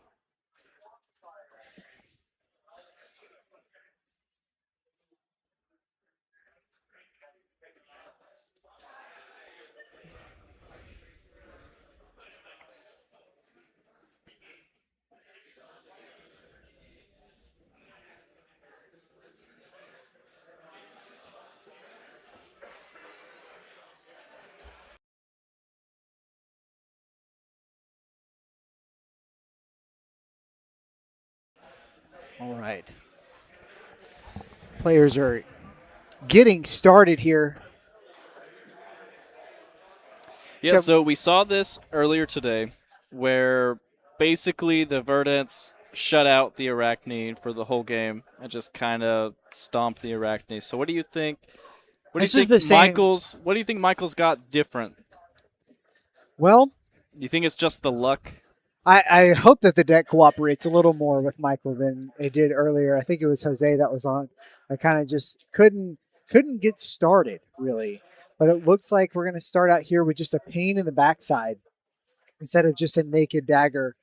So, Steven, just going to block this out, make sure nothing happens, get the flick, has the mental block again with the prevention effects. And going to stop that mark from coming across.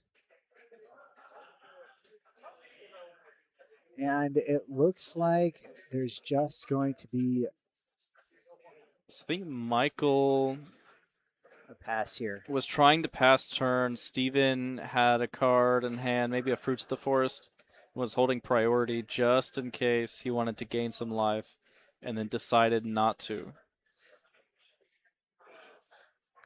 So it looks like Michael was a little worried about being punished here if he did play out a card at the end of the turn to pass priority back to Michael. So going into the first turn, we're going to have Everbloom Life be resolved here. Get only the it's a third card engraved, but only the first Earth card. And again, Steven here with starting out with the Felling of the Crown in his hand on one of his opening turns without decomposing yet. One of the things that I do want to point out from Steven's deck is when we first saw it, it had these Fendal's Fighting Spirits, but later in that game, I did see the Sirens of Safe Harbor, which is what's in the pitch zone currently. And the deck is very interesting in how it's constructed. You have a lot of these just good value 2-card plays that do gain you life, so that are much better on offense than they are defense, but still really good. Yeah, especially once Verdance is able to get online, able to just block 2, heal 1, ping 1, just a 1-card 4 value. Yeah, or just a 2-card Sirens red to just swing 6, gain 1, deal 1 is always going to be very good. So Michael having to pitch 2 reds here to get a dagger. Not really where you want to be, but the dagger is going to come out here and threaten trying to get the first mark of the game. Steven was very good at making sure that he did not get marked in his game earlier. See if he continues that trend and trying to prevent himself from getting marked. Yeah, of course, Marionette very reliant on making sure that the opponent is marked. Verdance has a lot of tools to make sure that she does not get marked. As we see a to the point come through, going to give +3 to the dagger.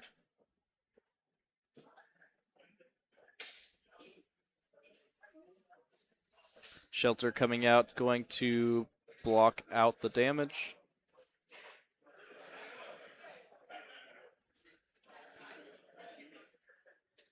So it looks like here blocking 5 right now on the 4 that Michael is presenting, and then just going to send the leave no witnesses. So able to get a leave no witnesses pretty early into the graveyard, even if it is going to be able to be covered up relatively easy. But it is going to ask for 2 cards from Steven and not allow him, or just gonna go ahead and put out the armor here. Yeah, I believe that felling of the crown is in the arsenal for Steven, so he definitely wants to hold on to it and doesn't want to give up the first felling here. So we'll see if Michael picks up on how much he is protecting this this arsenal and see if he can push to threaten it a little more. Going to leave 1 card in arsenal, and the felling of the crown going to come in. This time it is the first decompose, so it will be just for 4. And even though it is only for 4, it is still going to get the effect, since it was decomposed, of making Michael put a card from his hand on the bottom of the deck. So less cards to work with, less information to have. It is a little easier to swallow 4 damage than it is 8, though. That's for sure. That is true, but Michael's already down to 34. If he takes it down to 30, the Verdants will be over 10 life lead. Goes ahead and takes it. Knows that he needs to be the aggressor here. Tunic is going to tick up to 3. Yeah, I saw another Leave No Witnesses and a Savor Bloodshed in the hand, so if there's a resource card to swing the dagger, which there is the Overcrowded, it's going to be that 5 go again. We've seen this card have some really good rips off the top all day today. We'll see if that can be the same story for Michael, if this is to connect. So Steven, taking a think. Do you commit 2 cards here? In order to get the draw off the Savor Bloodshed, there would either have to be an instant speed way of marking, or the next chain link would have to flick the 1 remaining Hunter's Clave. And I don't think that Michaels want to give up the Hunter's Clave. So this could be a pretty simple block if Steven wants to, but I don't think Steven needs to be too worried about this.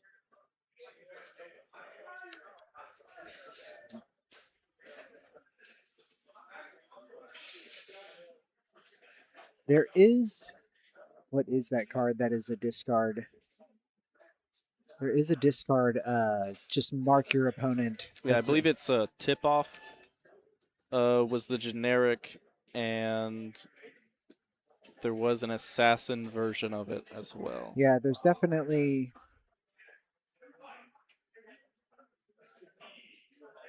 there it is. Reaper's Call is what I was thinking of.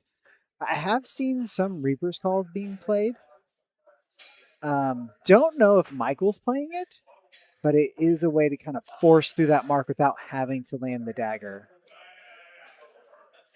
I think early Marionette builds that were a little more attack focused were playing this to give the attacks the buff power and guaranteed mark that way, but I think these newer Marionette lists are like discount warriors, where they are swinging definitely with more of their weapons instead.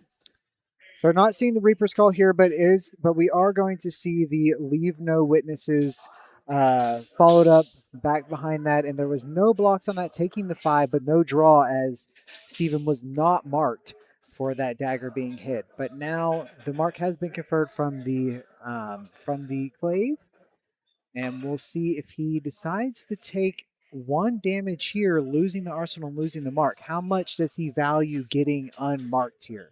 It's a really tough call to make. And if it is a felling in the crown, I think I know the answer. But we'll have to see how much Steven is going to value protecting that arsenal here. We are on our 2nd Leave No Witnesses out of the deck already. Yeah, and Steven is not being conservative with his armor. He is deciding to just use as much as he can, as early as he can, tries to get a foothold into this game before the Arachne can really push ahead. So we'll see if Steven will want to use that last Spark Skin of the Millennium Tree as he goes to grabs it. Gonna cover up the 4. Just really wanting to stay on the defensive, but he's can't quite decide what is the best play for this. Gonna have a think here and decide what the line is here. Do we know the arsenal here, Marionette? I don't believe so. And I Yeah. want to believe the arsenal for Steven is the felling, but seeing as he had 2 cards in hand when he arsenaled, and one of them being a felling, and we saw the felling last turn, I want to think that it's not. So I don't quite know Still what could be. he's definitely protecting it though. Is it the blue shred? Michael, just playing games there, looking at the arsenal like maybe it's shred, and then not playing anything. And All then right, we're the gonna first see what roll he goes is, I think, at number 4, which is the red back. Where if Michael didn't have go again now, he definitely does.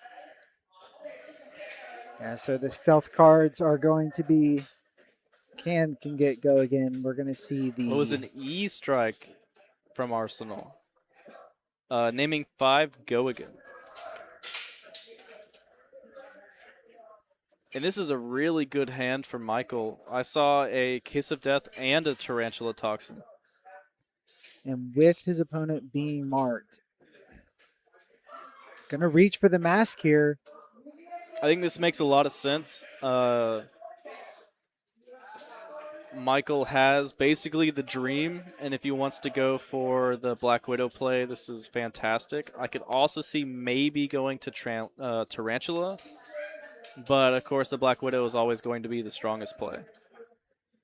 Gonna transform in here to this Black Widow, which can be extremely strong with this Kiss of Death, and now is going to be a Cadaverous Tilling, so huge amount of damage coming across, really asking the difficult question of, do you like your hand enough? Is it going to be enough on the crackback for you to say no blocks to this 13 damage here? And he does.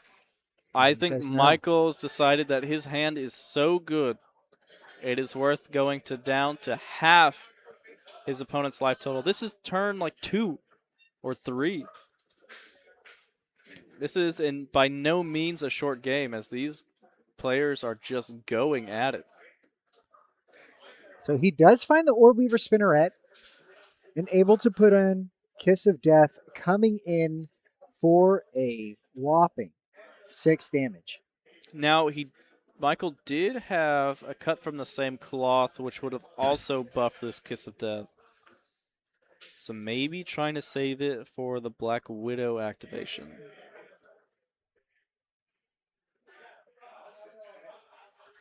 So Steven lining up 2 cards to block, potentially could have a defense reaction. Gonna have to find, well, would like to find a way to give this Kiss of Death go again.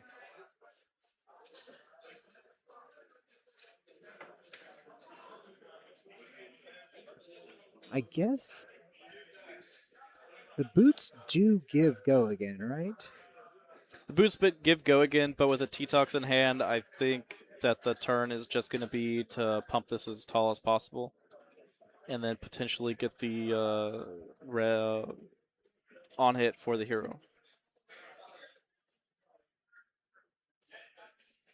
So Tarantula Toxin, one of those cards that really punishes blocking, as it's able to shred and give +3 as long as the attack is stealth.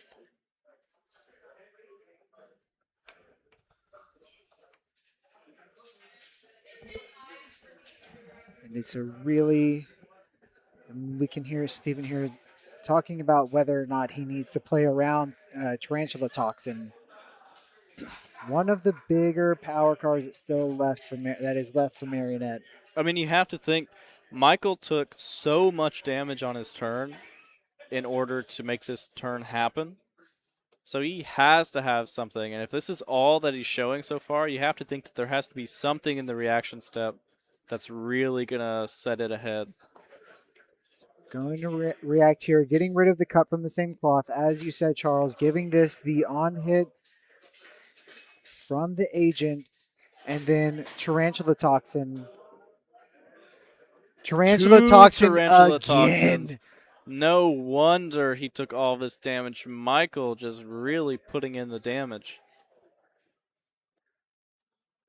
So 15 being here, and then gonna go down to 28 and take all of the turn away from Steven and grab all of the tempo for Michael. But there is no mark left, returning to the Brood, but does have the Calicera and the Clave in hand. Yeah, so Michael just taking all the tempo away from the Verdants, but can the Marionette keep the tempo? It is still a 10 life point lead for Steven to play around with. And it looks like he drew up I think this is the defense reaction, right? It's from under the trapdoor. It's most likely going to be the resource card this turn. I believe we saw a pick up the point, a redback shroud, and don't quite see what the other card is.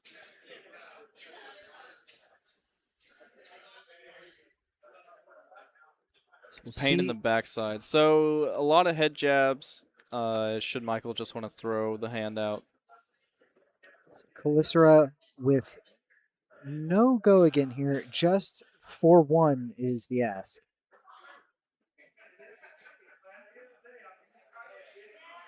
If there is a prevention effect here, now the only thing I can assume is that we are going to be pitching. We're going to be throwing the Clave here, right? I mean, try and get the mark. It seems to me like it's going to be flick of the Clave. And hopefully there's no prevention effects here. Steven not having the prevention effect there. Oh, looks like we corrected the life total here, and now is going to be down to 23 after that exchange. Yeah, Steven took 13 from the last turn. So down to 23 he goes. And then Stains of the Redback coming in to give this a redundant go again, as well as a little bit of damage. But this being free now that Steven is marked. So going to be 5 go again. Yeah, so Steven's still having to decide what could it be. Is it the third T-Tox already or not? Still 2 floating in case. What I assume will be the pick of the point, grabbing the Hunter's Clave, and then Tunic swinging the Hunter's Clave, and probably just an arsenal, depending on how much damage Steven is willing to take this turn. So evening up the life totals here. And then going to be, like you said, the pick up the point. Retrieving the dagger back. So not having the prevention effect and able to flick, but able to get the Clave right back. This is going to be another 3 go again, and then the pain in the backside following it back up for another 3 behind this. If Michael chooses, he could choose to arsenal this, but he's going to send the 3 damage and ask for at least 1 more card. Yeah, I could see that if Steven doesn't block this, takes the 4 and becomes marked again, then Michael can save his Tunic counter. Seeing that an arcane damage spell has already been blocked with, there may be multiple copies. Otherwise, I could see Michael, if this does get blocked, see him using the Tunic counter to swing that Hunter's Clave to try to pass the mark on. So it's just very dependent on what Steven has planned. Steven, again, has been very protective of being marked. So we shall see. Going to put a sink below in front of this and maybe trying to fix the hand a little bit. As that's 2 res that are going to come out. Use the Tunic to send the Clave. Try and end the turn with a mark. Ask for at least 1 more card from Steven. Yeah, and Steven gave all of his equipment very early, so the only equipment he has that can actually block would be the Crown of Providence, and this isn't really the situation you want to use it. So it's to either give up one more card from hand or let that mark be incurred. She'll see how much Steven is valuing this mark here. Again, we are in the top eight of the RTN here at Game Guys. Going to take the 1, falling down to 16 and getting mark. We're going to have to roll for the brood here to see what agent comes out. It is a 5, so it will be Arachne Tarantula. So Tarantula Toxin here going to be the ask, and with the Calycera, definitely very good. The E-Strike going to be on return with a draw off the top. So 5 draw, looking to Arsenal. Get back on an Arsenal here for Steven. So it looks like we have an Infect to pick up the point. I saw a to the point. And one other card in the hand for Michael. Just going to take the 5. Going down to 13. Getting closer to that combo range, though. Wizards do like being in this spot where they kind of walk down with you and then combo you out while you are a little bit ahead. There is that Reaper's Call that Michael is playing, so does have the instant mark available to him, but is going to be sending in this Calycera 4-1 on hit. Going to be an extra life lost here. Can definitely can pump the dagger with a card from hand. Yeah, the Tarantula ability making each dagger basically hit for an additional 1 can add up, both with swinging 2 daggers plus afflict knives. We know that he does have a to the point to pump this Calycera here, and is probably willing to flick the Clave for an additional mark if need be.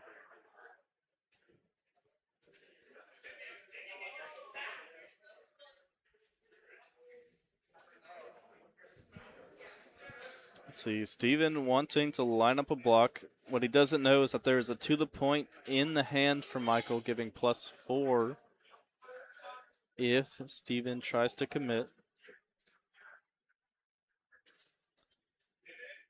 See what he wants to do here. It's so hard blocking these assassin decks. They can just go above you a lot of times, and whenever you commit too much, they just go around you. Looking like he's going to put the Crown of Providence in front of this. Maybe filter the hand. So many things to try and play around. It is an extremely tall order to ask. 13 playing 16 here with Arachne Marionette. Attacking with the Calycera.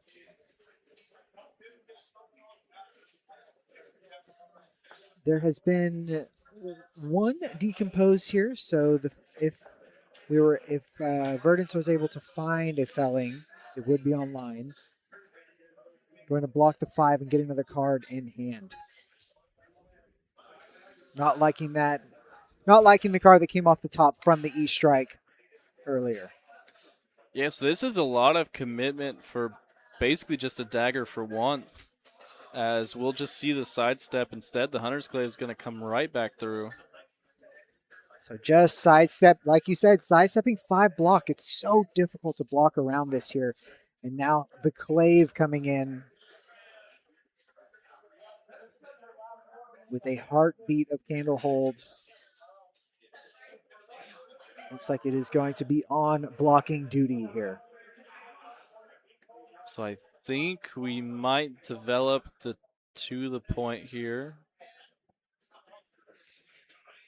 To the point, going to come out, pump this up to 5. Going over the top by 2 and on hit, take an extra 1 and discard an extra and discard another card to make that 8. Taking 5 down to 10. Taking 5 and then taking 1 from the Tarantula's passive ability of your daggers hit for 1 more. Let's see if our players catch that. I believe they did. Oh, was he at 16? He was at 16. Okay, okay. So infect, just threatening, basically 5 damage.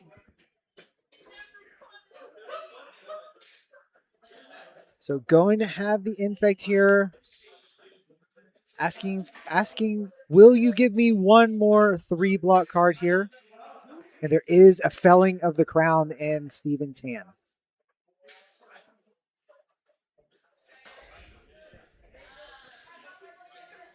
Does Michael thinking really hard on reaction? And we can only be thinking, does he want to flick here and take another 2 life from Steven? Putting him down to 6. Yeah, this is the just gonna let him go. Just gonna let it go. Oh, because it's only 2 blocks, so he does take 1 and then get the blood rot pox. But this is fine. We have the felling of the crown to come in. It's going to force some blocks out of Michael. Try to retake some tempo. Michael at 13 is getting very close to that Storm Strider's range.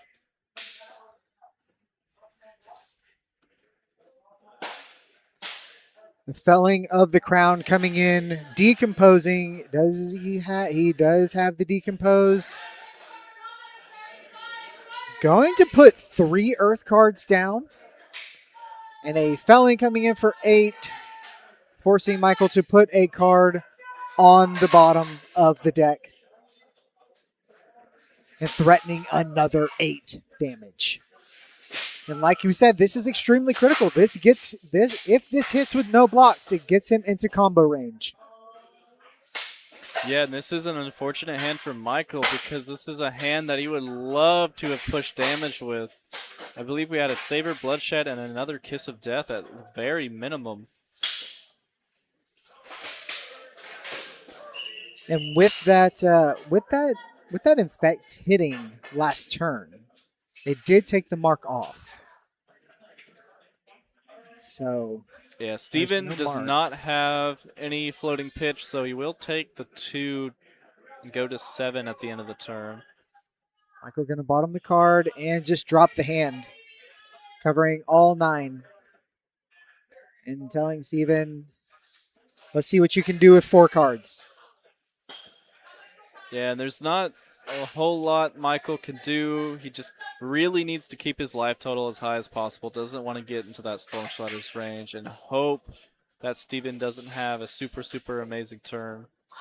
Here comes the Heartbeat of Candlehold, a 6 value card, going to heal 3 and ping for 3. And Michael, let's see if he wants to pitch here. He does have the AB1 and the blue to cover it up.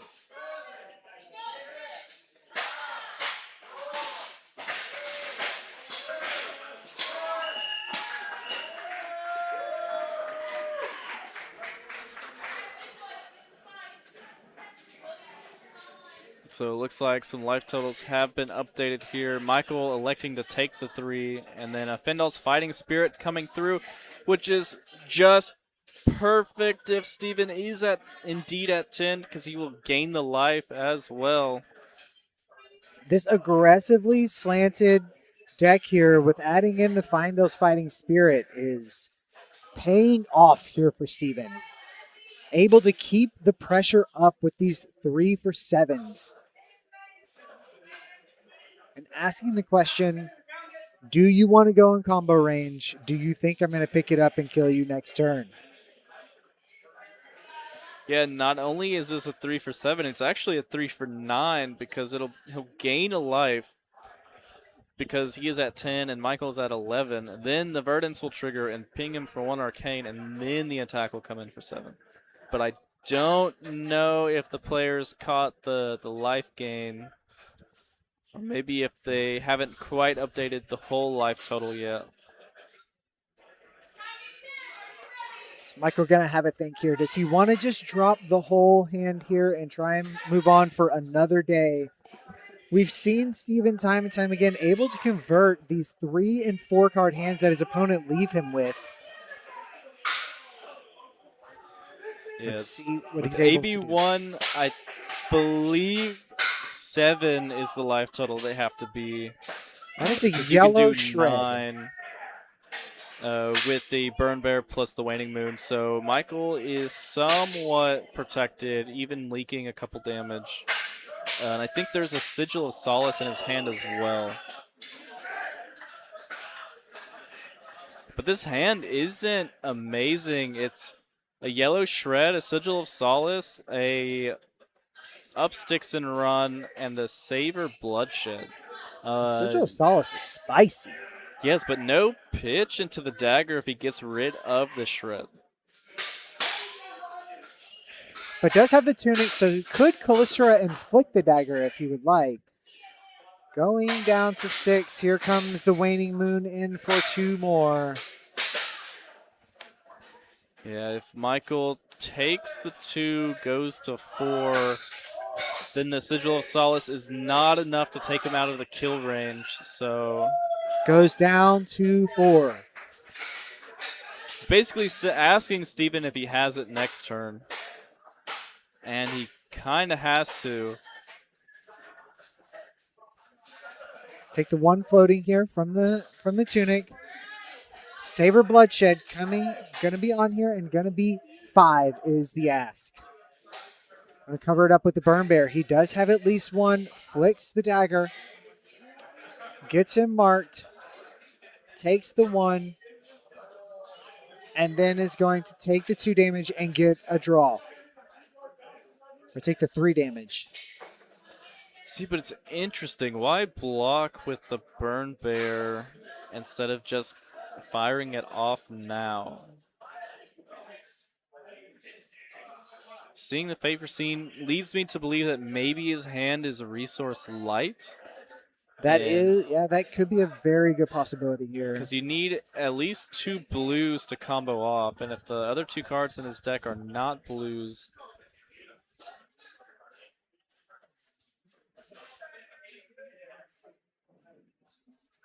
Sigil of Solace gaining 3, going up to 7. that's still in the kill range. And Michael is losing his last Hunter's Clay for now. There is an up sticks and run in the arsenal, so he will be able to get it back next turn. Gonna switch to red back.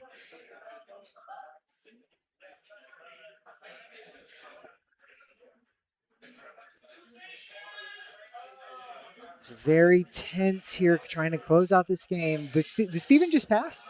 I believe so. Okay. He had, I think, 1 card left in hand, nothing to do, so he just passed the turn. I think both players are really just trying to set up the win here. I see some codex. I see at least 1 codex. Maybe is it 2 codexes in hand? And we're going to have the Calycera coming in with Go Again. 1 Go Again is the ask here.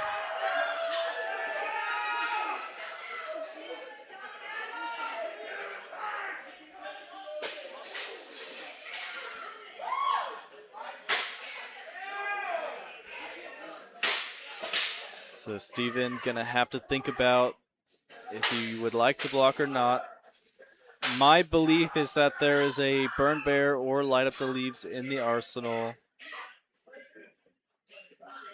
So I think that that Michael's going to change what he wants to do here and send the up sticks and then the Calycera for 5 Go Again. Steven, good sport here. Nothing changing. Michael hasn't gained any extra information, so just allowing the take back there, no big deal. Just trying to have the best games of Flesh and Blood that we can. 5 Go Again. The ask here can easily pump this up to take out Steven. Block with the Thorn of the Rose. The block with the Ring of Roses. We're going to see the Arachne Redback ability triggered. +3 defense or +3 attack on the Calycera, pumping it up to 8. So taking 5. Going down to 4. Sigil of Solace going to get him out of kill range. Is there a response here?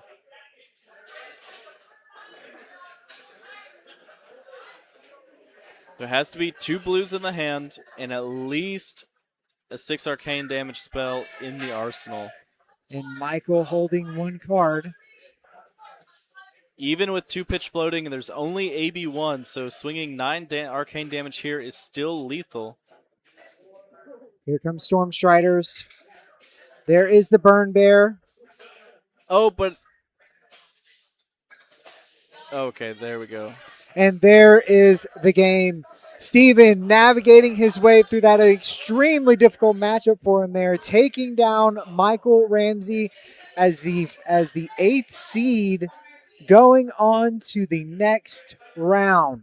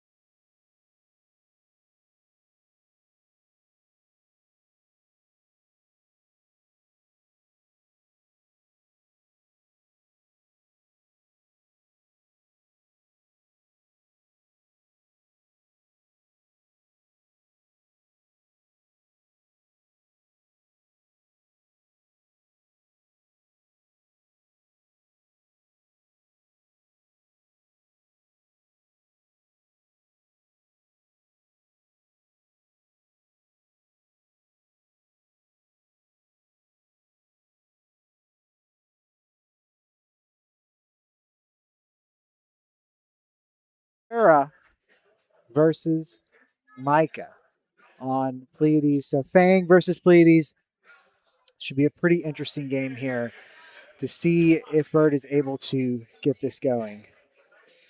Yeah, it's definitely an interesting matchup in a way of Fang can play very mid-range at times, and since Micah's really not planning on doing much to the Fang has all the agency in the world to set up. Another thing to account for is that the Miller's Grindstone coming in for 4 is easily stopped by a 3 block from hand plus the Valiant Dynamo. And so it's like really not going to get much, value off of the clashing this game. It's just really going to be more about trying to outlast Fang.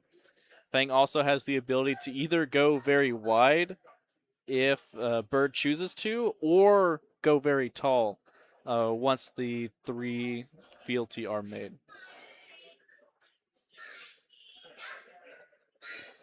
So it looks like our players are going to be shuffling up here. Yeah, I'm really interested to see how this matchup goes. I think it's such a new matchup that not a lot of people know what to expect, as this Fatigue Pleiades deck is still a relatively new thing that's only been around for a couple of weeks here. Yeah, and I believe Micah is playing the Pleiades list created by Damien of the Card Guys, or something adjacent, or inspiration from, who took a good record at a recent event. They've done a couple of events where they've done well.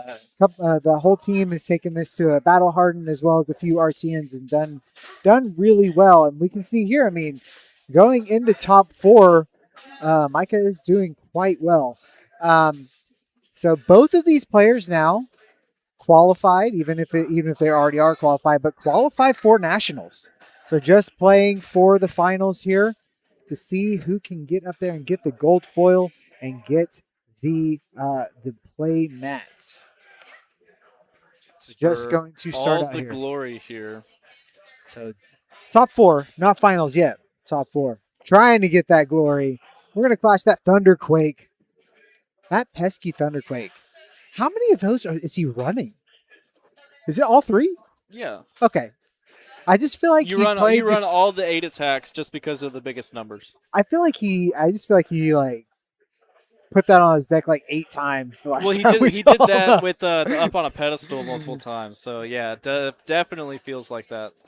Going into his turn with a toughness does block a little bit better, just being a toughness, having the clash of toughness in there.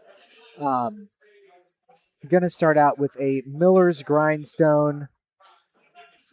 4/4. Interesting that Micah is pitching a Fiddler's Green here instead of just keeping it in hand. But I doubt this game is going to be decided in the first cycle. I'm sure there'll be a 3rd cycle at least. And like you said, pointing out that Bird is just going to put in Warmongers and the Dynamos in front of there to easily cover up the 4. Looks like our now, life if Micah does that are a little 70 times, eventually Bird will run out of cards in deck. So we'll have to see how this wants to be played.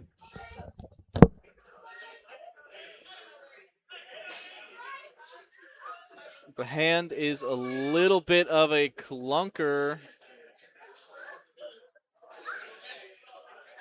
as there's 2 Oath of Loyalties. The life tracker just needs to be reset. That is what the commotion going on is.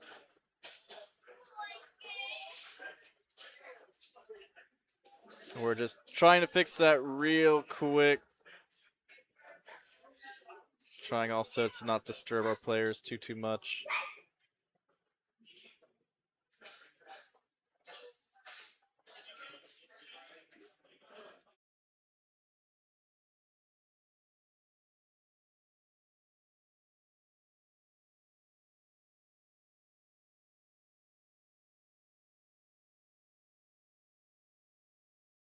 And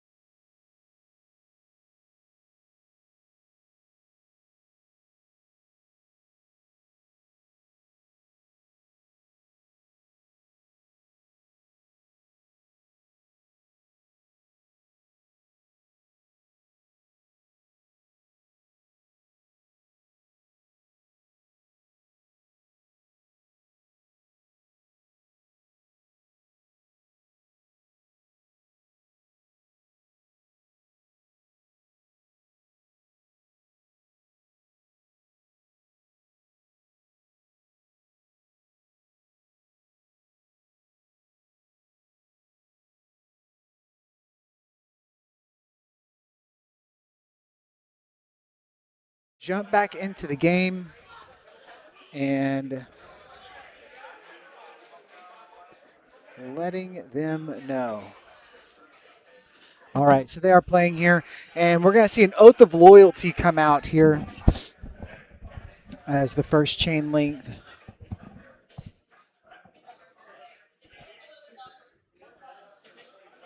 All right. And if you see the players looking off to the side, there is a judge in the room there just to make sure that everything is. So there's no hiccups if they need a judge call. So they're just conferring with the judge there. Looks like there's 2 Oath of Loyalties in hand. Going to pitch one. And yeah, it was a little bit of an anemic turn for Bird. Not able to both make a fealty token nor mark, as a turning point is put into the pitch here. Unfortunately, that Scar Tissue is not Draconic, so it's unable to be played on the turn. Or, sorry, the Vengeance card. I think it also got discarded there to the Test of Iron Strength. Test of Iron... Grip. Test of Iron Will. Of Iron Grip. Iron Grip. There we go. It's one of those cards. I'm going to go ahead and just send in the Millers here. Yeah, Miller's Grindstone. I don't think Micah is going to be losing any clashes this game. Sure, there are attack actions in Bird's deck, but it's a majority of non-attack actions. I think it's going to be a little bit difficult to lose. It's going to be a little bit. It's almost a coin flip, I think. But Micah does win a little bit more with the Guardian attacks that are actually in there. But also running the auras with no block as well. Going to go ahead and donate the arms there. Yeah, seeing as Bird couldn't attack twice last turn, the Valiant Dynamos were not turned online, therefore could not be blocked with, for its 1 value, and instead donating the Brave Forge Bracers to the cause.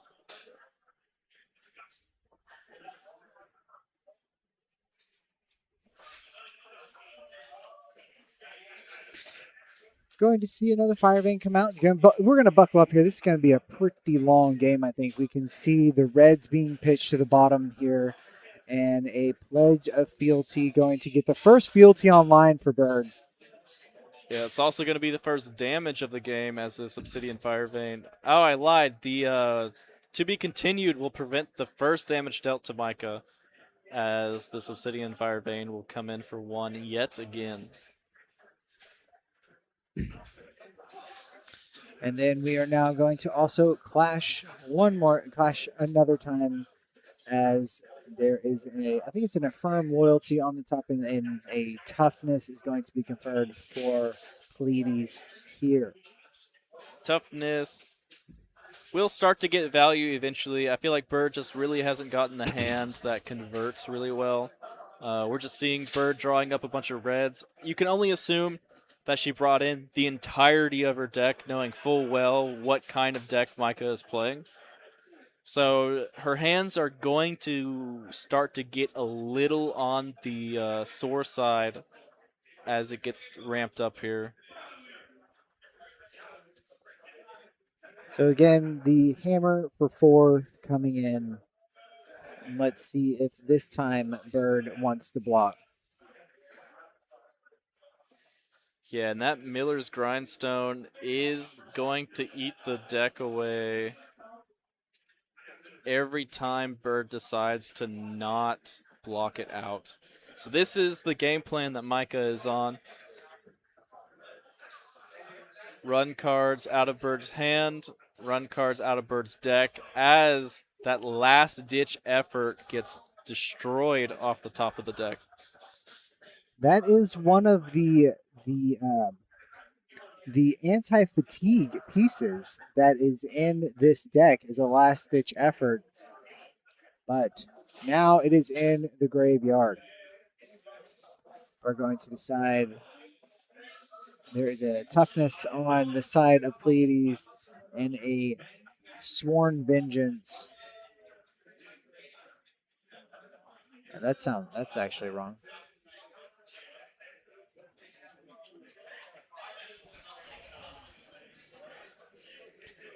This is going to be coming in now for a, I think it's 5 or 4. It'll be for 4. The toughness token going to make the tough smash up block for 4, as well as the rampart of the Ram's Head also going for +1.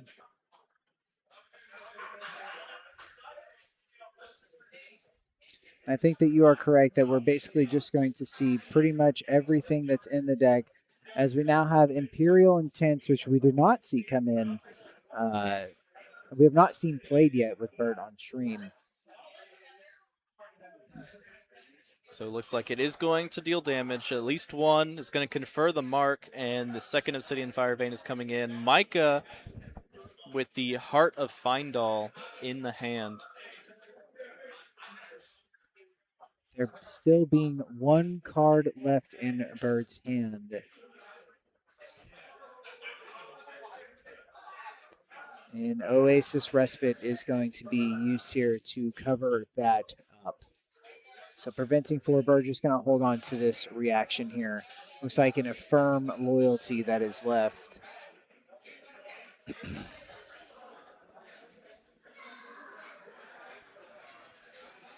So it looks like everything blocked out. Miller's Grindstone coming in hot. And a Sigil of Solace will be finding its way to the arsenal here for Micah. This hand with the Hunt's End and the Saber Bloodshed. Saber Bloodshed looking pretty good here with a mark and a Long Whisker Loyalty. Hunt's End, not necessarily what you want to be seeing quite yet, but Bird has been setting up quite the pitch stack. So you would venture to think that that is probably going to end up going down to the bottom. All the Fire Veins still cost 1, which gives a pitch outlet for Bird to stack these red reactions for the late game. So Saber Bloodshed going to come in here, and like we said, Hunt's End being pitched to the bottom. So there is a staunch response in the hand for Micah. He can choose to deploy that instead of the Rampart. It looks like he's still choosing to use the Tunic here to pay for the Ramparts, maybe. Still thinking about it.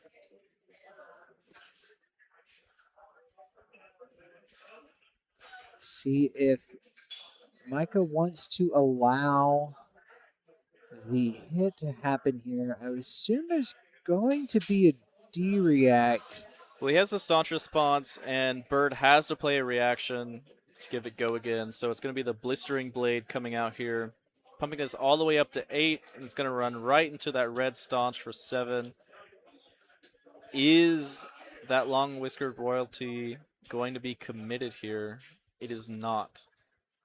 Going to go ahead and pitch that along with the Hunt's End. That is a pretty nasty pitch stack right there.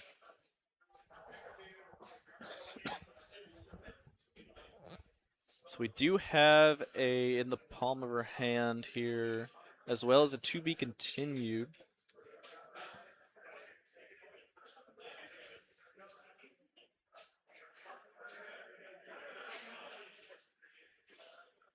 The to be So we're continued gonna will drop be the played to out. be continued, probably block unless there's a reaction, which there is. It's an Affirm Loyalty, which is going to give the second fealty. If this hits, the mark will be removed and the third fealty will be created, and that will be online for Fang Drakai of Blades. Just like that, there's 3. Relentless Pursuit is the card drawn this turn. Bird can choose to play it to mark Micah and have it go on the bottom of the deck if she so chooses, but instead is electing to just arsenal the card.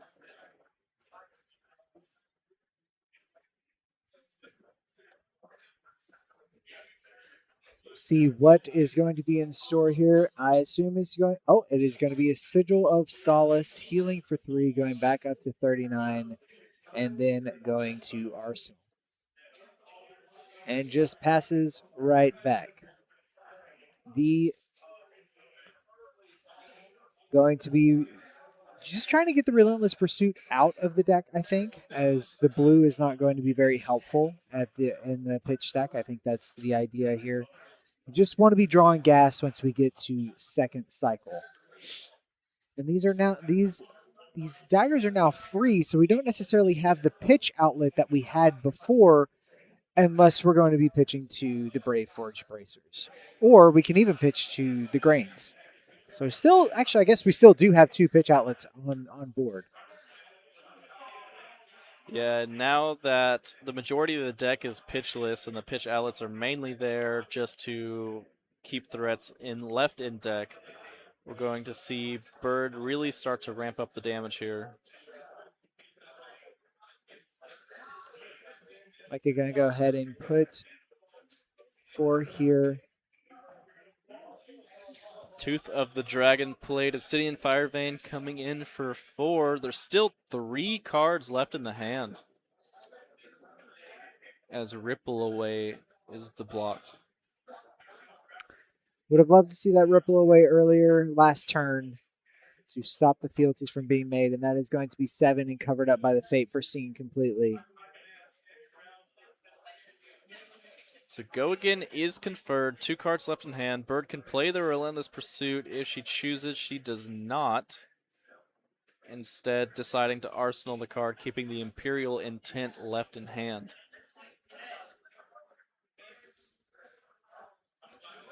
Move some counters around here with Pleiades.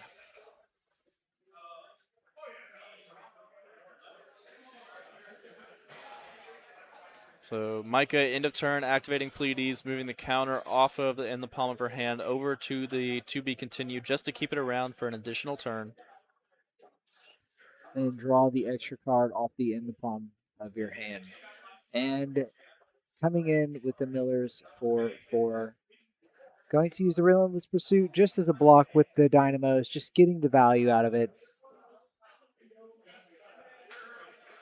Heads up little keep there by Bird. Trying to get these blues out of the deck. Yeah, Sworn Vengeance is the play.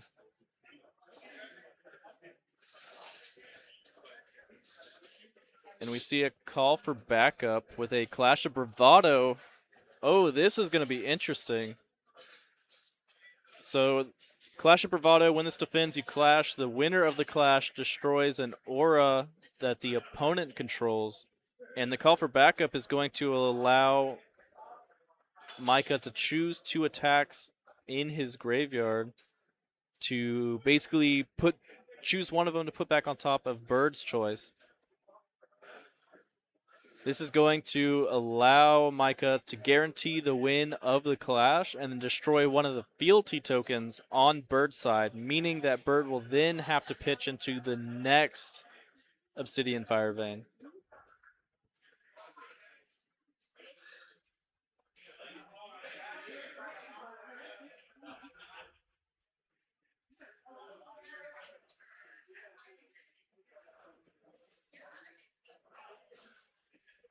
So, yep, that's what's going to happen. The 8 is revealed. Bird reveals the top card of the deck. Fealty is destroyed. Bird instead pumps us up. Turning off the Hunt's End here. I mean, there is still the blue. Well, the mark is conferred. The fealty goes back up to 3. Yeah. Pitching the Hunt's End again, getting this massive pitch deck at the bottom, pitching to the Vigor, or to the Grains of Bloodspill for the Vigor. Just sending only the best reactions down to the bottom. Now, this Overcrowded is very interesting to put in Arsenal since it is technically a 4 block. And if Micah just wants to swing the Miller's Grindstone next turn, that he can just block from Arsenal or she can just block from Arsenal for 4. As that beautiful keyword ambush there.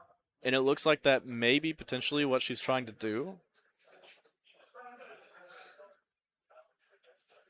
2 blues in this hand here. Not super exciting whenever you're online. Glint the Quicksilver is still very nice. You know for a fact that Micah is going to want to defend anyway, but it's the Command and Conquer coming out, and that is perfect for Bird as she parked a 4 block in the arsenal. With ambush. which is I mean, I love this card.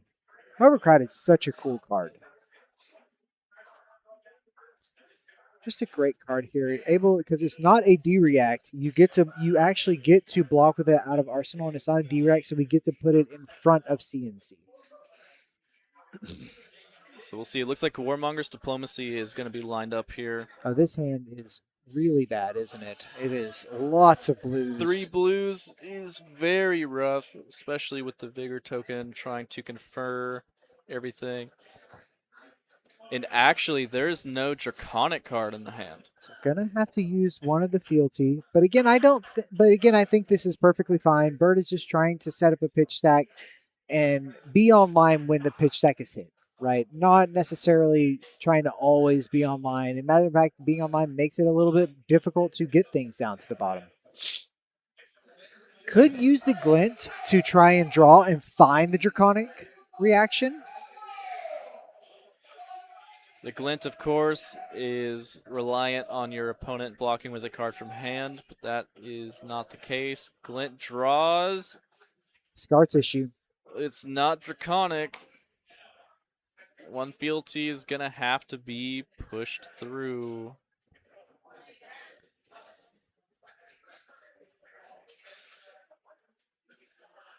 Of course, the previous dagger getting go again from the Glint the Quicksilver,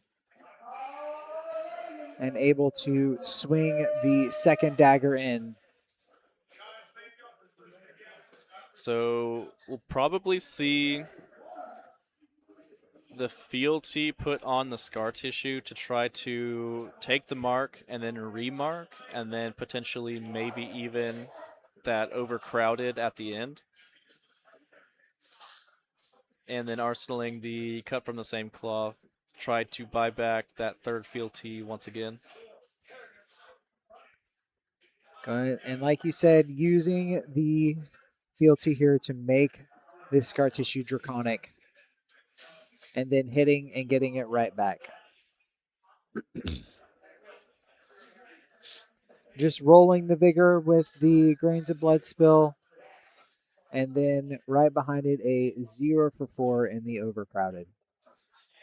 So we'll be, I guess, for 3, right? Because it's a 1 attack and 2 block. Why can't it just be 2 and 2? I want this card to be 2 and 2. It'd just be so broken. Yeah, it's just hey, a 0 for 3 blue that blocks 4 is pretty good. I don't know what more you want from this kind of I mean, I just want it to be a 2 and 2. You know? I guess if there was a toughness on the side of Micah, then it would have been a 0 for 4, but can't always be so lucky. But going to get the mark off in with another hit, and 4 fealty now available to Fang Drakai of Blades. Yeah, now with 4 fealty, not only is Bird able to insulate herself in case there's another Clash of Bravado, but on the off chance that she gets another hand like the last hand that just had no Draconic reactions or cards in general in it, she can burn the extra fealty just to make sure the turn still works out and not get punished for it. Miller's going to be coming in here for 4, as we have 33 playing 32 in a fatigue match of Micah versus Bird here at the RTN, brought to you by Blow on the Bayou at Game Guys here in Houston. So Tooth of the Dragon revealed for Bird, up on a pedestal revealed for Micah. No minus counter or card destroyed this time around, just 4 damage pushed through, or 3 damage pushed through.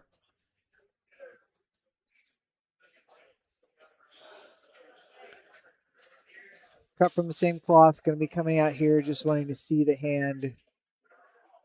It's be Tough Smash Up, Ripple Away, up on a pedestal, and a Sigil of Solace being shown here. A 0 block, a 2 block, and 2 3 blocks is the play.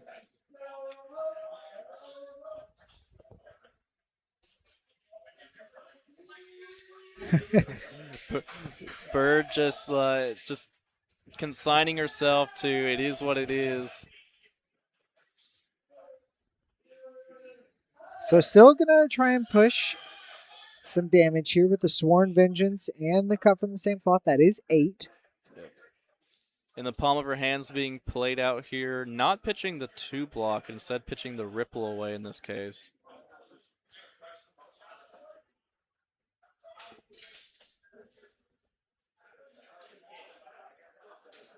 So we'll see. There is a scar tissue in hand to try and get another mark. And just stack up fealty. But again, I think at the bottom of the deck is mostly all Draconic. And that is going to be... Yeah, so block 7 here. This is interesting. Bird can play out the scar tissue, mark Micah, play out. Yes, we're going to use the fealty to play the scar tissue. Scar tissue is going to go again. It's going to mark Micah, and then the Drakai can come in for 4, and on attack, because Micah is then marked, will make the fealty back again. So Bird really finding what she needs to keep the fealties high and gaining more and more fealties.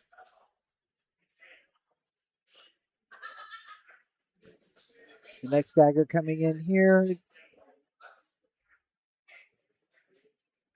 Is there another reaction here to get There this? is a Blistering Blade. Blistering Blade. Which will give +3 because this is the second Draconic Chain Link. So pump that up here to a 4, and then, like you said, have a for the Dracry after that. So just trying to build the pitch stack, get rid of all of the cards that are less than optimal out of the deck here. Bird, a very experienced Dromai player as well, and this is how you play into Guardians as Dromai as well. Just send all of the good cards to the bottom and then just have massive overpowering turns that they cannot block. Yeah, so 5 damage coming through as the Blistering Blade is played, and this for the Drakai will be the follow-up. This turn from Bird is actually very, very good. It's a pretty insane turn we have here. We have a 12, 16, 20 damage. 5-card 20 is very on rate. All and at reaction speed nonetheless. It makes it very difficult to try and block and figure out what to do against it.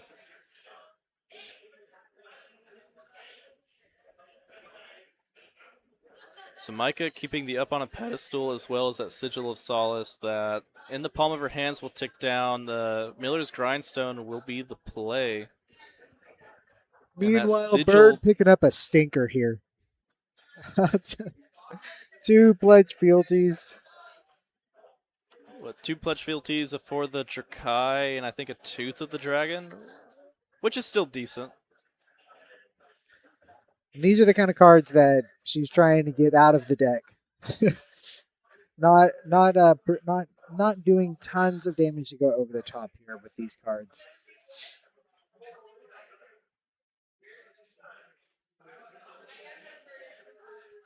And a Righteous Cleansing revealed to this Miller's Grindstone as a Long Whisper loyalty gets destroyed off the top of the deck. That is a card that Bird is trying to keep in the deck, is the Long Whispers. Those are very good card to make things swing over and over. And it looks like here that the players are going to confer with the judge. So the judge call is Micah drew up an additional card whenever he drew at the end of his turn. I don't think he looked at the cards, but it looks like he did now. So typically the resolution of this is the hand is revealed. Bird gets to choose a card from the hand to either place on the top or bottom of the deck. But in this case, it will be the Command and Conquer Bird's choice.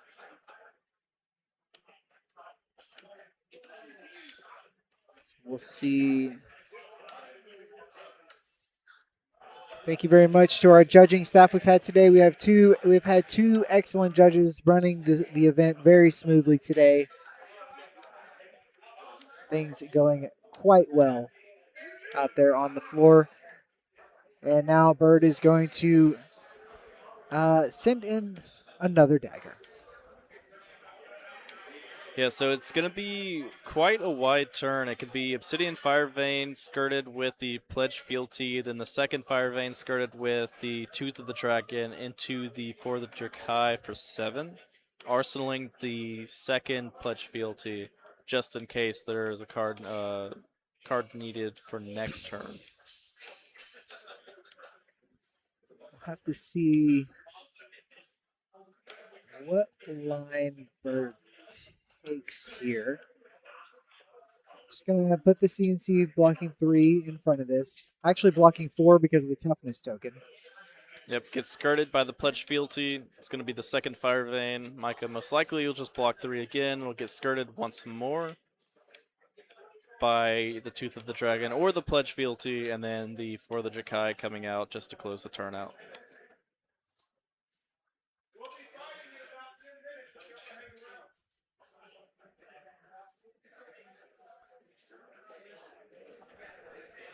See if the Tooth of the Dragon comes out here. Going to be the Rampart to the Ramhead being committed with the Thunderquake in the pitch.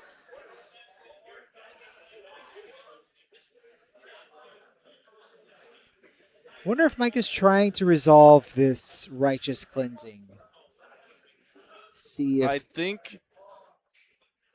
think Bird just won't let Micah resolve it.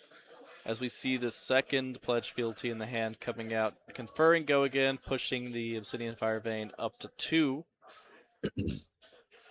as 1 damage gets leaked through. going to take 1 here.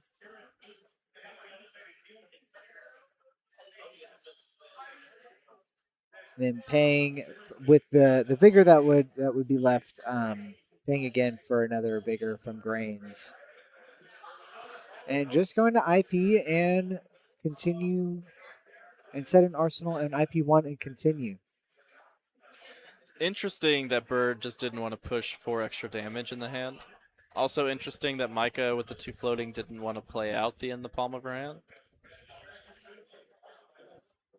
I'm sure Micah would like to arsenal the in the palm of her hand if he can, although the arsenal is currently filled, but it is just filled with the Sigil of Solace.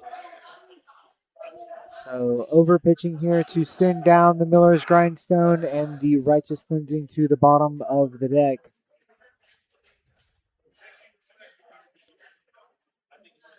Gonna count the deck here and see where we're at.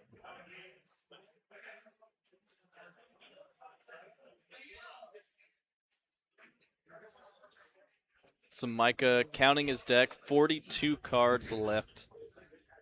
Still quite the sizable deck as we continue to move through this game. It is a long game that we have going here. Staunch response and a little bit off the screen here. So it was a reaction because I don't see any Micah trying to put any minus counters on the Miller's Grindstone.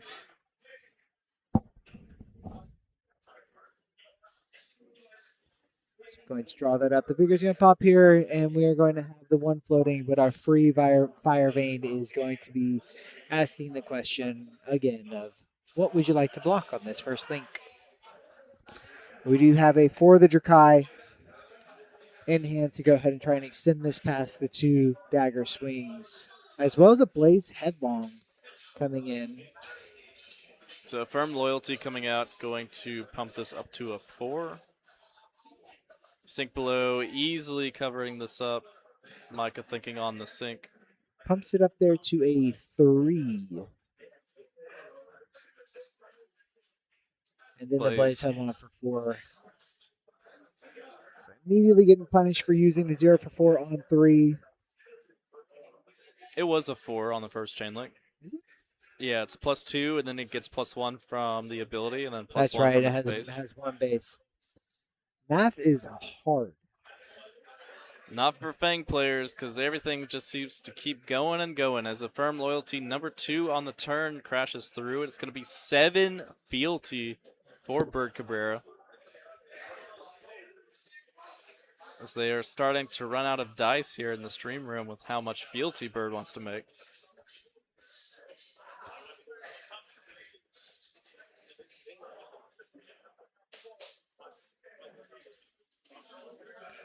And the Staunch Response coming out, going to easily cover it up. 1 card in hand, 1 card in arsenal. We know that for the Drakai is still there, and there's the Tooth of the Dragon from the last turn. 7 damage coming through. Micah has no cards left to block with, although he does have some equipment to work with.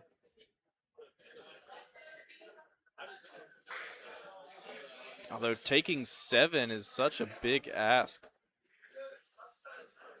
This deck is just so efficient once it gets online and it starts finding all of the good reactions. Gonna go ahead and take the 7 down to 13. A 10 life deficit here, and it looks like, I mean, Fang just grinding here. Just grinding with no actual, like, no real pressure. Bird is able to just kind of play out the hands if they're really good, and if they're not, which Bird is making a very disgusted face here at what is available to her. And we do know at the bottom of the deck is just gas. Yeah, unfortunately, Bird's deck is a little outside of the frame, so we can't quite see how large it is. But you have to think at this point in time, the threats have to be wearing down just a little bit. So we're going to see the yellow scar tissue coming through here. Not, we did use a field TS, so that is go again, and going to confer the mark onto Pleiades. And then a hunt to the ends of Wraith. Hunt to the ends of Wraith coming in for go again. So we're going to go 4 go again into 4 go again into another 4. I hear 4 go again is 0 for 4 is pretty good.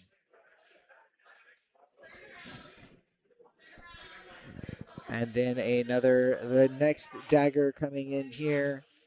Micah not resolving the call for backup trigger.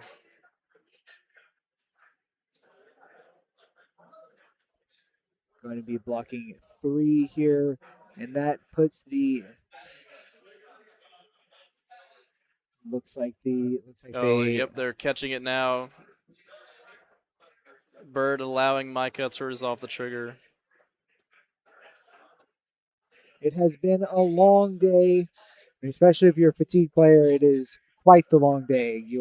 This is round 8 with your fatigue deck. This is quite the nightmare scenario that I have been in somewhat, but still don't enjoy. Long Whisker Loyalty off the top. And going to send in the Blistering Blade to go over the top for a little more damage and take it off. Just so much damage coming out of this Fang deck. It is difficult to just block with your 3 blocks here. Gonna need a little more of a plan than that, I think. And this is a really good hand from Bird. She has an Oath of Loyalty, a Hunt to the Ends of Wraith, a Draconic Reaction, and a Scar Tissue. I think that we may have hit pitch stack then. So I think I saw all of the Hunts to the End of Wraith pitched.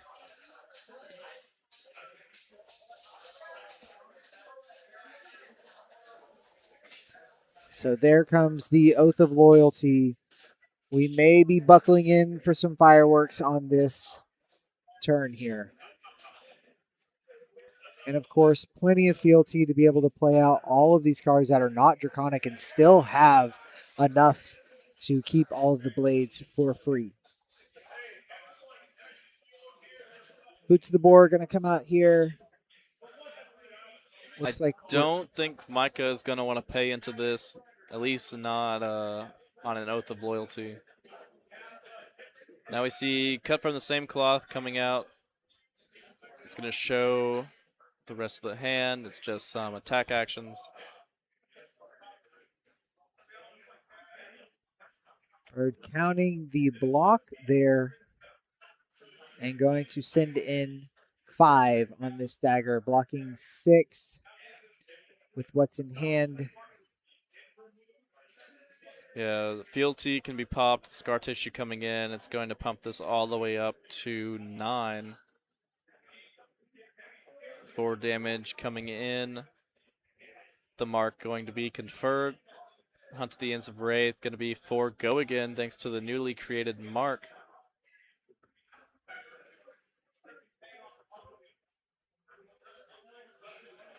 This card just looking really good here, even not against an Arachne.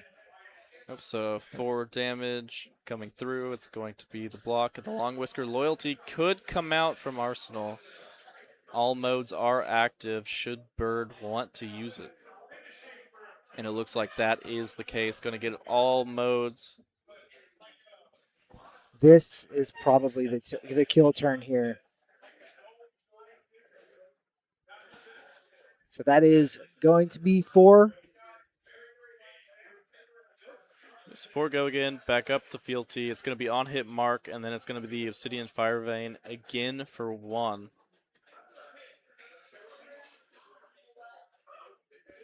Going to use boots to the board to go ahead and cover that up. I guess there wasn't any other reactions there left to give more go again to the swords. And no cards left to swing anything. And Micah at 4 playing 23, going to pass back over. There is a mark and a Savor Bloodshed. Yeah, this hand is very good. It's going to be the 4 go again is the start, not playing the Savor Bloodshed first. Although Bird can assume that Micah is going to want to block anyway since his life total is at 4. So maybe trying to draw out some blocks and then put the Savor Bloodshed in when it's very difficult to block, because there is also a cut from the same cloth. So this is going to be a huge dagger that's coming in here. Yeah, although Bird did close the chain, so it is going to be a potential extra counter on Rampart, although the Oasis in the hand is going to be able to stump that. So this pumped up to 12. Going to gain 1, go up to 5, prevent 4, then prevent another 4. So that's 8. Blocking 8, 9 actually, and taking 3. Taking 2. Yeah, Micah takes 3 but gains 1, so really just a loss of 2 life. That Again, Savor Bloodshed is the draw. Bird could choose to play it out. no Micah cards. has no cards in hand, I don't think.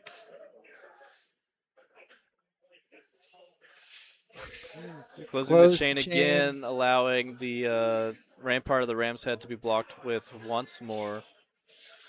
The Gauntlets of Iron Will are probably going to have to be committed here, since this is just an attack or defensive 1 currently. Defensive 3 plus a sigil. And the sigil coming in to save the day here. Micah going to live to fight one more turn.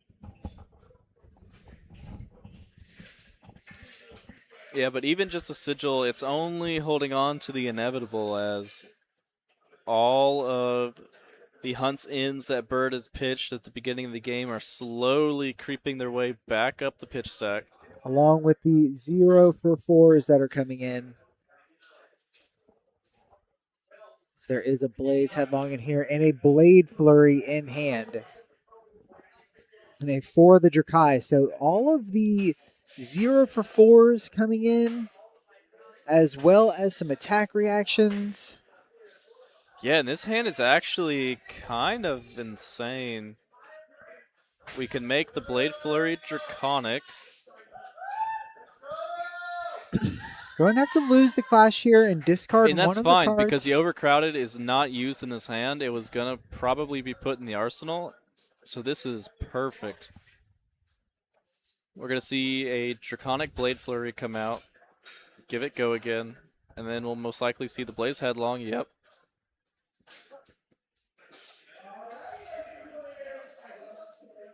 And then this will be Obsidian Fire Vein for 3 as well. 1 card remaining in hand. We know it's a 4 of the Drakai. So Micah forced to overblock here and try, and then just setting the for the Drakai for another turn. Blade Flurry, Scar Tissue, Hunt. Oh, this hand is pretty insane too. Again, Pitch Stack has come around, obviously, and we are seeing all of the power cards come up. Oh, and we're seeing 2 Fiddler's Greens coming out for Micah. This is not the hand that you wanted to draw them in. Blocking for 4, going to Clash, and wins the Clash, making another toughness token. Oh, but this is going to be the death knell. Micah can block with 2 Fiddler's Greens, but he only gains the life when the combat chain closes and they're put into the discard.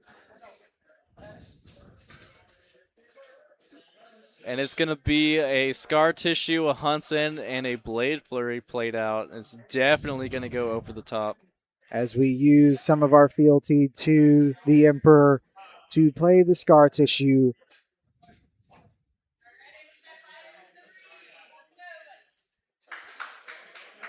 Being saved here by the Gauntlets of Iron Will. Bird not wanting to commit all in on that 1 dagger. The Gauntlets of Iron Will were able to prevent some of that. Micah recommending that Bird close the chain so that he can gain the 3 life first. Everyone around here just loves to joke around. Bird, of course, is a Houston local for quite a while.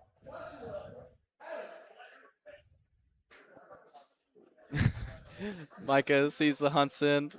I'm like, yeah, that's kind of a lot. That's a card, And that is gonna the be end of the game. Bird Cabrera takes it down, moving on to the finals. Putting on a clinic of just how to really just pitch all there. I mean, this next term was just disgusting as well. Just putting on a clinic to show the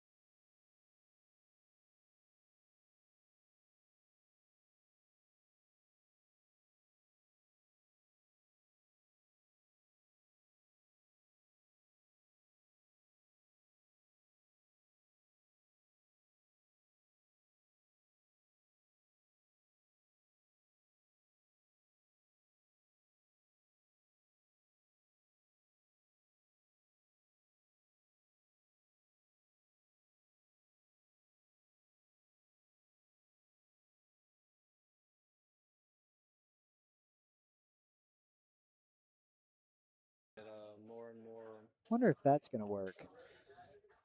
Looks like we are good now. So I don't know what was causing the issue. We've been fighting it all day. It went away.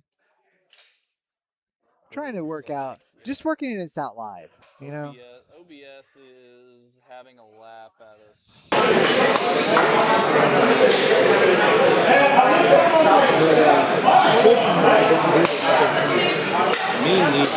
Our best, you know. We're just two men sitting in chairs. Two men. That's why I'm here and not out there. Because if I was out there, then I'd be like doing a really good job at things. But instead, I'm sitting here and I'm just not as good at things. That's just the way that it goes. Yeah, I do this because I would be too strong to be a good player, and I would have to get Is this way until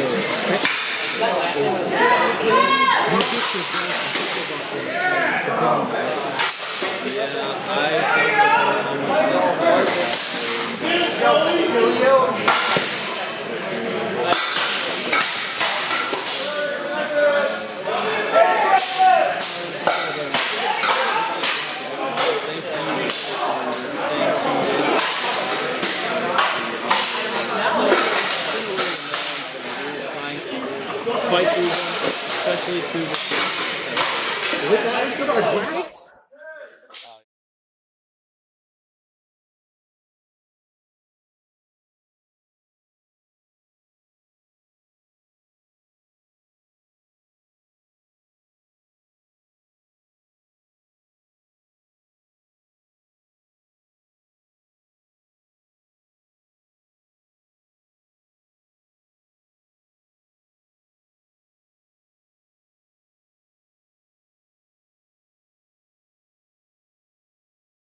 shuffled up, and we are going to get ready for the grand finals of our event. We have been here since 11 o'clock this morning waiting for this chance. Well, I've been here since 9. Well, yes. You know, we got here. We've been here a little early, but it's okay. It's okay. It's okay. We're only going on. Look, there's no really complaining. I'm having a great time. I'm super excited. This has been a really, really good event. Thank you again, one last time. Thank you to Opus Arts. Thank you to Realm Gaming. Thank you to Game Guys and Blood on the Bayou Presents. This has been a fantastic, great event. 60 plus players. I think 64, maybe 65 I think total. 64 players, give or take. For our event. For those of you out there who are in and around the Houston area, we also don't forget that we have our circuit that is going to be coming up in the next, starting next month.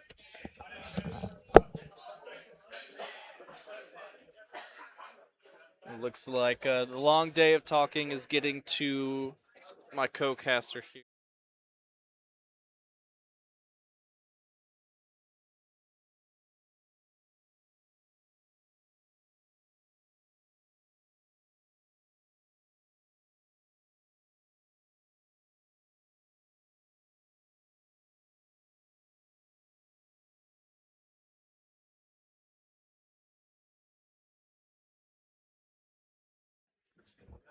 We are getting ready to get started here with our finals. It doesn't. I guess we'll have to once life totals change one time. This should be fine.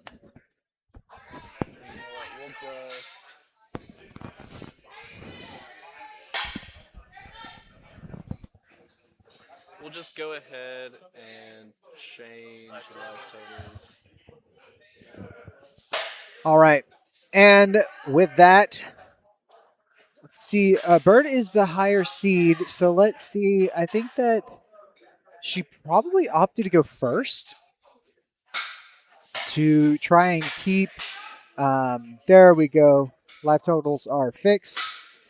Everything is ready to go for the finals here. And this is Oath of Loyalty, Last Ditch Effort, Blaze Headlong, And the card I can't quite see. It would be a very good going second turn. And I think it's a last ditch effort. Okay, and it looks like Bird arsenaling and passing. Steven playing the Heartbeat of Candlehold as the card turn. Waning Moon coming in for 2 damage. No Arcane Barrier on the side for Bird Cabrera. So all arcane damage going to be pure damage here. That might just be the name of the game for Steven. Just try to find all those arcane spells, try to just throw them out. Bird can't prevent them, and then whittle the life total down. So Oath of Loyalty going to be the first salvo of offense here from Fang Drakai of Blades, with no fealty here to start off. But definitely, but Bird with 2 blues in hand to try and fund the turn. Yeah, so this is actually still pretty nice. It's going to be Oath of Loyalty, Blaze Headlong, Obsidian Fire Vein. I think there's a Blistering Blade in Arsenal. So it'll be a 4/4/4, and then can end with the Fire Vein. And Arsenal, the Overcrowded, if she so chooses.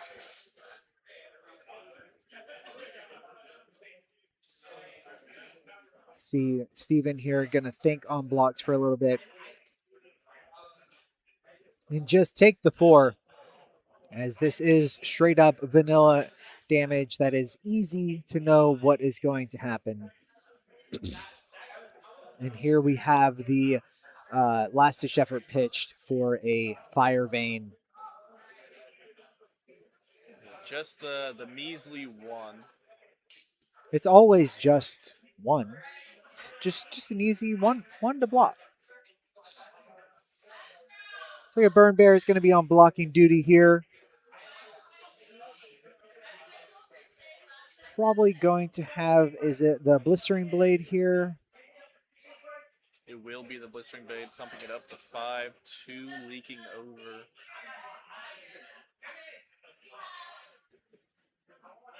Going down to 37, and then the Blaze Headlong coming in after that. Another 0 for 4, go again. And it looks like, yeah, Bird paid into grains, made the bigger token, and a Fate Foreseen to Blaze Headlong. Then able to use just that one last floating resource to get one more tick from the Fire Vein, or one more damage from the last Fire Vein.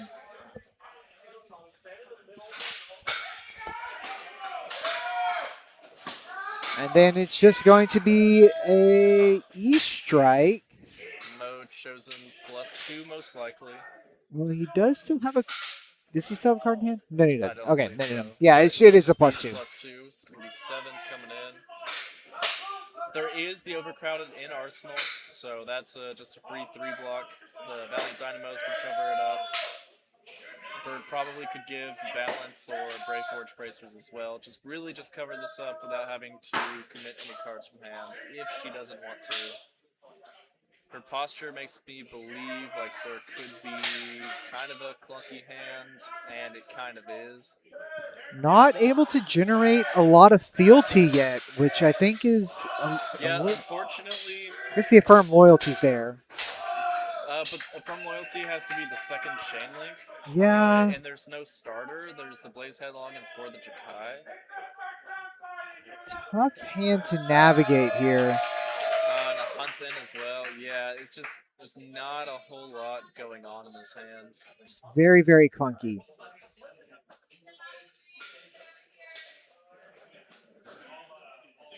These are the kind of hands that you're like, wow, this Fang deck is just so broken. And then you see these kind of hands and you're like, oh, wait, okay, yeah, maybe there is a little bit of weakness in here somewhere. Yeah, a little bit of a slow start for Bird. Not what you want to see when you're really trying to put on the damage.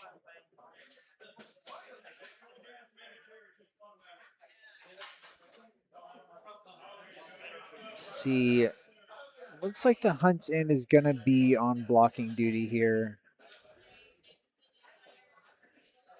Steven asked if Bird's hand was bad since she was really deliberating it. Bird says, it's fine, it's just bad. But still able to cover up the 7 here. Again, Overcrowded just doing work whenever there just seems to always be at least one token aura on the board here for Fang. Yeah, so the Obsidian Fire Vein coming in for 1. The Firm Loyalty is going to pump this up to 3. Unfortunately, it's not the second Chain Link, but it will turn on the Blaze Headlong and the For the Drakai. Unfortunately as well, Steven is not marked, so the For the Drakai will not make fealty either. Would not be surprised to see it just hit the arsenal. Yeah, seeing as Steven has already played 2 defense reactions on the turn, it's probably too much to commit for any more on the turn, so we're just gonna pass it on over. And there is 6 Arcane, knocking Bird down to 32. I thought. We'll see the live totals be updated here shortly. I believe they'll catch that here in a second.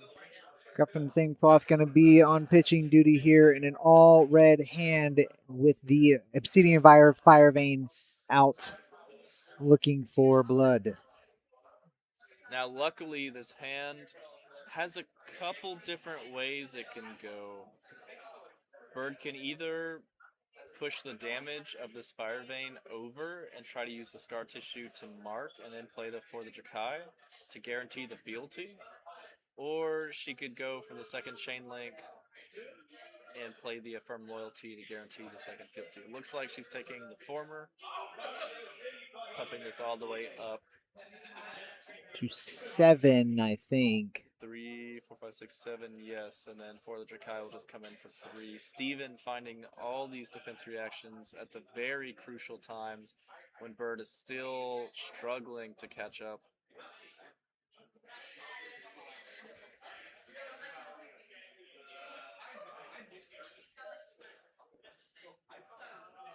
So 32 plays 32. Wizard kind of doing Wizard thing, getting him walk down with you and then do the Arcane thing.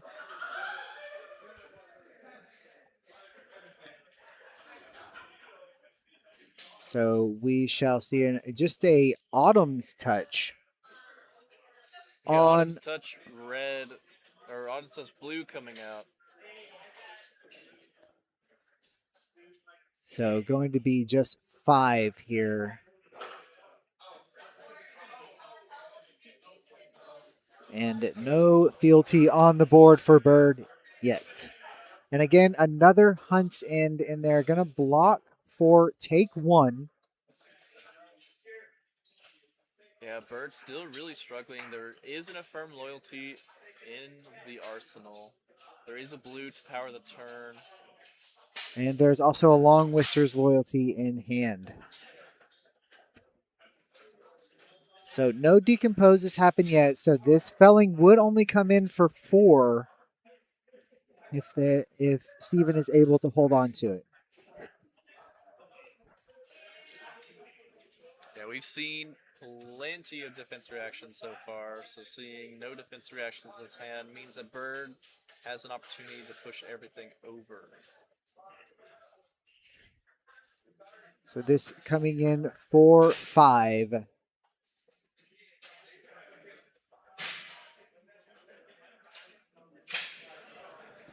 So Siren to Safe Harbor is going to be on blocking duty here. And Long Whisker Loyalty going to push this over to push it up to 6.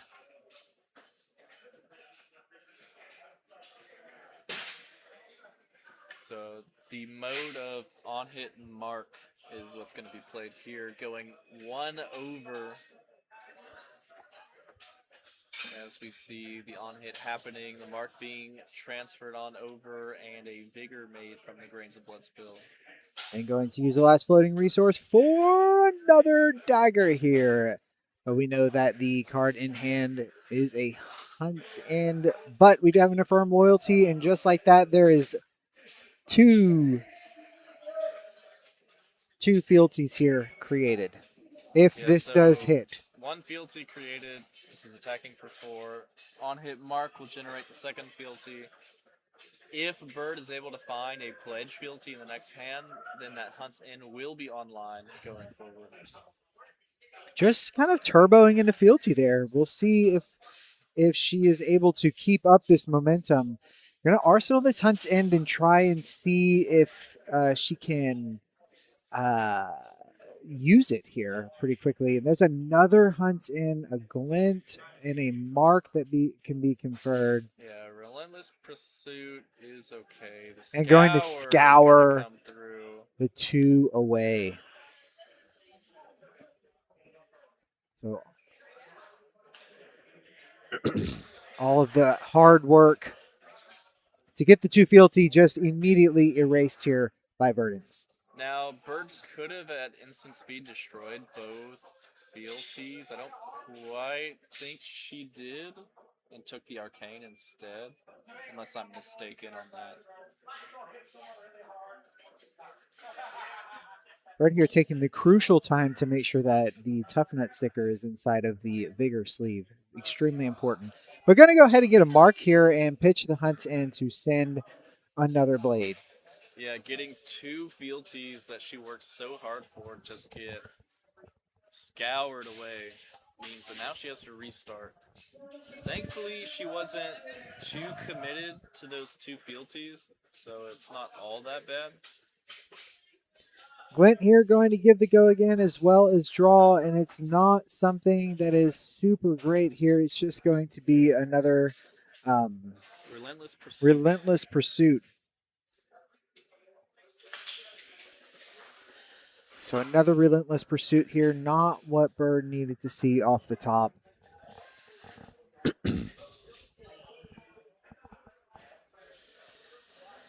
But it looks like she could push it over the top with a Blistering Blade. I think that's the thought process, because the Blistering Blade can push it over the top, and then the Relentless Pursuit can reissue the mark, but it doesn't look like that's what she's trying to accomplish here. Who's going to block 3 and get maximum value out of the Blistering Blade here?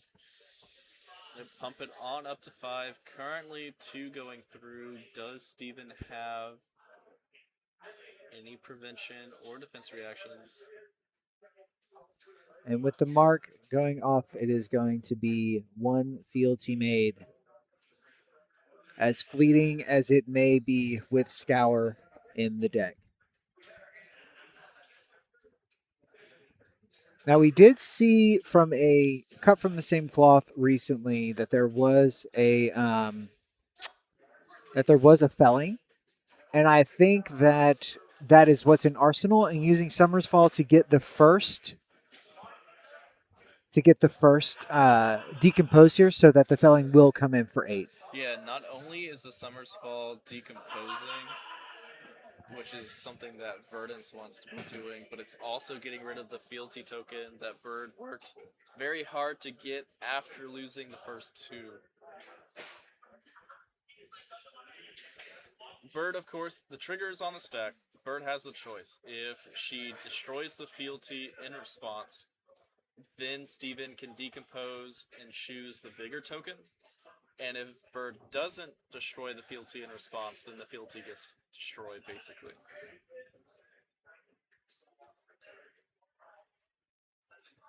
So it looks like since the fealty did not exist, the decompose is not able to happen since it is targeting.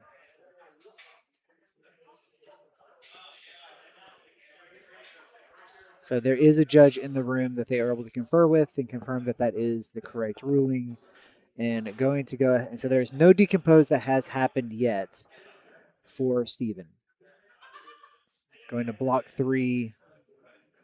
I assume that Bird took 3 there, and here comes the Vigor with 1 floating, able to just send in 1 of the sword attacks here. See, finding a pledge fealty here, but Steven able to find the ability to destroy these fealty tokens pretty easily, or pretty dispersed very well throughout the deck, we'll say that. Yeah, so the pledge fealty is going to come through here. Another fealty created once again. The Warmonger's Diplomacy is going to be pitched to the Obsidian Fire Vein, and the Imperial Intent will be played out.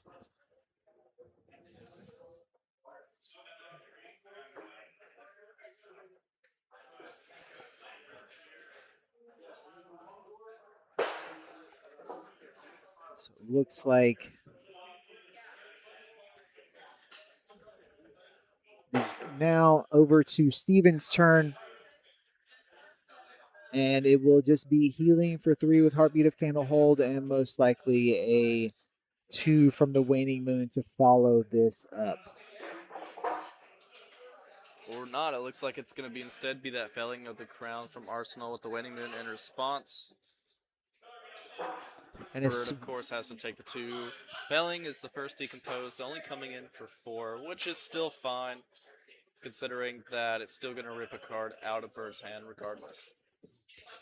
And also, now Bird able to see that there is another Scour that is going to the bottom here.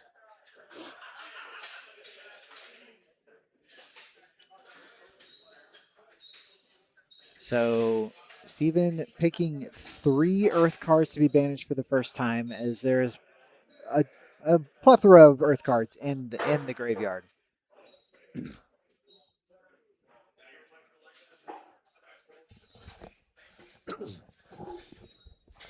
Steven commenting on Bird's fealty generation being lackluster so far, as Bird is definitely struggling a little bit.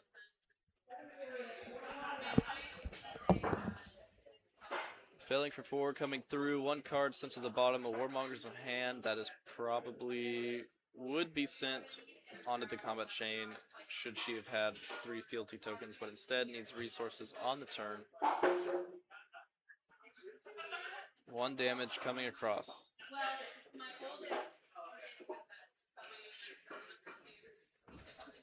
The reactions is going to be probably the Long Whisker Loyalty, choosing on hit mark. To which Steven most likely has a defense reaction or the mental block.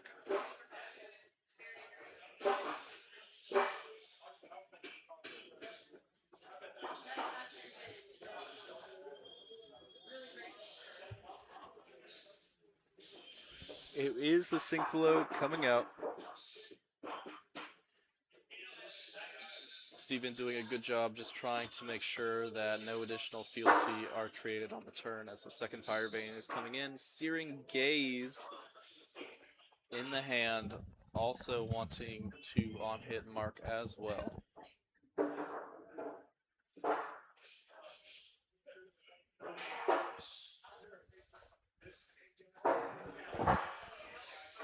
Three, so Everloom Life on blocking duty here. Blocking 3 on the 1.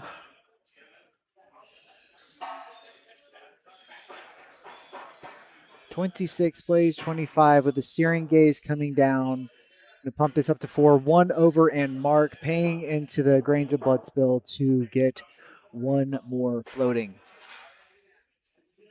Or get 1 bigger for next turn. Yeah, so the Vigor being generated. The mark token should be removed. And another fealty should be generated. Oh, I believe the fealty was generated. The Searing Gaze is on hit mark. So the mark will basically stay the same. The fealty will be generated instead. And the players here are going to make sure that they have everything all tidied up and everybody is in the right state here. Marked and the correct amount of fealty. So Bird having to do this the hard way this time. Not able to just keep 3 fealty and start having crazy amounts of value coming through. And another Felling of the Crown is found. That is the second one that is being put out, and this one will be 4-8. 1 card will be sent to the bottom for Bird. Bird still has some equipment left, but it's not a lot to be comfortable with. Bird also still not on 3 fealty tokens, making it very difficult to get anything accomplished. I think giving up the grains here is a little tough because you know that it's that having that floating vigor is pretty big going into each turn. And for the turns that you don't draw up your blues or you draw up only a yellow, I'm thinking that she'll probably try to hold on to that, and she'll block with it here just to make a liar out of me. But I think that's maybe where she's at. It's going to be block 7 here with the Saber Bloodshed, Oath of Loyalty, and the Valiant Dynamo. As our hand is Scar Tissue plus Draconic Reaction. Or no, just Scar Tissue. Not a Draconic card. You normally would take the 0 for 4, so there's got to be something in the arsenal. I don't quite remember what it is that's going to help play out this hand.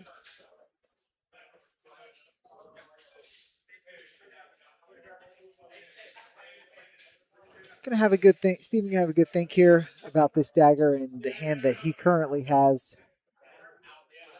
Whether or not just gonna put the Ring of Roses in front, along with the the chest to block 6. Yep, the bark skin of the Millennium Tree, making a embodiment of Earth token, which Steven doesn't seem to have, and is instead using an art card. Beautiful. How unprofessional, Steven. I can't believe it. But instead, we were able to have the Rosetta binder side, the like card, and loses that fealty token. Does Bird?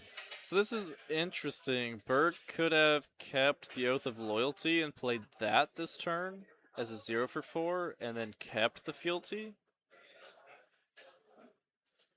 But instead chose to lose the fealty and not play anything.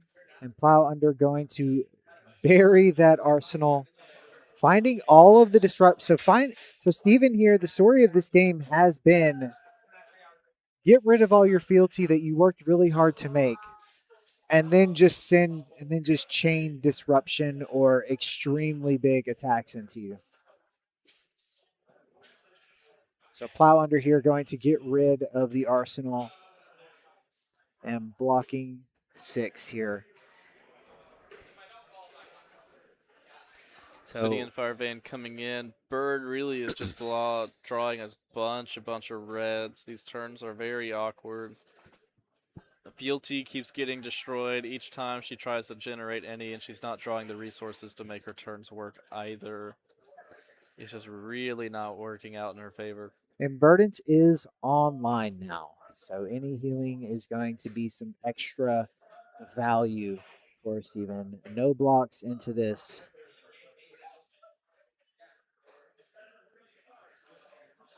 So going to be taking 1 and getting 1 fealty here.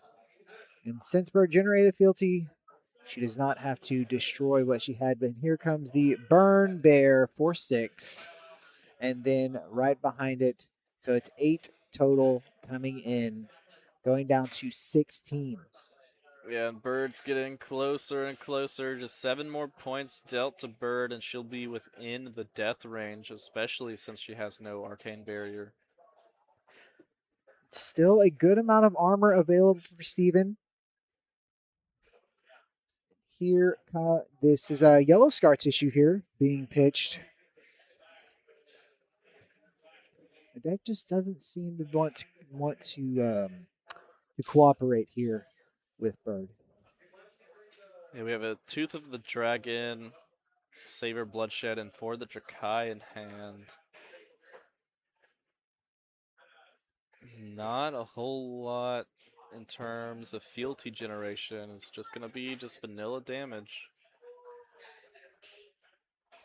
There's a scar tissue. So a red scar tissue out of there to get a mark on Steven. Coming in for 5, has the fate foreseen.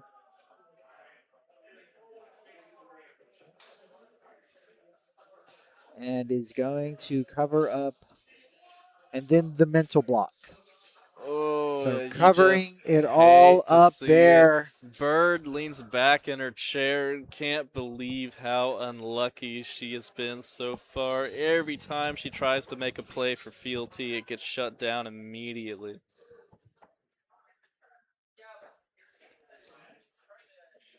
So going to prevent one here and create the ponder token. And now what gave this go again? Bird used the fealty on the scar tissue Okay. to turn that draconic. So now it's going to be the Obsidian Fire Vein into the Tooth of the Dragon, and then for the Drakai as the follow-up. To the dragon, pumping the next attack by +3, and then for the Drakai with no go again here. I guess on mark you are able to create the fealty. And this is going to be taking just one. So Steven here pretty much looking like he is in the driver's seat. And out of the arsenal comes a burn bear for 6.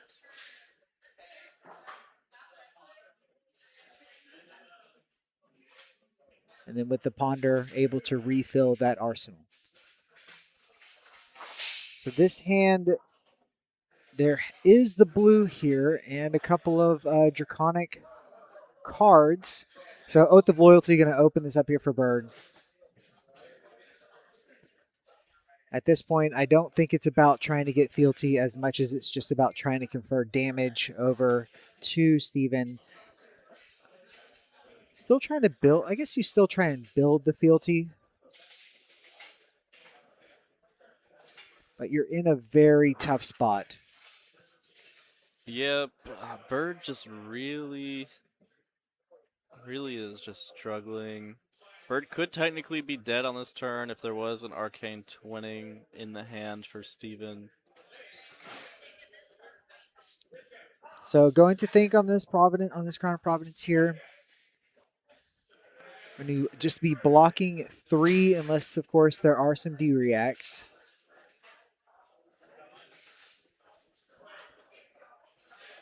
It appears that Steven has boarded out the Feindel's Fighting Spirit that we've seen him using most of the day for some additional D-reacts. So has those in the board, which is pretty excellent. Yeah, attacking into Fang isn't always super amazing. Of course, the Valiant Dynamos get a lot of extra value, so I think pivoting for the more arcane-based cards with extra defensive cards is the way to go. So we will see the Imperial Intent come out here, followed by a hunt to the ends of Wraith. As Verdance continues to slowly grind down Fang of Drakai. And I will say, despite the fact that Bird is having such a tough time getting this fealty going, she is still trading somewhat evenly with Steven. And this hunt to the ends of Wraith only for 2, as there is no mark on Steven.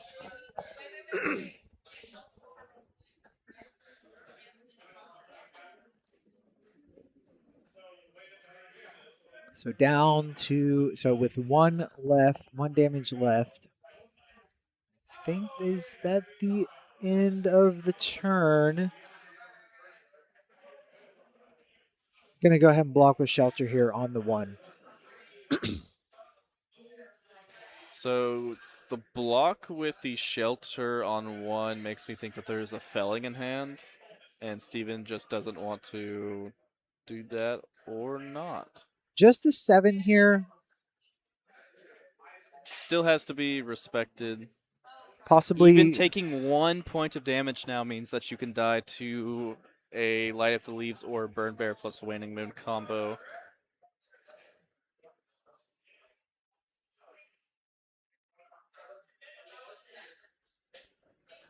We're going to respect that with the 7 block.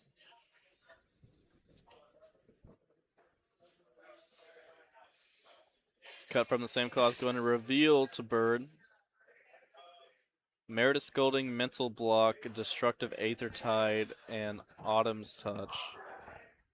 So not a great hand here.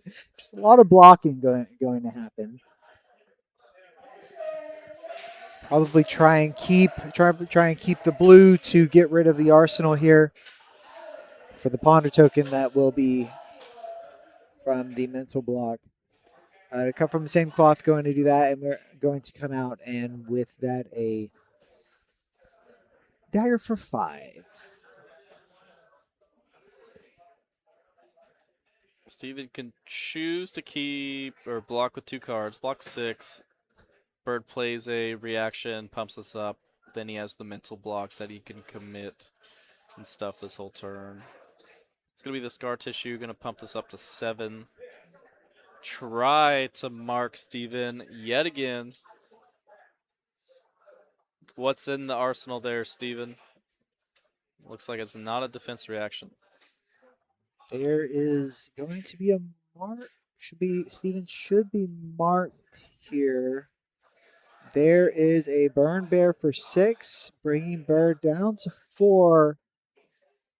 And Waning then Moon down to 2 is down to going 2. to be close. Any wizard non-attack action, even if it's something... Bird just going to concede there, and we're going to have Steven show the emeritus. And so there you go. It is going to be Steven Coker taking it Down here at Houston RTN, presented by Blood on the Bayou at Game Guys. Right there on Bird, just able to find out. Yeah, and I will say we've actually had a lot of very exciting games today. I think a lot of our Swiss rounds are very good. The Cluties deck is very slow, but I think it still showed what decks can still do. The fact that the team is still and I'm very impressed with how the meta is looking right now. Of course, we're about 2 weeks away from Compendium of Wraith coming out, and this whole collection of things is going to be shaking the floor. So I'm very interested to see just what heroes are going to start coming out ahead of what they're represented, or what heroes might fall behind now that Hero Falls get into these things. I also am extremely excited. And I think we're going to try to get Steven over here, have a little chat with him. I wonder if is he opening the table real quick. Oh, he is. Looks like he is opening the gold foil. Did we miss it? Did we miss it? Oh, no. Are we that bad? We'll have to get him over here and we'll talk to him and he can show it to us. Yeah, we'll have Steven come into the booth. I'll go ahead and grab him. Yeah, we'll go to a break real fast and let him show off his new gold foil. We'll be right back.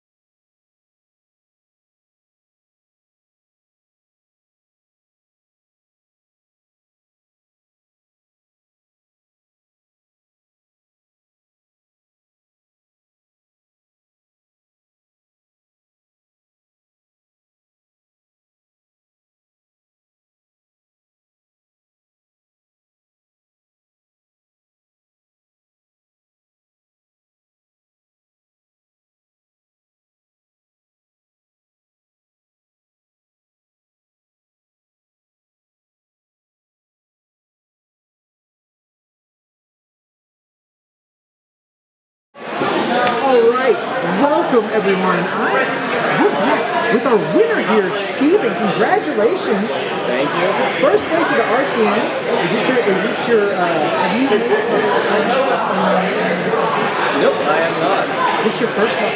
Yeah. First win? Yeah. Congratulations. That's awesome. So put the points on the board for Rodents. Well, They're doing super good right now. Moving up. sadly. So sad. How much longer we're gonna have this great race? Yeah, so let's show off some of the swag that we got here. So one of the great ones was this playmat. We have this nice Grim Reaper, so thank you Reaper Games for the Amazing. I haven't opened it because I only have 2 emails in my bag, Unraveling, and then this amazing Lord of the Rings deck. I'm a huge fan of the original trilogy. I haven't seen it. And then the serialized one, Blood and Bayou coin from Opus Arts. Thank you so much, Opus Arts. This is the one of like 250, I think is what it is. Super cool. We gave out a serialized 1 through 8 to our top.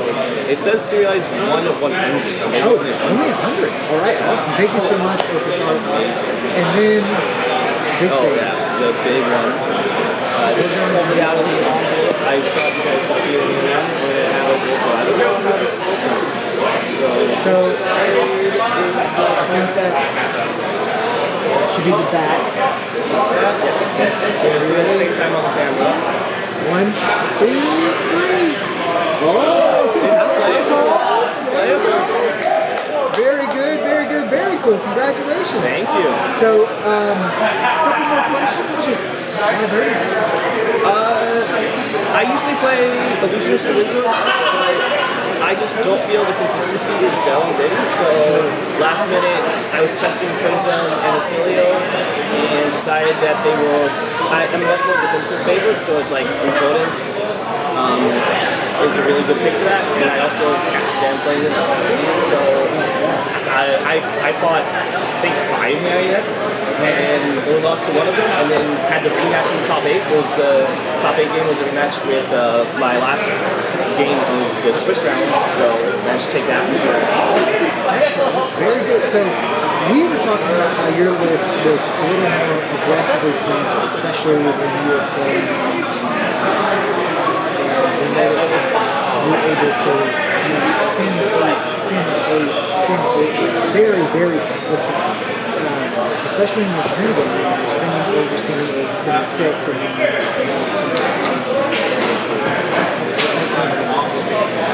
so we thought that playing aggressive yeah, I have 2 Famous Fighting Spells and 2 Blue Silence Spells. The other block back so I know good. Now, if I'm ahead, it's also just I can throw it, and oftentimes if I get online, then it's like I can throw it on my turn for extra value. So, 3 block back. But it's mainly to block the daggers in the early game and keep my life parity, because what happens if you go second is you fall for because if you don't have the arcane spell on turn 1, and letting you get free marks stuff in time going to your dad. But blocking those two were extremely, really good beat. You were in your first stream game against Jose. You were not managing to get your 26. Really good. Yeah, with the blue bands in blue and yellow Chilster generators, if they do not draw a gold, they have to pop the mats, and as long as they got marked as random, and I'll take a 1, 3, 6 gold play any game for me. So they're never going to do that, and they're just going to have to keep trying more. Well, it sounds like it worked out for you. Congratulations on the win. Thank you. Very good job, and safe travel on your way back, because you're not in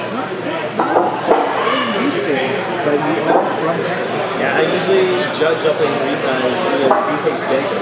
So if you have in the Rico's, which is still great cards.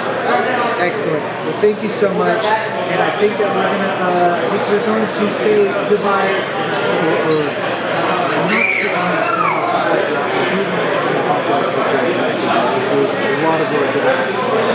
So phenomenal job. Yeah. Great job. I'm going to talk to him real quick, and we'll be right back to sign off.